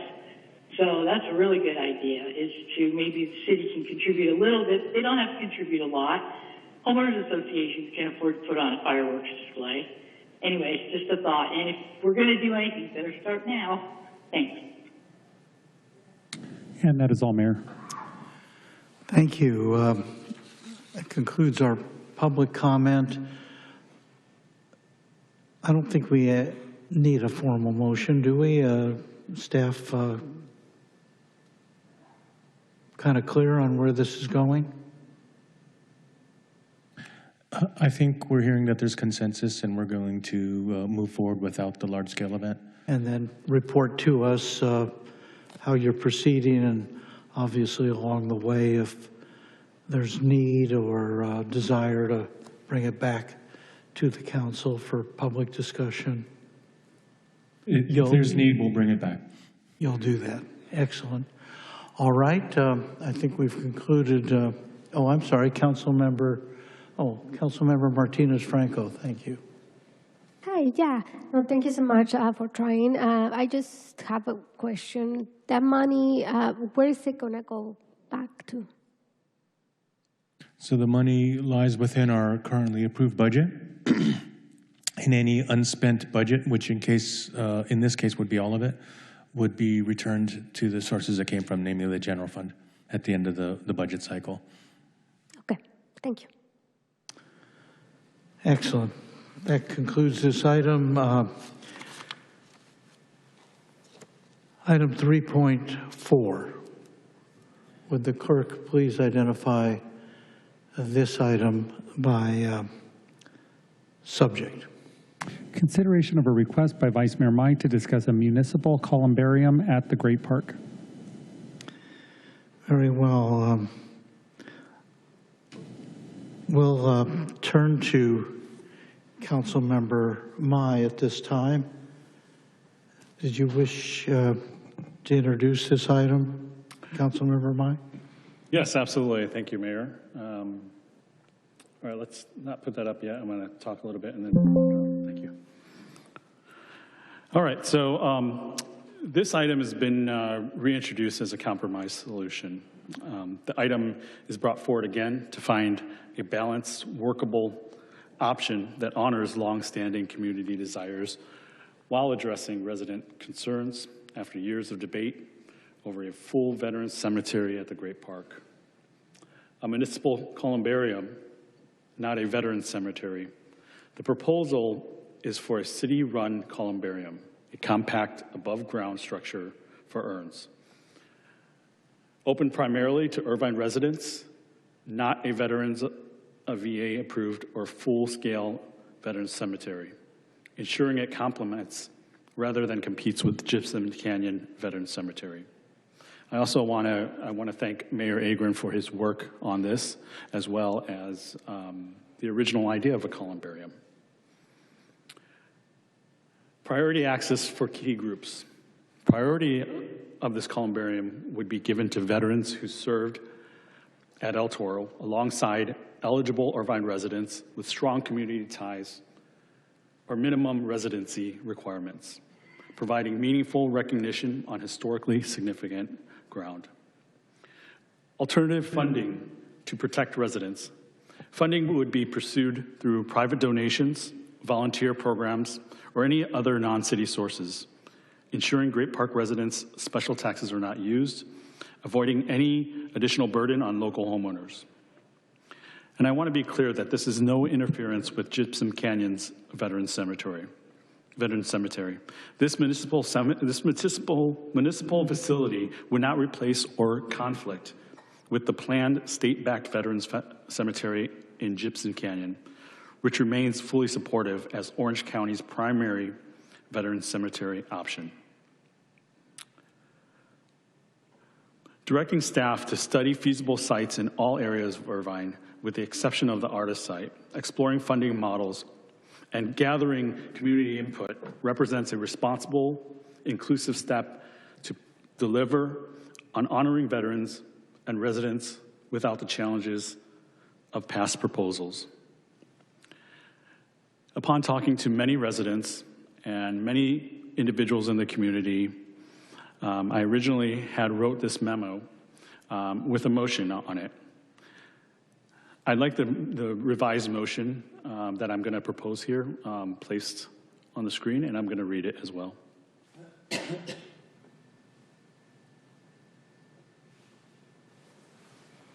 My motion for this agenda item is to direct the city manager and appropriate city staff to develop a comprehensive plan for Irvine's first and only municipal columbarium. Evaluate and identify one or more suitable locations within the city of Irvine that minimize impacts to existing residential neighborhoods and community uses, with priority given to sites of historical relevance, including but not limited to Bill Barber Memorial Park, Northwood Memorial Park, Cultural Terrace West, a potential location adjacent to the proposed Flying Leatherneck Museum, and other appropriate sites citywide. Incorporate eligibility criteria, prioritizing Irvine residents, individuals with strong ties to Irvine, and those who served at Marine Corps Air Station El Toro. Acknowledge community input supporting a designated, appropriately sited facility away from homes. Clearly distinguish the municipal columbarium from a state and federally supported Gypsum Canyon Veteran Cemetery. Explicitly exclude the artist site from consideration, consistent with the City Council's 2 prior votes against that site in the past year, and return to the City Council within 90 days with proposed site options, design concepts, community capability considerations, funding mechanisms, and an implementation timeline for council consideration. Second. That's a motion offered by Councilmember Mai, seconded by Councilmember Treseder. Did you wish to say anything further, or should we open it to discussion by the entire council at this time? Let's open it to discussion. All right. Let me begin the discussion.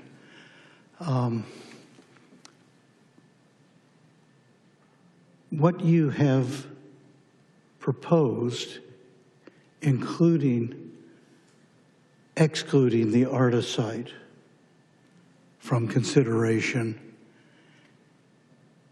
is in fact directly contrary to existing zoning law in the city. What I'd like to do is just show a few slides, because there's a long history here, a lot of grief, but in the end, we actually have a law in the city covering this matter.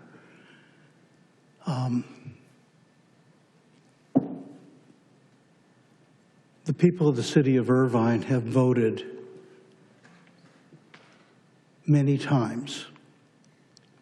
They, in 2017 and 2018, qualified a referendum for the ballot with 20,000 signatures and had a vote that ended 63% to 37% when there was an attempt by developer 5 Point Communities, backed by a $2 million campaign, to move the Veterans Memorial Park and Cemetery from the artist site to the so-called Strawberry Fields or Freeway site, and that was rejected absolutely overwhelmingly in the face of a $2 million campaign, rejected by the people of the city of Irvine. Then there was an attempt to locate, again, backed by 5 Point and then Mayor Shea at the time and others, to move the designated location of a Veterans Memorial Park and cemetery, as well as gardens, at the ARTA site, move it from there to the so-called golf course site, kind of where the heart of the park is now. That in turn sparked a citizen initiative.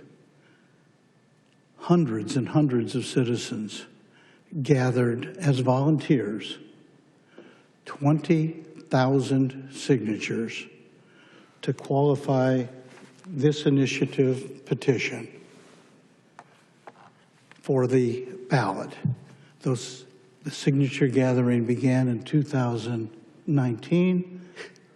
It ended in 2020, just as the pandemic was setting in.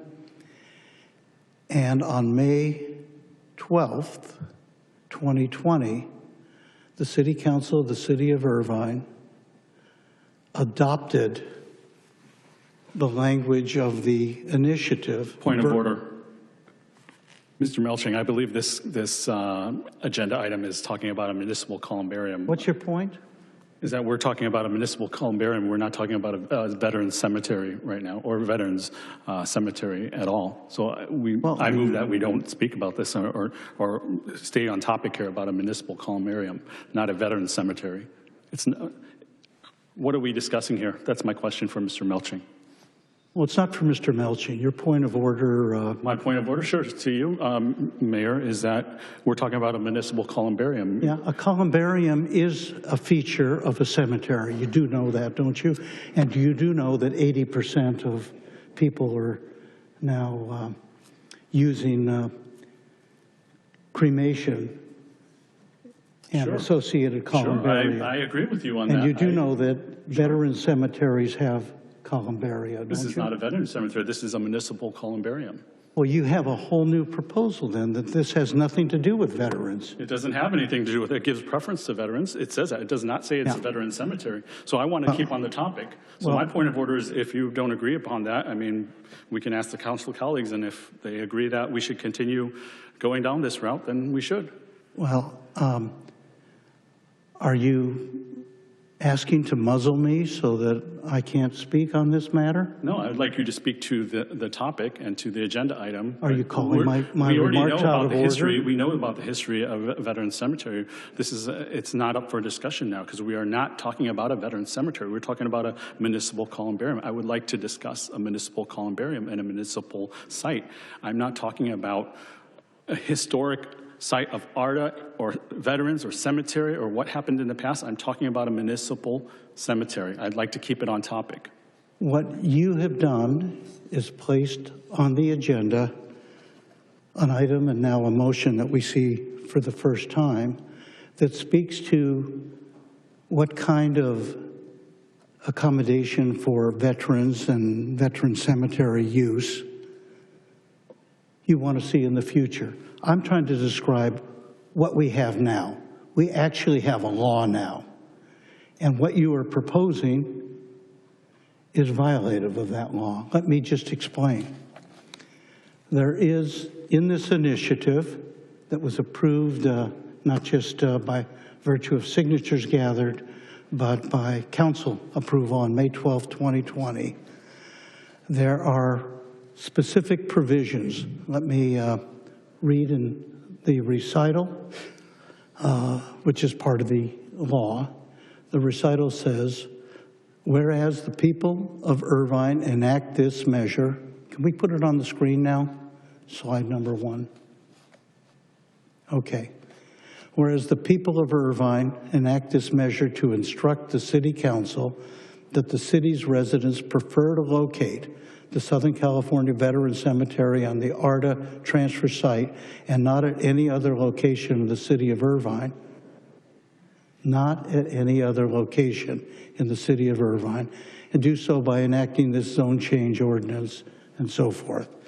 Then, even more explicitly,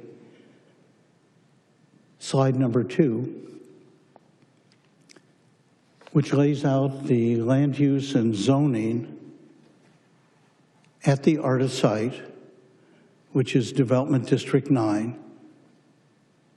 The language reads, and it could not be more clear, this district is the location for a Veterans Memorial Park and Cemetery. This district will be the exclusive location for a Veterans Cemetery. Now, you're able to put on screen whatever you wish by way of a proposal, but the particularly offensive part of what you have done is to basically say to the people of the city, regardless of the law and regardless of the will of the people, you are trying with your measure to rule out any possibility whatsoever for a Veterans Memorial Park and Cemetery at the ARTA site. I am ruling out a municipal cemetery from the ARTA site explicitly. I understand that it has been zoned for a veterans, state-funded veterans cemetery at ARTA site. I am asking for a municipal columbarium that is not at the ARTA site, and consideration for other areas within the city, not excluding other areas of the base, but full consideration to other areas within the city. This will not be a veterans cemetery. That ship has sailed long ago. It is a municipal columbarium. There is a clear legal definition and difference. People will not be able to use veteran benefits on a veteran cemetery in Irvine. They will be using them at Gypsum Canyon because that's where CalVet and the Veteran Affairs allows them to use their benefits there. This is a city-run columbarium that has preference and respects those who served on the base, veterans, and Irvine residents. It doesn't say you have to be a veteran to be there. You can be anyone in the city. Are you saying we can't have a municipal veteran cemetery?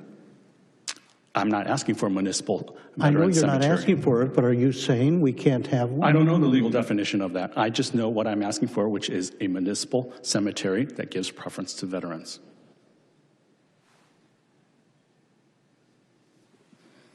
Well, let me let some others comment. By the way, let me do one thing. If we could pull up slide number 6. Because what I found, James, you'll probably agree with this, is that we have, many people don't know what a columbarium is. It's basically a structure for the storage of remains, funeral urns. 80% of all funerals now are cremations and associated placement of those cremains in an appropriate structure, whether it's a wall, kind of like this is, or another kind of beautifully sculptured facility that is a part, incidentally, of every veterans cemetery in the United States, at least all the modern ones. So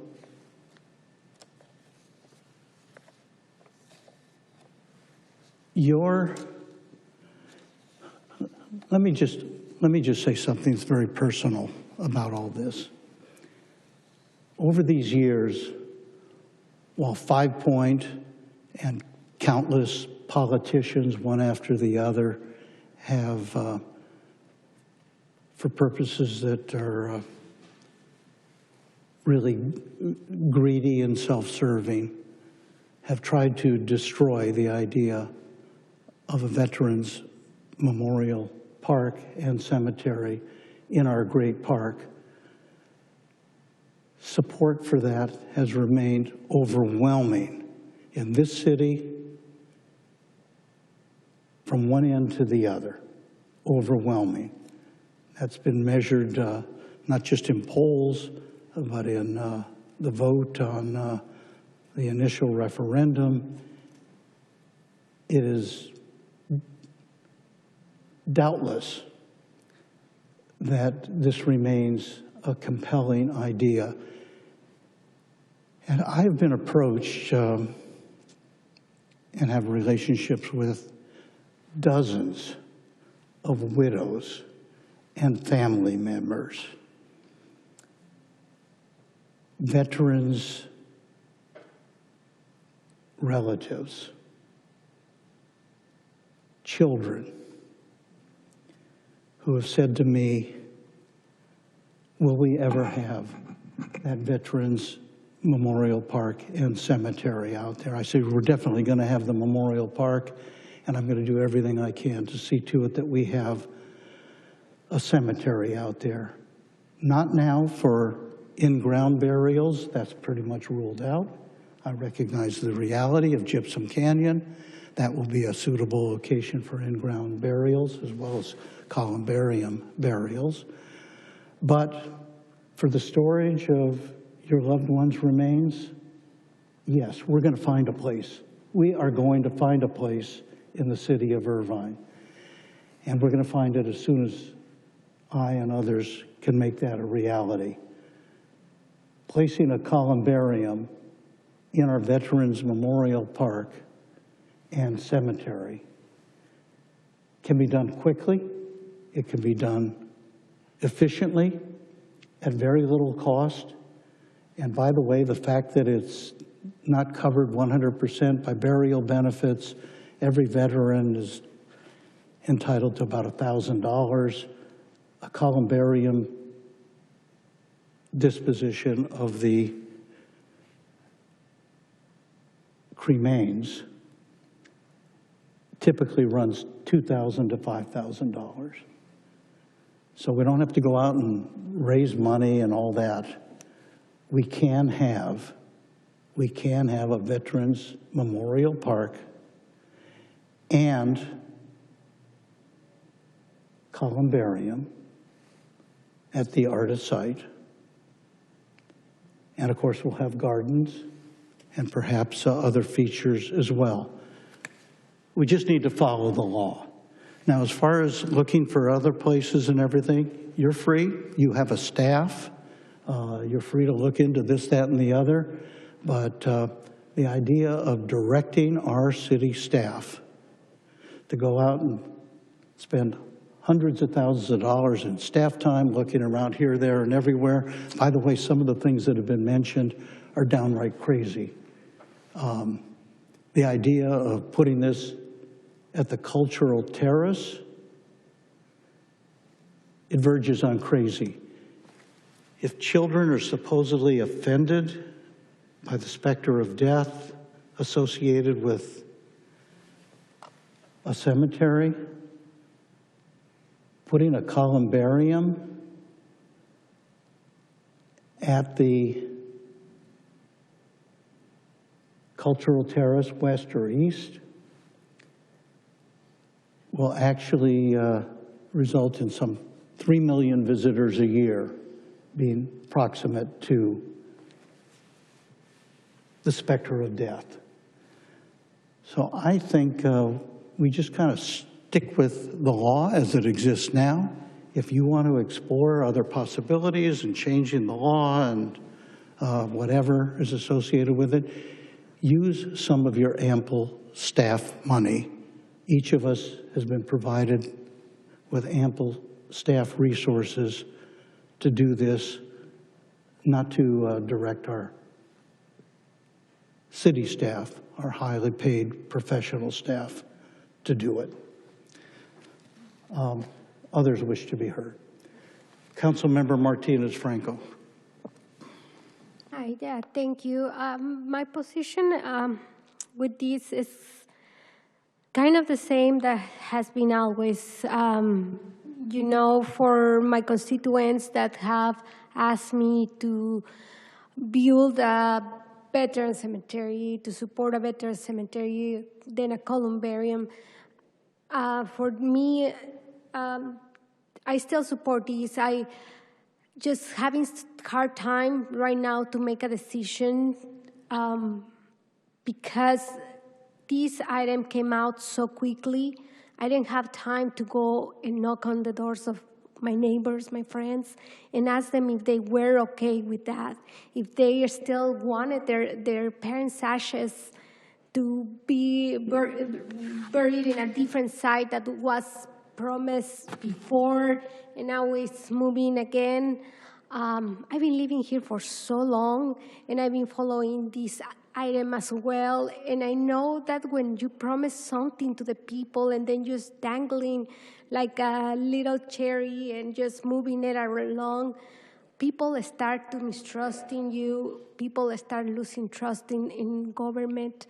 The other issue that I have is that including the Bill Barber Park in there, I don't have a problem to have a columbarium in my district if that is the wish of my people and if we had the space. Bill Barber Park doesn't have the space for starters. We have like 2 foot soccer fields and 2 baseball fields compared to the Great Park. And this is one of the reasons I wanted to run for an elected official, because I saw all the resources going to the Great Park. And the Great Park is getting everything, and the poorest neighborhoods in District 5 and District 6 have been leaving behind. And to suggest that we can bring a columbarium and take more resources from children out of the park, taking the playground out of the park to put other things that are not it's gonna be making taking those resources of for them to play. It's not good. So I'm just having a hard decision with this one. I still support my veterans, and I still support the people who asked me to support this at the ARDA site. And also we have the legal challenge that I didn't understand. I didn't understood. I met with Mr. Melchin to get explained the legal situation. And I think it's only fair if we bring an outside expert to decide what are the legal challenges that we are going to face in order to move the site. And although I understand this is a study, I mean, I'm just asking either to bring a more legal expert or to also exclude Bill Barber Park. Included someone else in District 5 if you find the space, but Bill Barber Park, I think should be out of the question. Thank you. Thank you, Councilmember Martinez-Franco.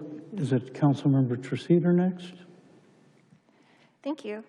I appreciate the Vice Mayor for bringing this item forward. I was hoping that we would have a follow-up on the columbarium vote. When the columbarium idea was first proposed to the council, it was embedded in another item, and I was hoping that we'd have a chance to just discuss the columbarium itself.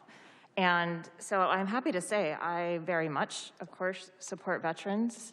I think the mayor's idea of a columbarium was genius.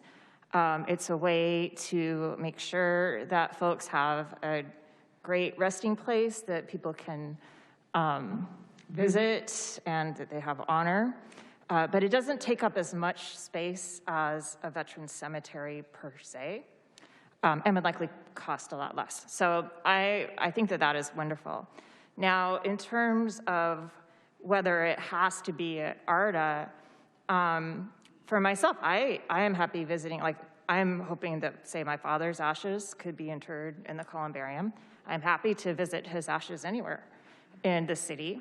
I don't have a particular reason why I would insist on ARDA.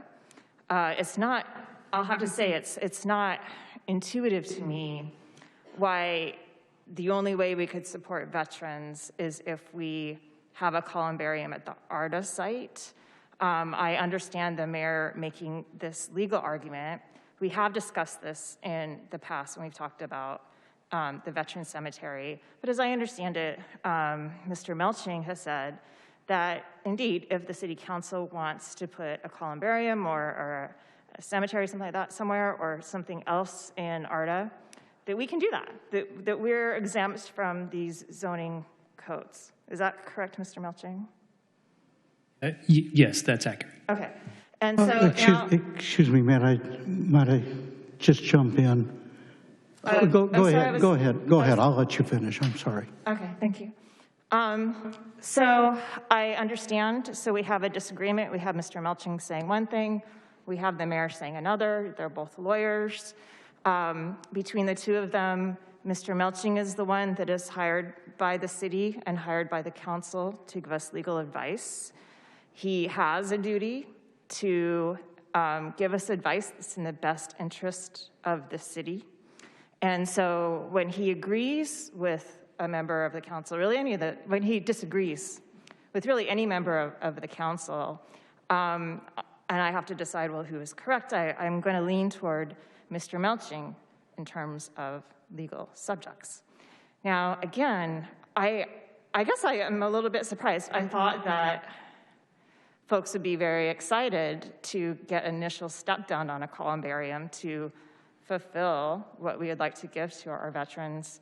But it sounds like maybe that is not universally accepted unless it is exactly at the ARDA site.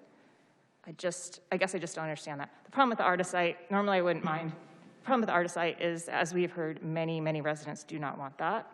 There are other places in the city where we could put the columbarium, we wouldn't have this conflict. And I would like to do that. Now, in terms of, like, are we making a lot of specific decisions right now? No, we're not saying, well, it has to be in this particular park or this particular district. We're asking the staff to look into it. Now, we have asked the staff to put a ton of time into the Veterans Cemetery in the past, so I don't see that there's anything that is inconsistent with asking them to look at this new thing, which, again, I think is very viable. I think this is a way to get what the mayor has wanted now for decades, is to get a columbarium to honor our veterans. Thank you. Let me just, what is the law in the city? What does the law provide now with respect to the location of a Veterans Memorial Park and Cemetery?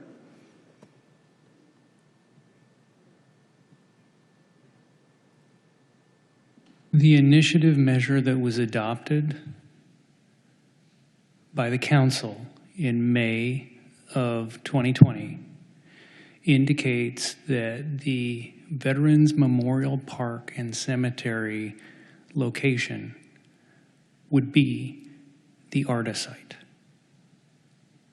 That's correct. Exclusively the ARDA site. That word is used. Exclusively. And nowhere else in the city of Irvine.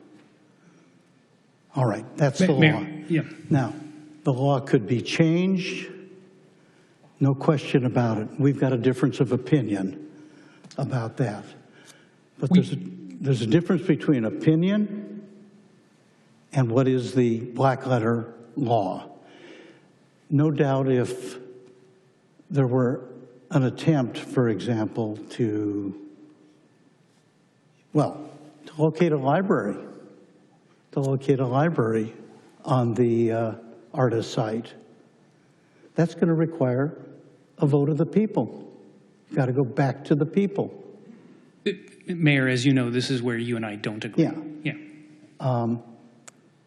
If you tried to do it through a city council vote alone, that will immediately precipitate a lawsuit.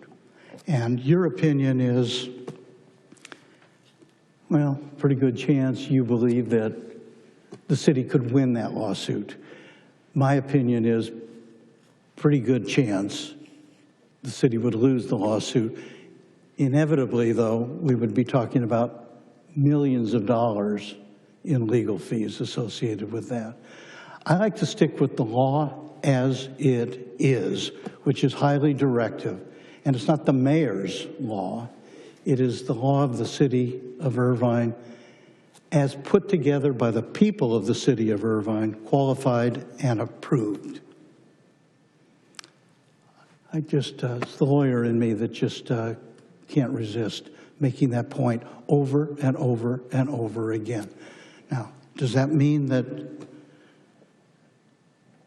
Mr. Mai, Councilmember Mai, can't introduce a different idea, putting a columbarium, as a municipal columbarium, as he refers to it, elsewhere in town? Yeah, but getting the approvals to do that, finding a place. You know, there was a veteran cemetery committee formed and a general municipal cemetery committee formed in the 1980s. They never found a site that was suitable.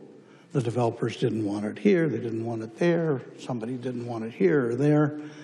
You're not going to get approval for Bill Barber.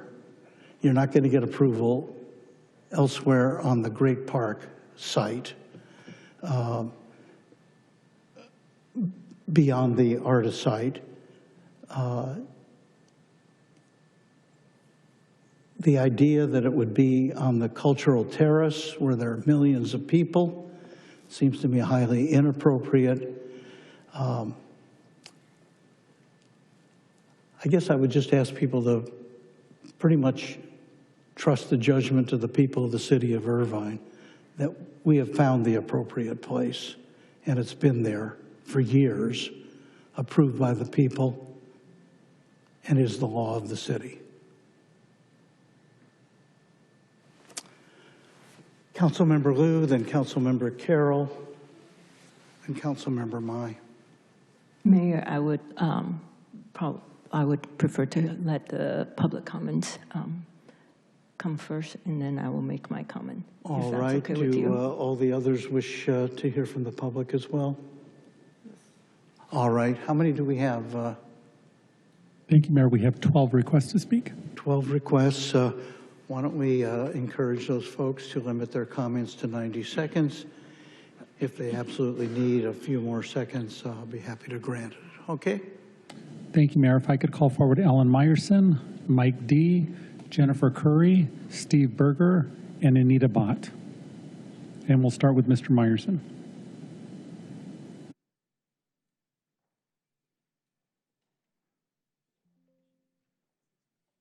Can't believe I'm talking about this again. I'm one of those thousands of people who voted for the cemetery at the artist site more than one time. I'm still waiting for it to happen.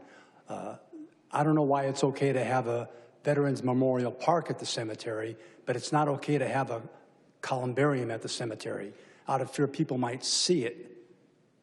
But it's okay to put it at the cultural terrace. It's kind of weak. I'm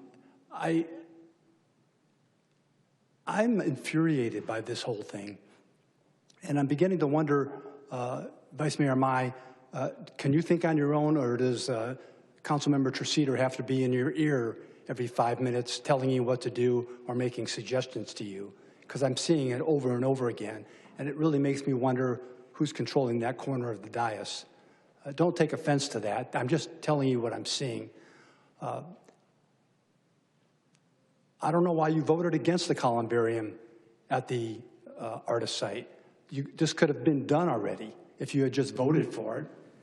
You didn't want to vote for it. You think people aren't going to be against it being somewhere else in the city? Councilmember Treseder said people don't want it at the artist site. You think people that are going to be living near it where you want to put it aren't going to complain about it?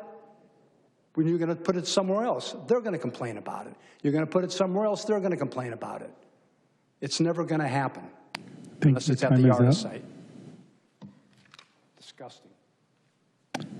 Mike?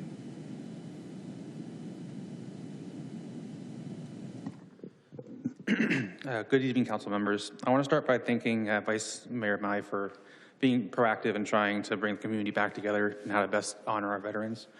We must accept that there's no longer possible to achieve the original intent of the city's plan to honor our veterans with a sanctioned veterans burial site at the Great Park due to the selection of Gypsum Canyon and the significant build out of the Great Park neighborhoods.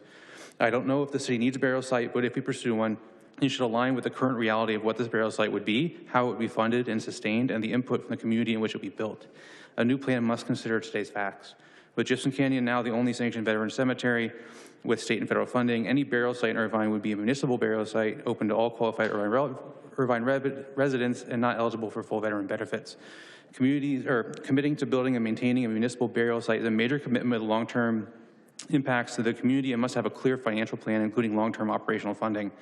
And understanding that raiding the Great Park development funds would further delay park features that the community overwhelmingly supports, like a library, and further contributes to the unstable financial situation facing the completion and operation of that park.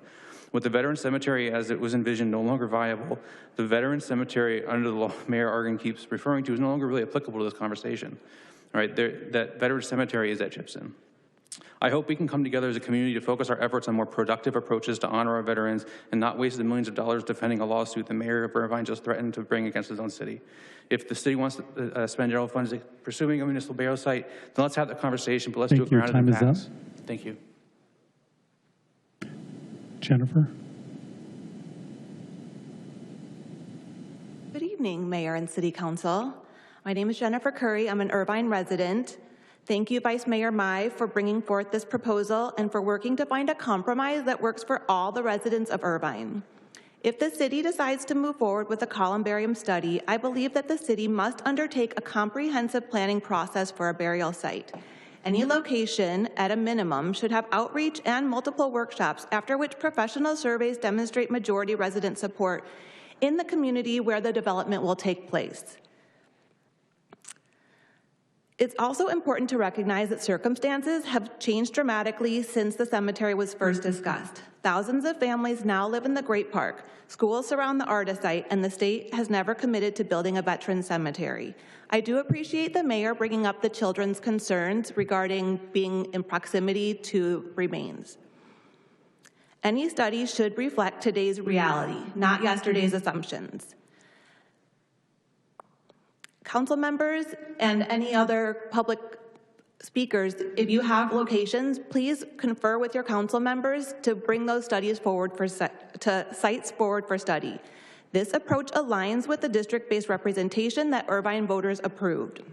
Each district should make decisions that work best for their community. Irvine is a city of innovation and can be creative when addressing resident concerns.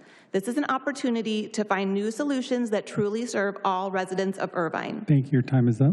Can I say one more thing?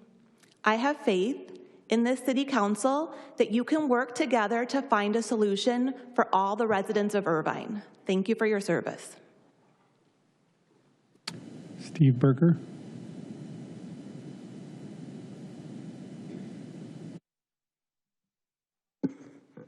Good evening again, Mayor Agron, council members. A lot of what I was going to say about the Veterans Memorial Park and Gardens and Cemetery at the artist site in Irvine have been rendered moot by comments of the council already. Councilmember Mai, your proposal specifically is a way devised to go around a veteran cemetery or a columbarium at the artist site. The artist site was long presumed to be the site that was supposed to be where the veteran cemetery was meant to be. In Irvine, in Orange County. Gypsum Canyon is a pipe dream. The figures I've heard are $350 million. It will never, ever, ever be built. I'm saying that in public forum now. It's my opinion. I could be wrong. I might be wrong.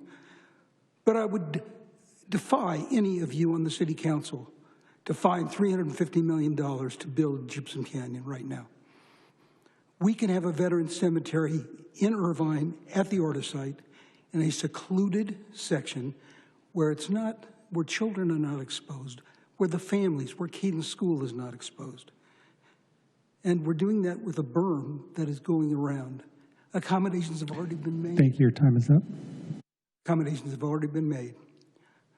I ask this council to not look for excuses or bypasses. I ask them to put the Veterans Cemetery and Columbarium where it's supposed to be at the Orta site. Thank you. Anita Bott. I'd say good evening, but really good night, given how late it is. Thank you all for making time to listen to our comments. I'm blessed with 3 children, very young ones, and so the art of compromise is something that I know a lot about. I know all of you are parents in some capacity as well. As a business executive, I have managed many negotiations with very difficult parties, and working in a public federal capacity, I've also worked on very difficult public-private partnerships. I have full faith, like Jenny said, that we can get to a better compromise here. The people at Great Park have spoken time and time again. It is not, a cemetery or a columbarium do not belong in ARDA. Holding a library or any institution hostage for that reason is not what this city stands for. And I know that we're better than that. And I know the legacy that any of us want to leave, particularly those on this dais, wants to be one of respect and of what the people actually want and deserve. And education, honoring our veterans in the right way, not using them as pawns, I think is really critical to that. We're grateful for your service. Please do the right thing and listen to what not only the voters in 2020 said, but the people who continuously have been coming here representing hundreds of people in their districts have been telling you through email and in person. Thank you. Our next speaker is Prakash. Prakash, you may unmute your mic. Hi, good evening. I also support Vice Mayor Mai's agenda item. It was thoughtfully written. It also includes creative financing mechanisms, some of which Councilmember Traceder had also mentioned in the past. I want to address Betty's comments about the Great Park, which is completely misinformed. The Great Park is not getting a windfall from the city of Irvine. The Great Park residents pay all the special taxes that go to the park build out, and we're $500 million short of financing. So I think you as a council member should go and look into how the city gets financed. This is a great opportunity to build something for Irvine residents and for veterans. This is just a study. We'll have 60 days to evaluate it. We spend money on all kinds of nonsense. Why can't we spend money on this? It's just an evaluation study. If we really want to find a solution to our vets, if you guys really care about the vets, this is what we should do. And saying no to Bill Barber, is that not NIMBY? What exactly is that? We're not saying no to the Great Park. We're offering up locations in the Great Park. We're offering up different solutions. You're offering up absolutely zero. So I would reconsider your thoughts on this, and I want to thank the Vice Mayor for putting this forward. Thank you. Our next speaker is Harvey Liss. Harvey, you may unmute your mic.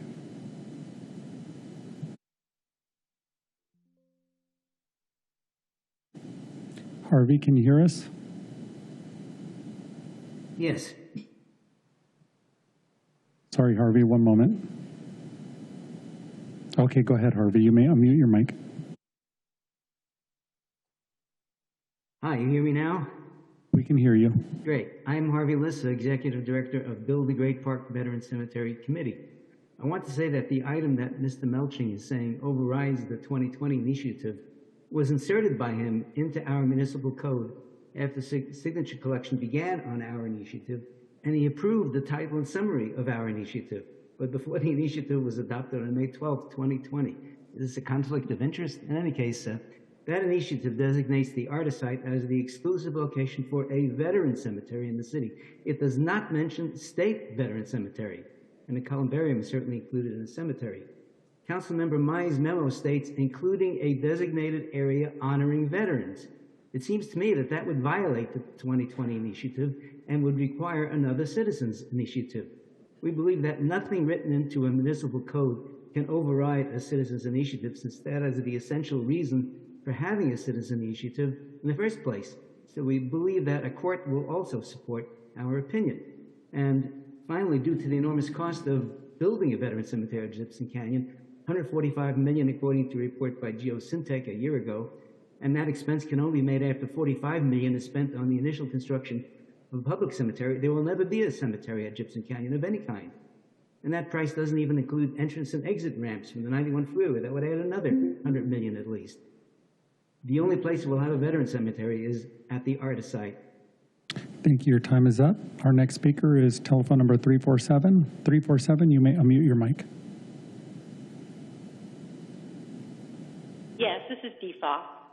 I believe Vice Mayor James Mai has forgotten that the Great Park has been officially titled the Orange County Great Park and not the Great Park for Irvine residents. I want to call out the profound disrespect embedded in this proposal. Military service is not local. It is national. It is sworn to the Constitution, not to a zip code.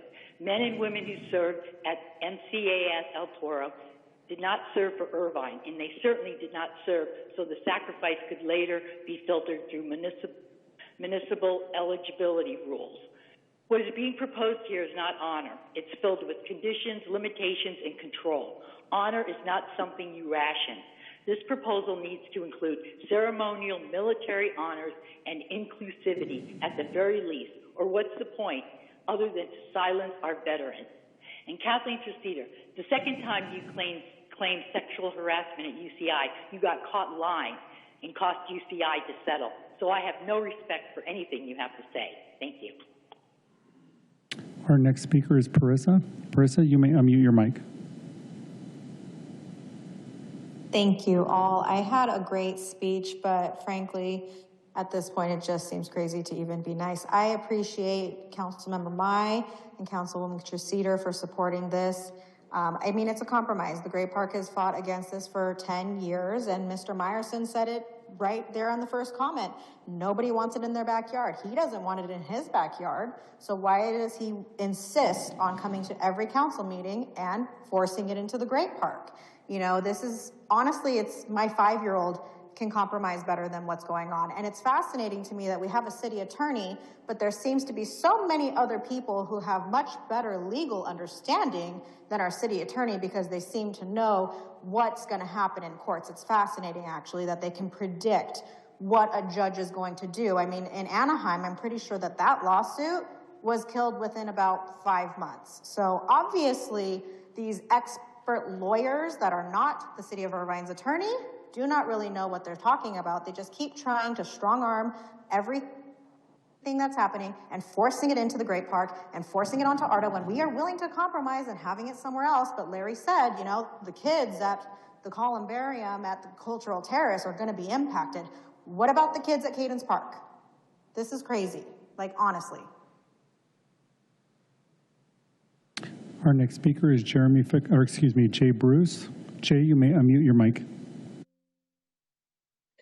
Hello, City Councilmembers. I don't have as big of a personal stake in this issue, but I just wanted to say that it's my understanding that the entire reason that this Columbarium was even brought up is because a ballot measure in 2020 zoned the Arta site for a cemetery, and the argument for the Columbarium was that the Arta site is zoned for a cemetery, so this would be a way to store veterans' remains without having burials. So that means that no matter what, we can't build a columbarium outside the Arta site because only the Arta site is zoned for human remains. We'd have to find somewhere else that's zoned for, human remains.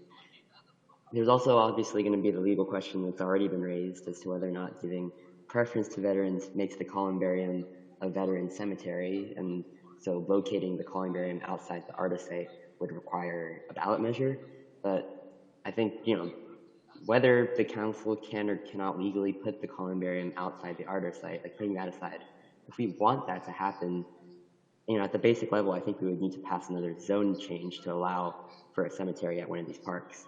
And I think that's what we need to focus on. If James Mai is serious about having a columbarium somewhere in the city, he should propose this study with the intention of proposing an accompanying zone change or ballot measure, because the zoning is the root of the problem. My opinion would be that a columbarium would be fitting somewhere in Bill Barber Memorial Park or the Great Park, somewhere giving their Thank you. Your time is up. Our next speaker is Jeremy Ficarola. Mr. Ficarola, you may unmute your mic. Yeah, hi there, Jeremy Ficarola. I live in Cypress Village, which is near Great Park. And I'm actually of the opinion that I don't think any space in Great Park should be a place for burial. I know the cemetery issue has been going on for, I think, a decade, maybe more than a decade. And it's just, it's really tiring following this issue. All I really want is Great Park to be developed according to all the plans that we have set forth. The cemetery issue, unfortunately, and I'm sorry to say this, but I think this is a vanity project for the mayor. I know the mayor, and I've worked closely with him in the past, and it's at a point that now he's using lawsuits to threaten the development of the Great Park for the Irvine residents. And I think it's inappropriate. I think it's unfortunate. I believe that the vets will be honored at the Gypsum Canyon site. And it's just really sad to see this issue come up over and over again. And let's just build what we have planned to build in the Great Park, because the residents are getting very anxious. Thank you.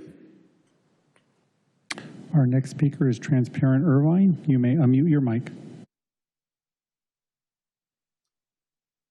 Vice Mayor Mai proposed a beautiful motion for Municipal Columbarium. Rather than entertain it, Mayor Agron flipped the conversation to the past and to the cemetery at Arda. Why is that? First of all, there's an independent expenditure with over $500,000 in debt in which Mayor Agron's name is listed multiple times, as is his newspaper, Irvine Community News and Views. Secondly, he will be using said newspaper to make a political point about tonight. All you have to do is watch the next couple of Irvine Community News and Views, and you will see he will manipulate it to try and make his point about the Arda site. This is wrong. It is manipulative. It is not transparent. And if it offends you, as it should as an Irvine citizen, that your mayor is not disclosing his PAC, as he should stop the conversation right now and say, I have an independent expenditure tied to the cemetery, and that's why I care about it, then you should file an FPPC complaint. There is one already open for 1.5 years with the FPPC. Let the state know how he's manipulating the system for his own pocket and his own benefit rather than do what's right for veterans and our city. Vice Mayor Mai's proposal is one that is fair and honest and stands for our city. Mayor Agron, stop the nonsense already. Shame on you. Mr. Mayor, that's all of the original speakers. There are 4 additional requests to speak in the queue, so I'll defer to you.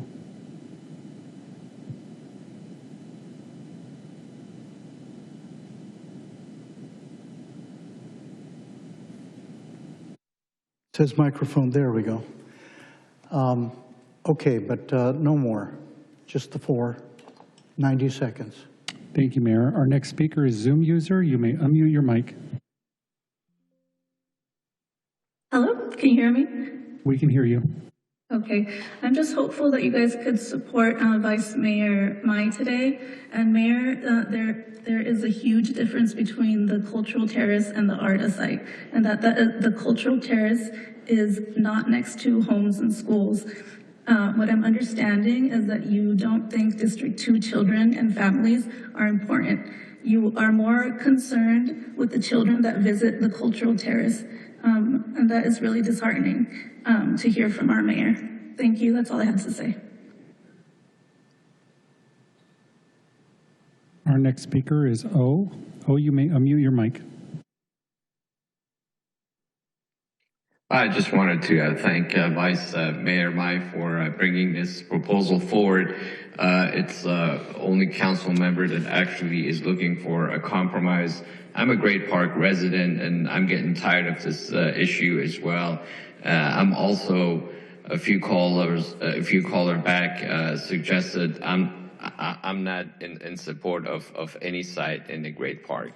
I mean, the makeup of the park has changed significantly. There's significant residential areas in the area, and there's schools and kids involved. So this is, this just has to be resolved in a manner that respects tax-paying residents. Thank you. Our next speaker is Shakila. Shakila, you may unmute your mic. Hey everyone, can you hear me? We can hear you. Honorable council members, I urge you to vote yes on Vice Mayor Mai's proposal to evaluate the locations for Municipal Columbarium. This is the correct path for honoring our El Toro veterans while respecting the residents of Irvine. And Great Park community has already contributed heavily to honoring our veterans, specifically allocating Veterans Memorial and Gardens. We are not opposing to honor veterans. We are opposed to planning decisions without data. This study provides an opportunity to utilize real data through surveys and transparent engagement to identify a location that works for everyone. Please support this item and ensure the community feedback is primary driver of the final location selection. Thank you. And we don't want any kind of columbarium or in the Great Park area. Please look for the options, and we are open, and please reach out to the residents who are residing in the Great Park and nearby. Thank you. Our next speaker is Junaid Solari. You may unmute your mic.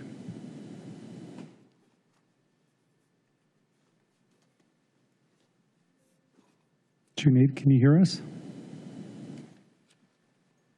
Yes, I can hear you. Council members, this is Junaid Solari. The mayor came up with the idea of a columbarium. It was a fine idea, but it was voted down last month by City Council because it was brought forward haphazardly, without any research, without any study, without any outreach, in a location that did not have community support. It was rightfully voted down last month. But Vice Mayor Mai has put forward a reasonable proposal that would study potential columbarium sites in a deliberative manner in this city. Is a columbarium not what the mayor wanted? Why has he backed off from what he himself had proposed? When City Council brings forward an idea, our expectation as your constituents is to do so in a matter that is deliberative, with research. That's exactly what Vice Mayor Mai's motion proposes. It is a reasonable compromise, and it is a reasonable manner to find a site for the columbarium in a place that has community support. This is what leadership looks like, and I commend Vice Mayor Mai for raising it. Thank you. And that is all, Mayor. Thank you. Thank you all for your public comments. We have requests here from council members to be heard. So I'll turn to number one on the list here is Councilmember Liu. Thank you, Mayor. Quite frankly, I thought I would get a little more clarity after hearing from the public comments because I am pretty confused by this memo. And I don't mean any disrespect, but we're talking about veterans, honoring veterans, making a preference for veterans, while at the same time it is not for veterans.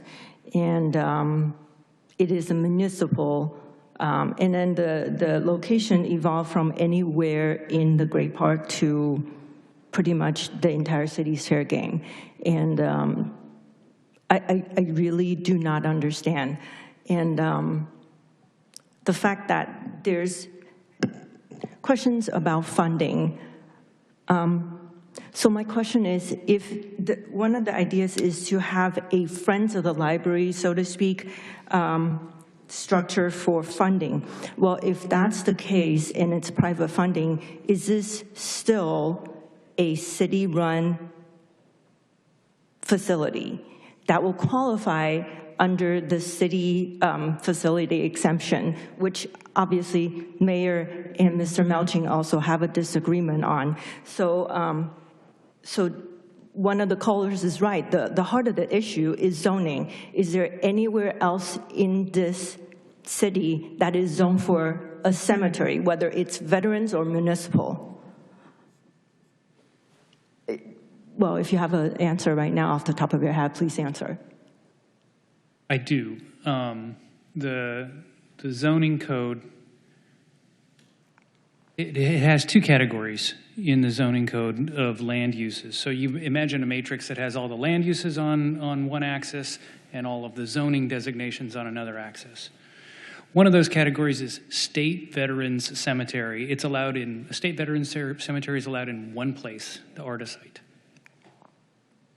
Then another category is cemetery, crematory, mausoleum. And the cemetery, crematory, mausoleum is allowed in the 1.2 Development Reserve District throughout the city by way of a conditional use permit. And it's allowed in the 1.5 Recreation District, but only in Planning Area 51. And as a footnote, there is no 1.5 land in Planning Area 51, so that one doesn't count. And it's also allowed in the 2.1 Estate Density Residential District citywide by way of a conditional use permit. Cemetery, crematory, and mausoleum. And lastly, that use, like a state veteran cemetery, is allowed on the ARDA site. Okay. And just a quick question. I think we mentioned this at the last meeting. A columbarium is legally defined as a cemetery, so it's essentially the same thing. Yes. And walk me through the process. Are we supposed to go through, well, say zoning? And then if that's going to build, this is human remains, so are we going to have to go through a whole CEQA process as well? You're talking about the state regulatory process to actually cite a cemetery? Yeah, to actually have a cemetery. We would need to get ourselves educated about that whole process. Okay. And to be honest, all these locations that have been thrown out right now, I just don't see it anywhere not near a residential area. I mean, this is the city of Irvine. We have houses everywhere. And it's really hard to not find one that is close to a school or residential area, because quite frankly, that is how our city's designed, by village style, and each village has their own housing with walkable schools, shopping centers, and that is why we like it here. And I am quite frankly very confused by where that will be if, say, in Councilmember Vice Mayor Mai's District 3, Northwood Community Park, are we taking out the castle? That's my question. And the other thing is, where are we going to find this money? I mean, yes, possibly private financing, but you know, we just decided not to run the 4th of July event when we were almost guaranteed or promised on the dais that there will be sponsors, but you know, unfortunately that didn't pan out and we had to forego that. So here is another pie in the sky. And I don't understand why this has to be, there's a false dichotomy, in my opinion, proposed that there has to be decided that we have to have a cemetery. If anybody truly cared about supporting veterans, they would have gone to the Gibson Canyon public hearing in Anaheim, where you will learn that half of that site is actually going to be a public cemetery to allow regular residents who are not veterans to be buried there. Because in Orange County, apparently we haven't built any public cemetery for over 100 years. So there is no lack of cemetery sites if that gets built, which I think it will get built, you know, hopefully, because I hope that it gets built and there's enough funding, enough support right now, enough push to get additional funding, and there's already millions committed to that. And so, and yes, I agree that Great Park residents came out and voiced their concerns about that. And they are absolutely right that, you know, the ship has sailed. We missed that point of building it at ARDA, and I've been consistent about this. I don't think that's the right place to build it. And we're not even talking about building. Even if we came into the funding right now today and have that built, how are we going to maintain this? Are we supposed to sell it like we're some kind of Rose Hills facility or entity? I mean, and what happens to any families that actually end up with no heirs to pay the maintenance fee? I mean, who is going to run that? Or is this going to fall on Irvine taxpayers to maintain that? There's so many questions that are unanswered. And like Mayor said, we all have proper funding for staff. And I am quite frankly very baffled why there's so many unanswered questions in this memo. And I mean, I just want to confirm this, that ARDA, I mean, in the proposed motion right now, ARDA is excluded. Can ARDA be legally excluded from this motion and as a potential site for whether it's municipal or veteran cemetery? Yes. Yes, this motion has nothing to do with zoning at all. Okay. This has to do with what the city will explore. Right. The zoning does not control what the city will explore. So it was just that, I mean, we keep coming back to the same issue. So we're going to have, okay, so there's another thing.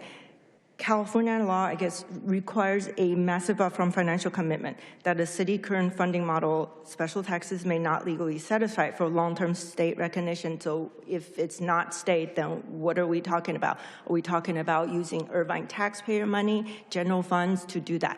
And if we're using general funds, are we taking money away from other services? We just had that discussion about 4th of July, and people, I mean, frankly, I was one of the ones that was having sticker shock about spending a massive amount of money on one event. So to me, this memo lacks transparency because none of us had heard about this. Nobody was consulted, or even any of the residents. And then it's an overburden on the city's budget and resources right now. And I see more importance in serving the community. I mean, I had to pull my memo with Vice Mayor on providing veteran resources, which is serving living veterans who serve the country and their families.